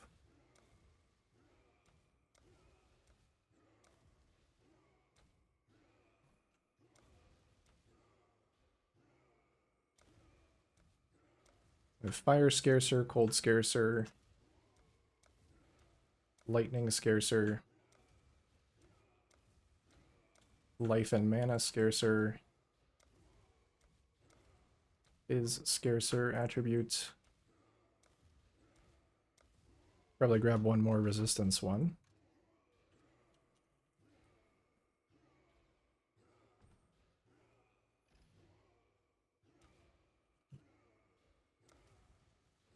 Okay, did I hit all of the ones I needed to? Life, mana, attribute, crit. I need crit.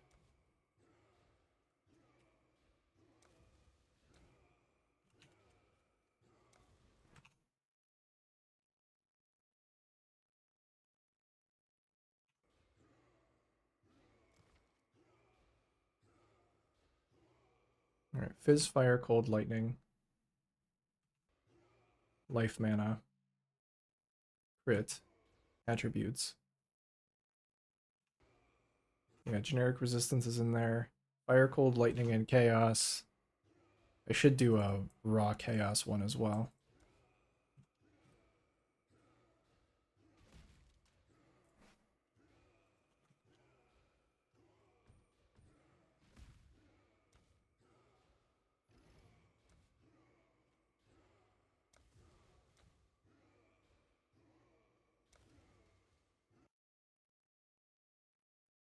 And then I think I just have, yeah.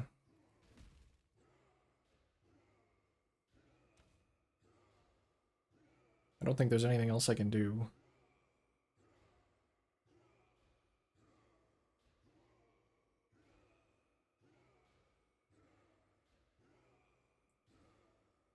Oh, I have the mirrored copy one. I wonder if that's too expensive.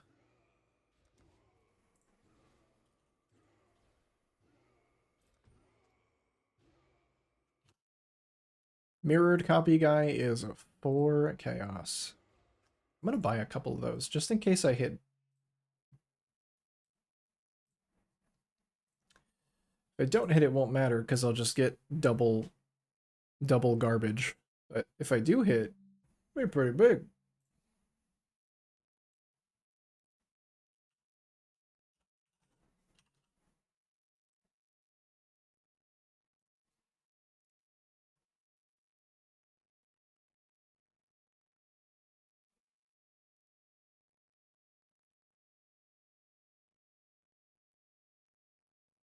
Use this one simple trick to buy 3 mirrors for 15 chaos.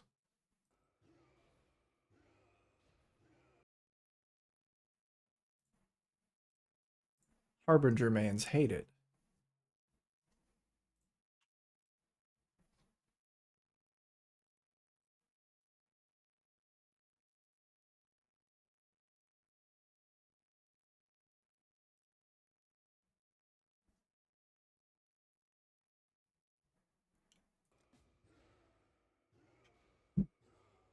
Oh fuck, am I out of raw chaos? No, I almost am. I toe the line so often. Like, just I don't know. I'm gonna trade with this guy. Do I have the chaos to do so? Maybe. Let's find out.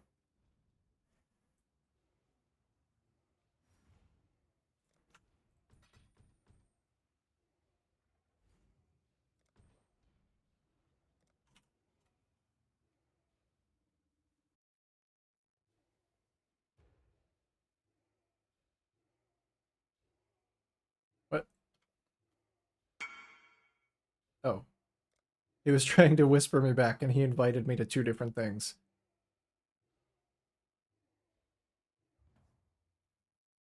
It's a good thing he didn't invite me to duel. I would have had to spin on him.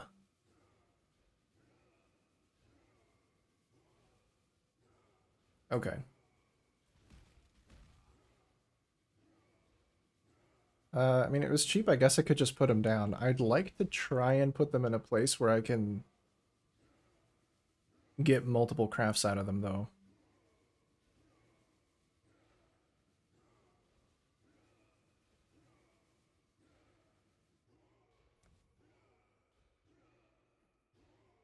I can do more fizz scarcer here to connect it up to this line, which is pretty tall.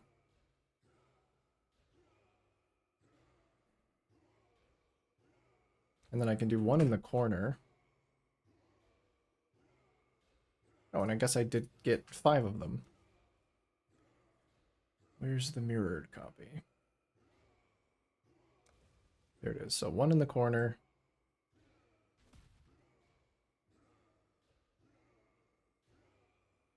I guess one in this corner too.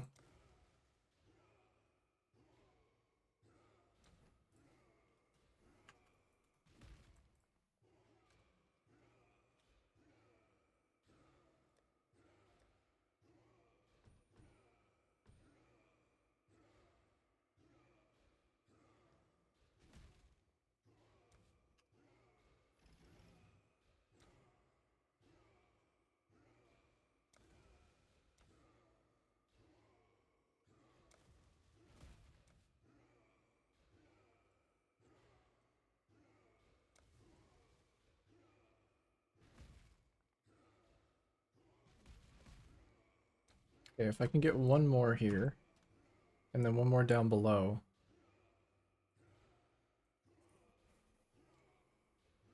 Man, graveyard crafting like this is so much more fun. Or just put shit wherever.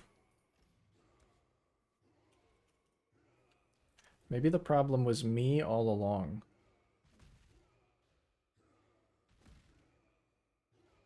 And if I have some effective beast and effective undead.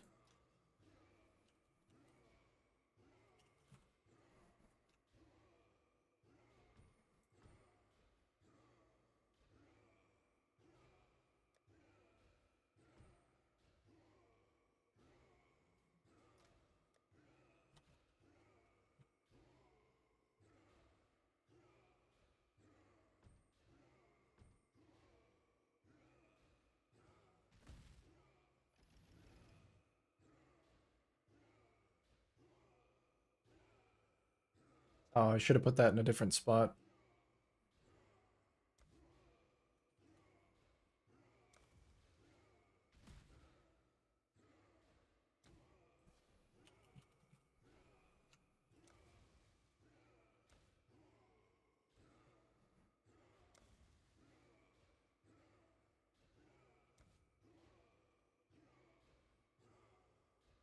Mirror, this one's also a beast. Oh, right.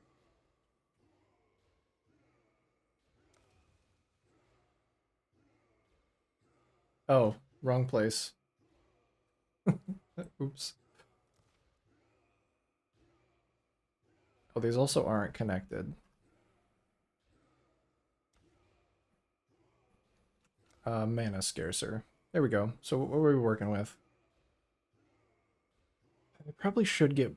I don't know if I need more increased defenses. I think I have enough scarcer everything else.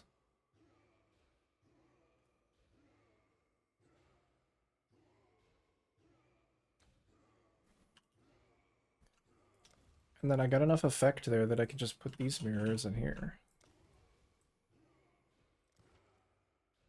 So it should create 3 jewels.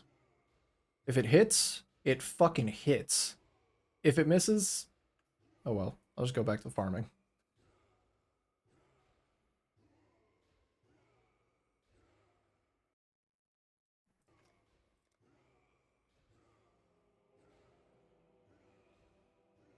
Aramore? Hit me. May the prosperity granted to the eternal empire remain forevermore, ensuring our descendants have the means to return to greatness! What? It didn't create any copies. It did hit yes. Why did it not create any mirrored copies? I mean, I'm pumped that I hit it, but like, really? Does it not work with the uniques? It showed up in the crafting window. You maxes volume every time as well? How much chance? 200. I had 200. It does? I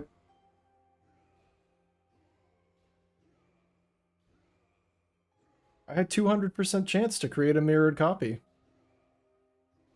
Everything was connected. I checked, I saw it in the little window that shows you all of the modifiers you have.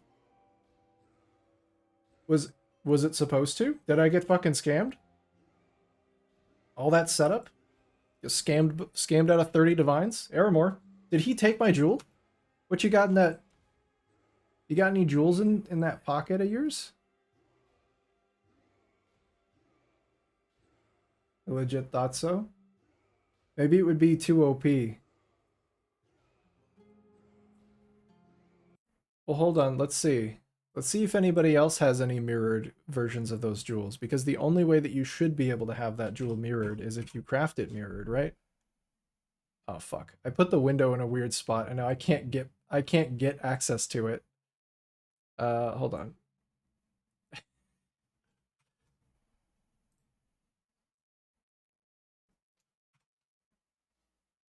Oh, it's down here for some reason. Come on up. There you go. Oh, where'd he come from? You usually did it with 300. Did you do the chance to craft an extra item or the chance to create a mirrored copy? Because I did the mirrored copy one. Because the chance to craft an additional item would have been way too expensive. Extra item? Yeah, that's probably why. But let's see. I'm interested to see if there are any mirrored versions of this item available. Because nobody would bother mirroring a 15 divine item, so the only way you could have gotten it is by crafting it that way. Nope. I guess they can't be mirrored. Oh well. Live and you learn. You live and you make 15 divines. I'm still happy. It's still really good.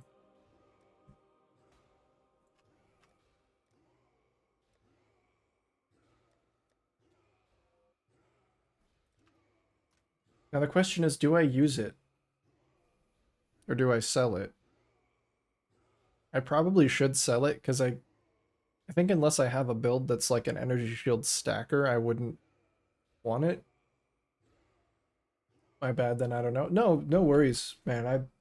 I didn't spend that much on those corpses anyway. I was just like really hoping that I would hit the energy shield, and then to see it hit it and not create copies feels very, very bittersweet. But I still hit it. I think I'm just gonna sell it.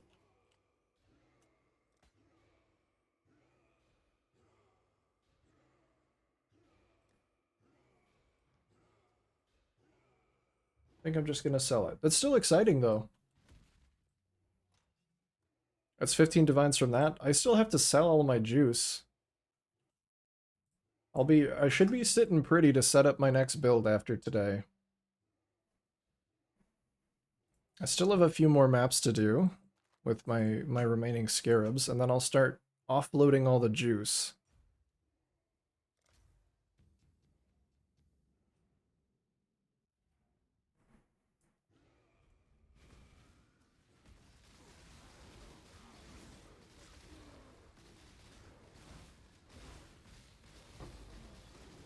It's still really cool. If I wasn't If I was doing the physical one, I probably would splurge on, like, craft additional item corpse.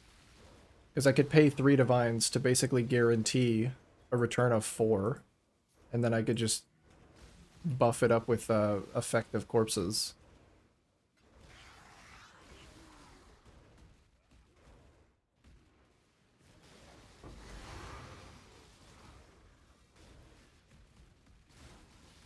Which I may still do later. I feel like I want to kind of plumb this a little further to see what is possible.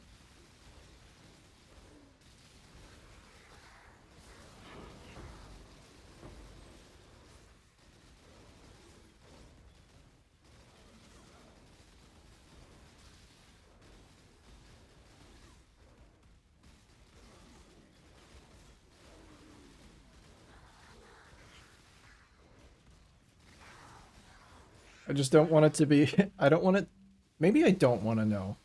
Maybe this is forbidden knowledge, because now that I know how good it is, I want to go do it more, but that means that I'm just sitting in my hideout trading and not actually playing the game.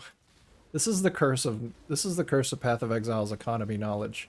It literally is just better to sit in your hideout and trade and flip and do like weird crafting methods than it is to play the game.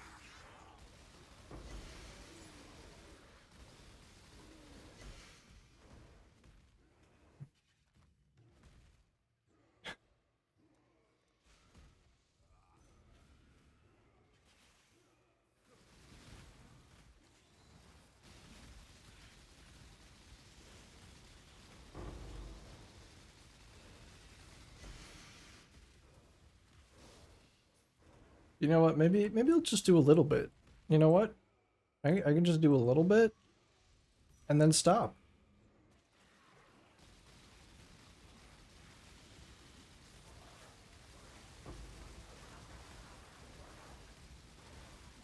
And then come back to the harvest.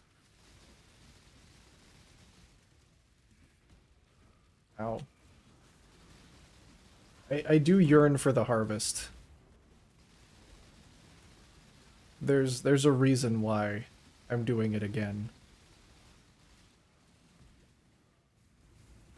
Oh god, and it's not these guys, I can tell you that much. Ow.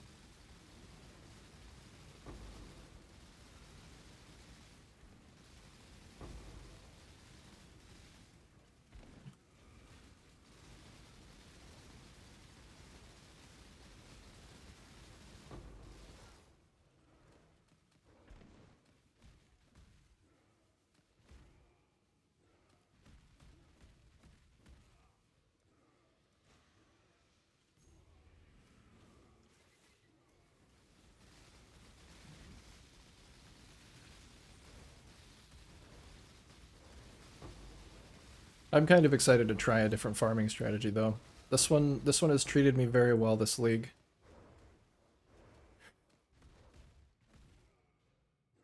But I want to try something a little bit different.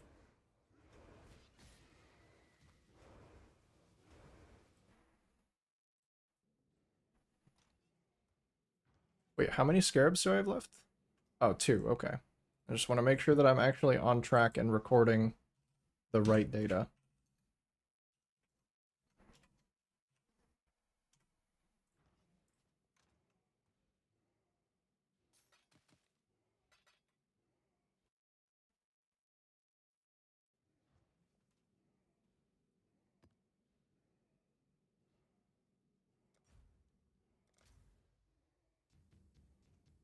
Two more, and then we liquidate. And the divines begin to flow. I mean, they've already been flowing.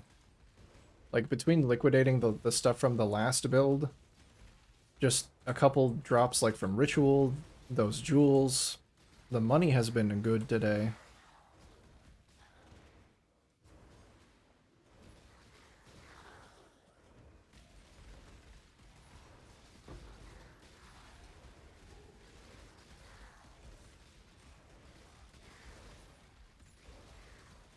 Which is perfect, because I'm going to need a lot of money to waste it on my next build.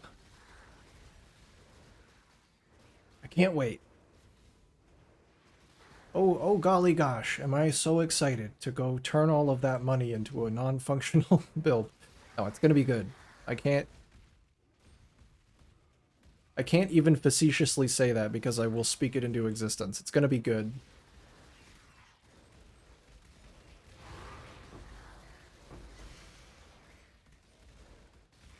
Use up all your money for crafting knowledge? Yeah, sometimes it's just like that. I know some people go like ridiculously negative before they finally start to make a positive profit with like high-end profit crafting.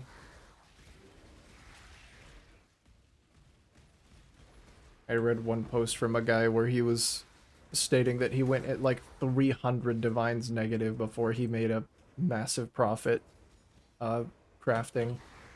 Like that it was all worth it in the end, but you really need some initial capital to get going and to know what you're doing. I mean, it clearly works. People build their entire leagues off of the profit of like mirror crafting at the start of the league, so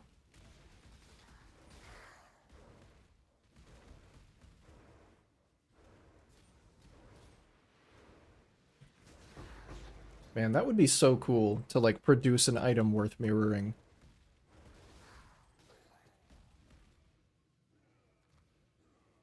That'd be so cool. Whenever I see people talking about builds and they're like, oh, what should I do? Like, I have a bunch of money. What should I do with this money?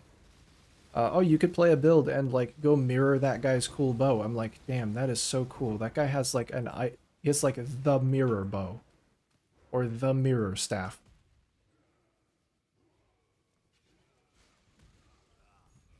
That is badass. The amount of work and like effort and care people put into crafting some of these mirror items. It's got to be fucking maddening, but the outcome surely appears to be worth it.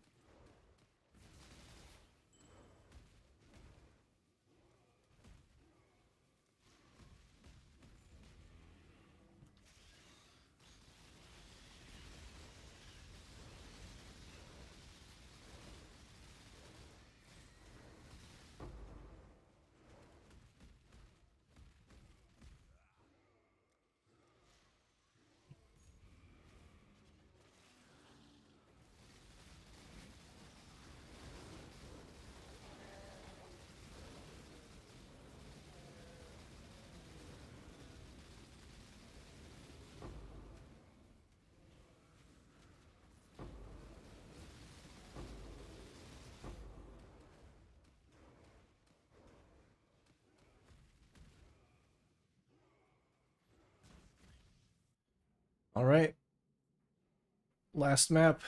Let's see if I have one worth running in my inventory. These are both 110. That's a Void Impale, though. I can't run that. Let's do this one.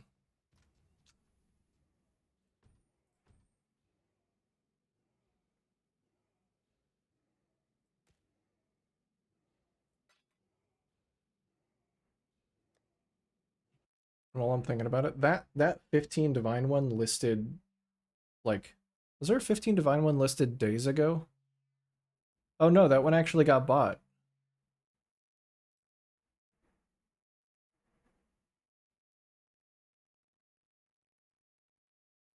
Or delisted. But either way, it's off the market. So currently the 15 Divine is seemingly the correct price. But I will undercut slightly. Because I would rather have the Muns.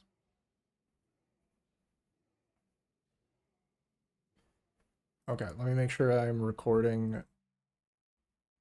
I didn't put anything away, right? I think I just put corpses away.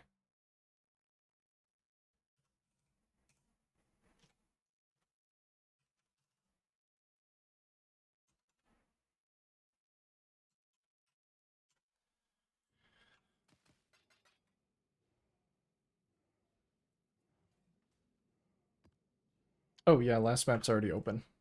Let's go, dude.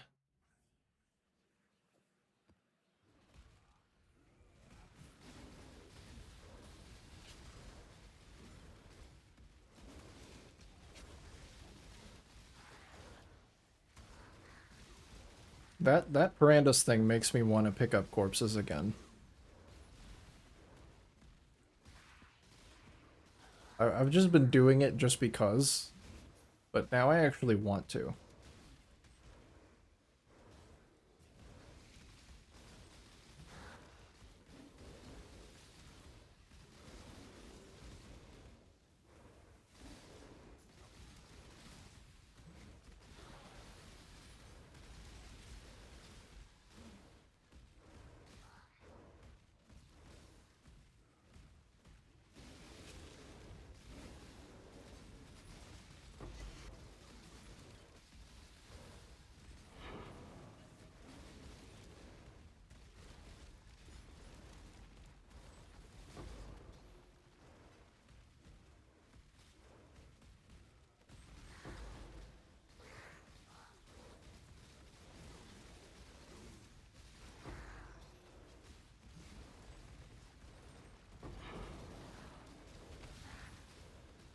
Oh, another Parandus. I haven't seen any Parandus in like hundreds and hundreds of maps. And now they're just popping out of the woodwork.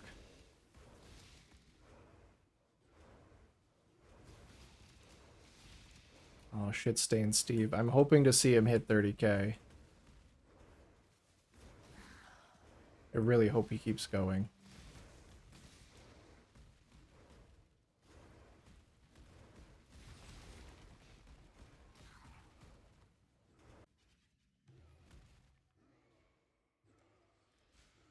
Alright, last one looks pretty yellow. Decently colorful.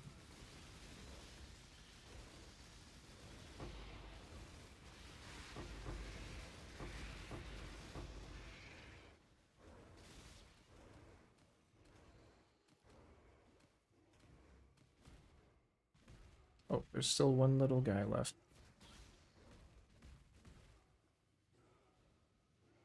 Oh, unfortunately that one has no rares. No maidens.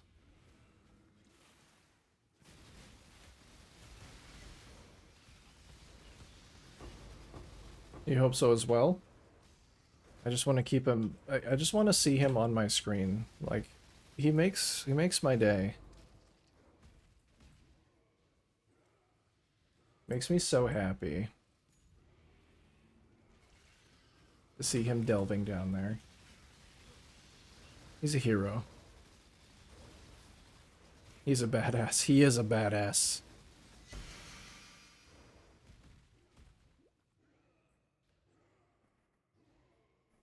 Alright. Done. The one constant in my life.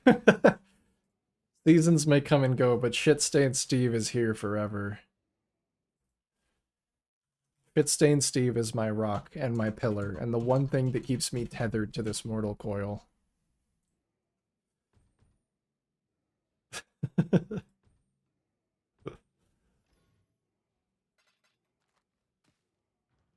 Alright, I'm gonna go add this one to my necropolis so that it doesn't just sit in my corpse pile. Okay. Oh, I do need to check the VOD for that last set. Well, let's see. Stats as of right now. It's only going to get better. I think this map had like 3k yellow juice, but I'm not sure. I'll have to go actually double check.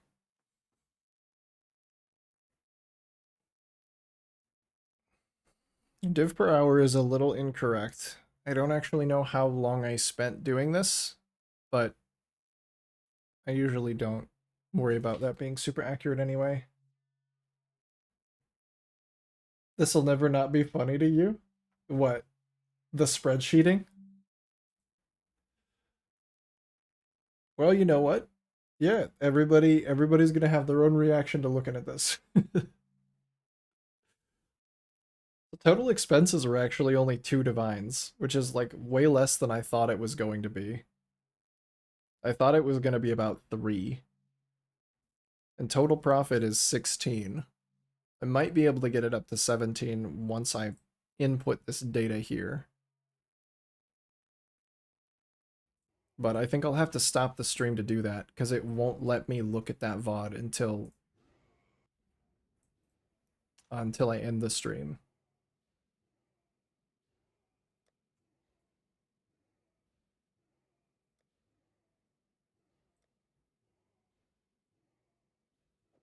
But at the very least, I can start selling my stuff.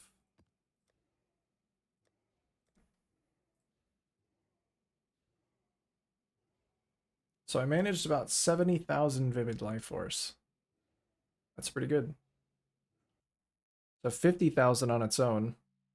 Or no. No. I had some already.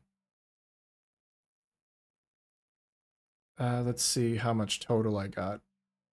40,000. About 40,000.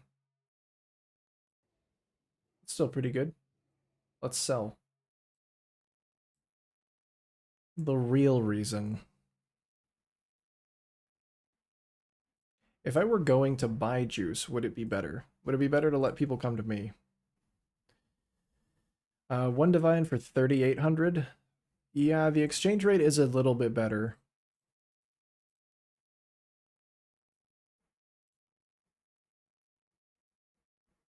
But I'll gladly take a worse exchange rate to just get this stuff out of my inventory. 72,000. Yeah, I have 72,000.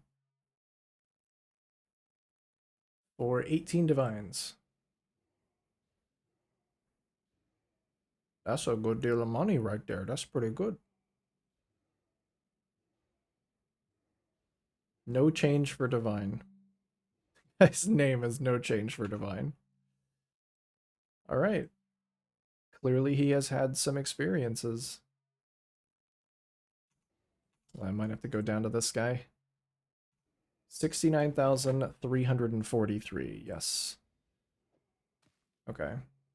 So I need 19343.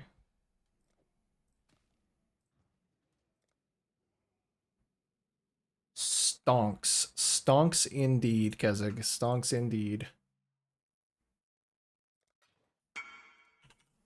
Thanks. Thank you.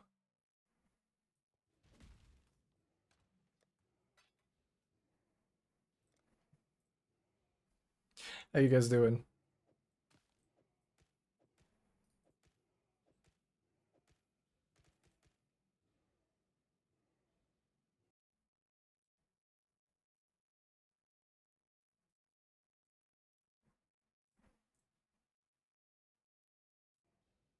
And let's see. I probably get 2 divines out of this. 34,000? Oh no, I can get 3.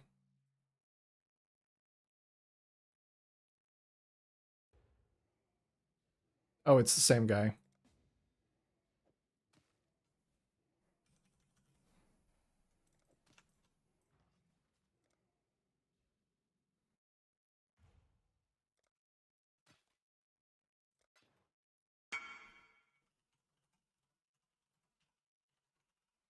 Want some blue juice too? I got some blue. Where's his stash? Oh, there it is. This guy might actually be a bot. I don't know. He is a naked man standing in his hideout.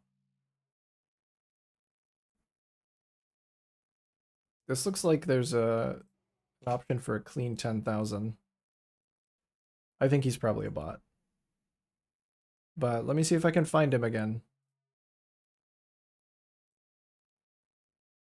His rates are slightly worse. Hmm. Your rates aren't the best here, friend. I might have to go elsewhere. Unless this guy doesn't respond, and then I'm already in his hideout. There we go. Solid, just wrapped up a work meeting and only have like 2 emails left. Nice. Oops, I'm sorry. I didn't actually grab the juice. Yeah, he's attacking me. I get it. I'm sorry. There you go, bro. Thanks for the divines. Enjoy your juice, whatever you're doing it with it. Flipping it or whatever. Snorting it. Did get yelled at on the phone, which is atypical. Why did that happen? Who yelled at you? Do I need to fight someone? Had a migraine, so I took a cold shower, and now you are awake. I can't take cold showers. They're like so unpleasant. Does it really help with migraines though?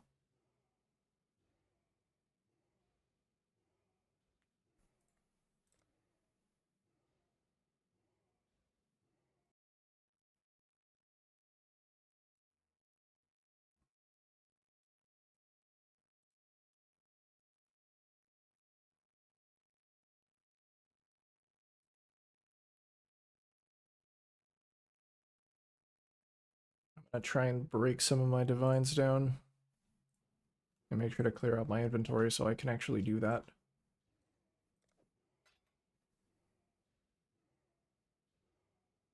To know but yours gone. They are rather unpleasant. They are. I have an uncle who is an ex like professional bodybuilder, and he swears by them. He takes a cold shower like every time he comes back from the gym, which is like every other day. I don't know. Some people are just built different, I guess. Some asshole that wanted testing and couldn't understand why he hasn't had a quote sent to him. Passed it off for review, but it was out of your hands.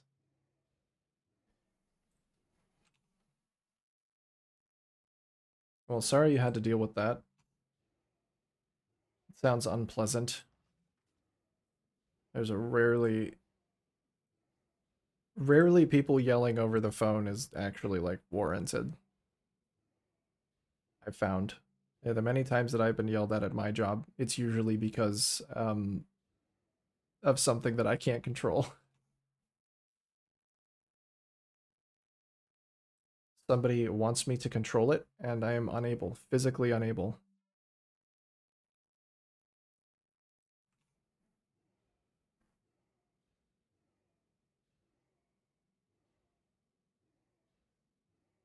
Unpleasant is the right word. You don't care, but you're like, I guess I can't hang up. Yeah, like it just becomes a problem.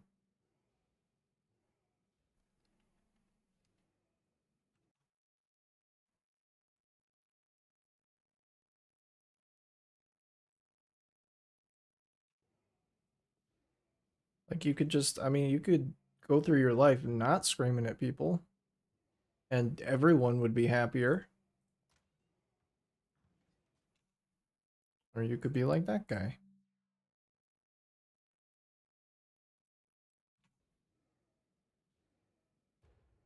There we go. Let me break these divines down so I actually have some chaos to spend. What the fuck? Who's... Oh, never mind. His 1180 chaos has already been sold.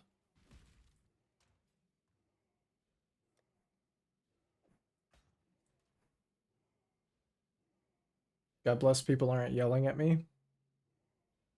Yes. Every day. Do you have change? Um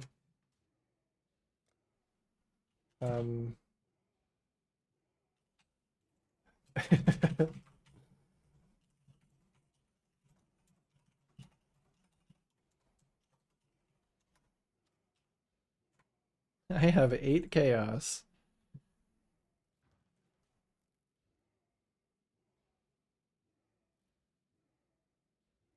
You used to be that guy? Yeah. You got 6. All right, hold up. Let me break some divines.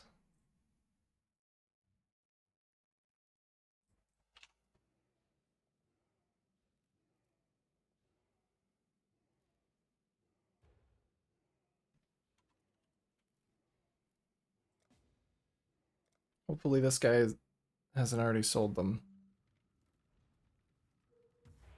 You're a different person now though, Nocho. You're a lot more chill.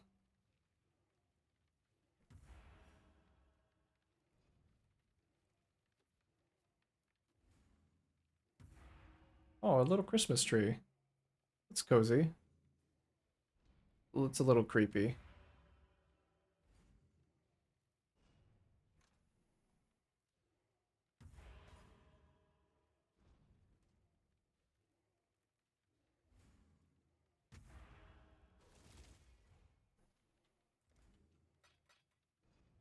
Oh, thank goodness, actually, that I didn't get a full 1200 because I had the dissolution in my inventory. Thanks. Is this guy still here? Yeah. Alright.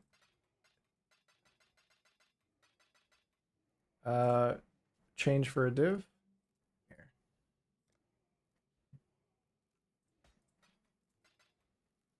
Is that half a div? 122.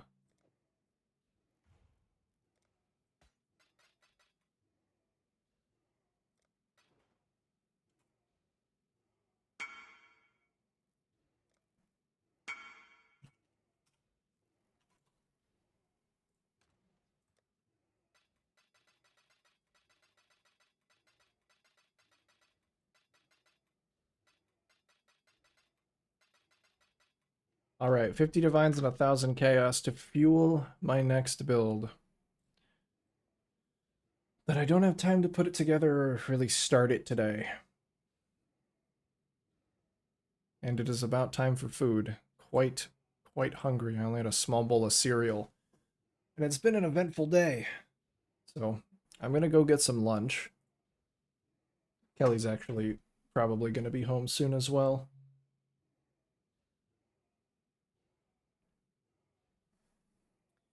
So gamers, thanks for hanging out. I'll see you around. Stream schedule over the next week is probably going to be inconsistent at best and might not happen at all at worst because Kelly is off. And I don't usually like streaming while she's here because she's in the room with me. But we'll see. I might just go double up on video production and try and get a couple more of those out than I normally do. But I hope y'all have a good rest of your day. And I will see you when I see you. You can enjoy the inception for now. Bye bye.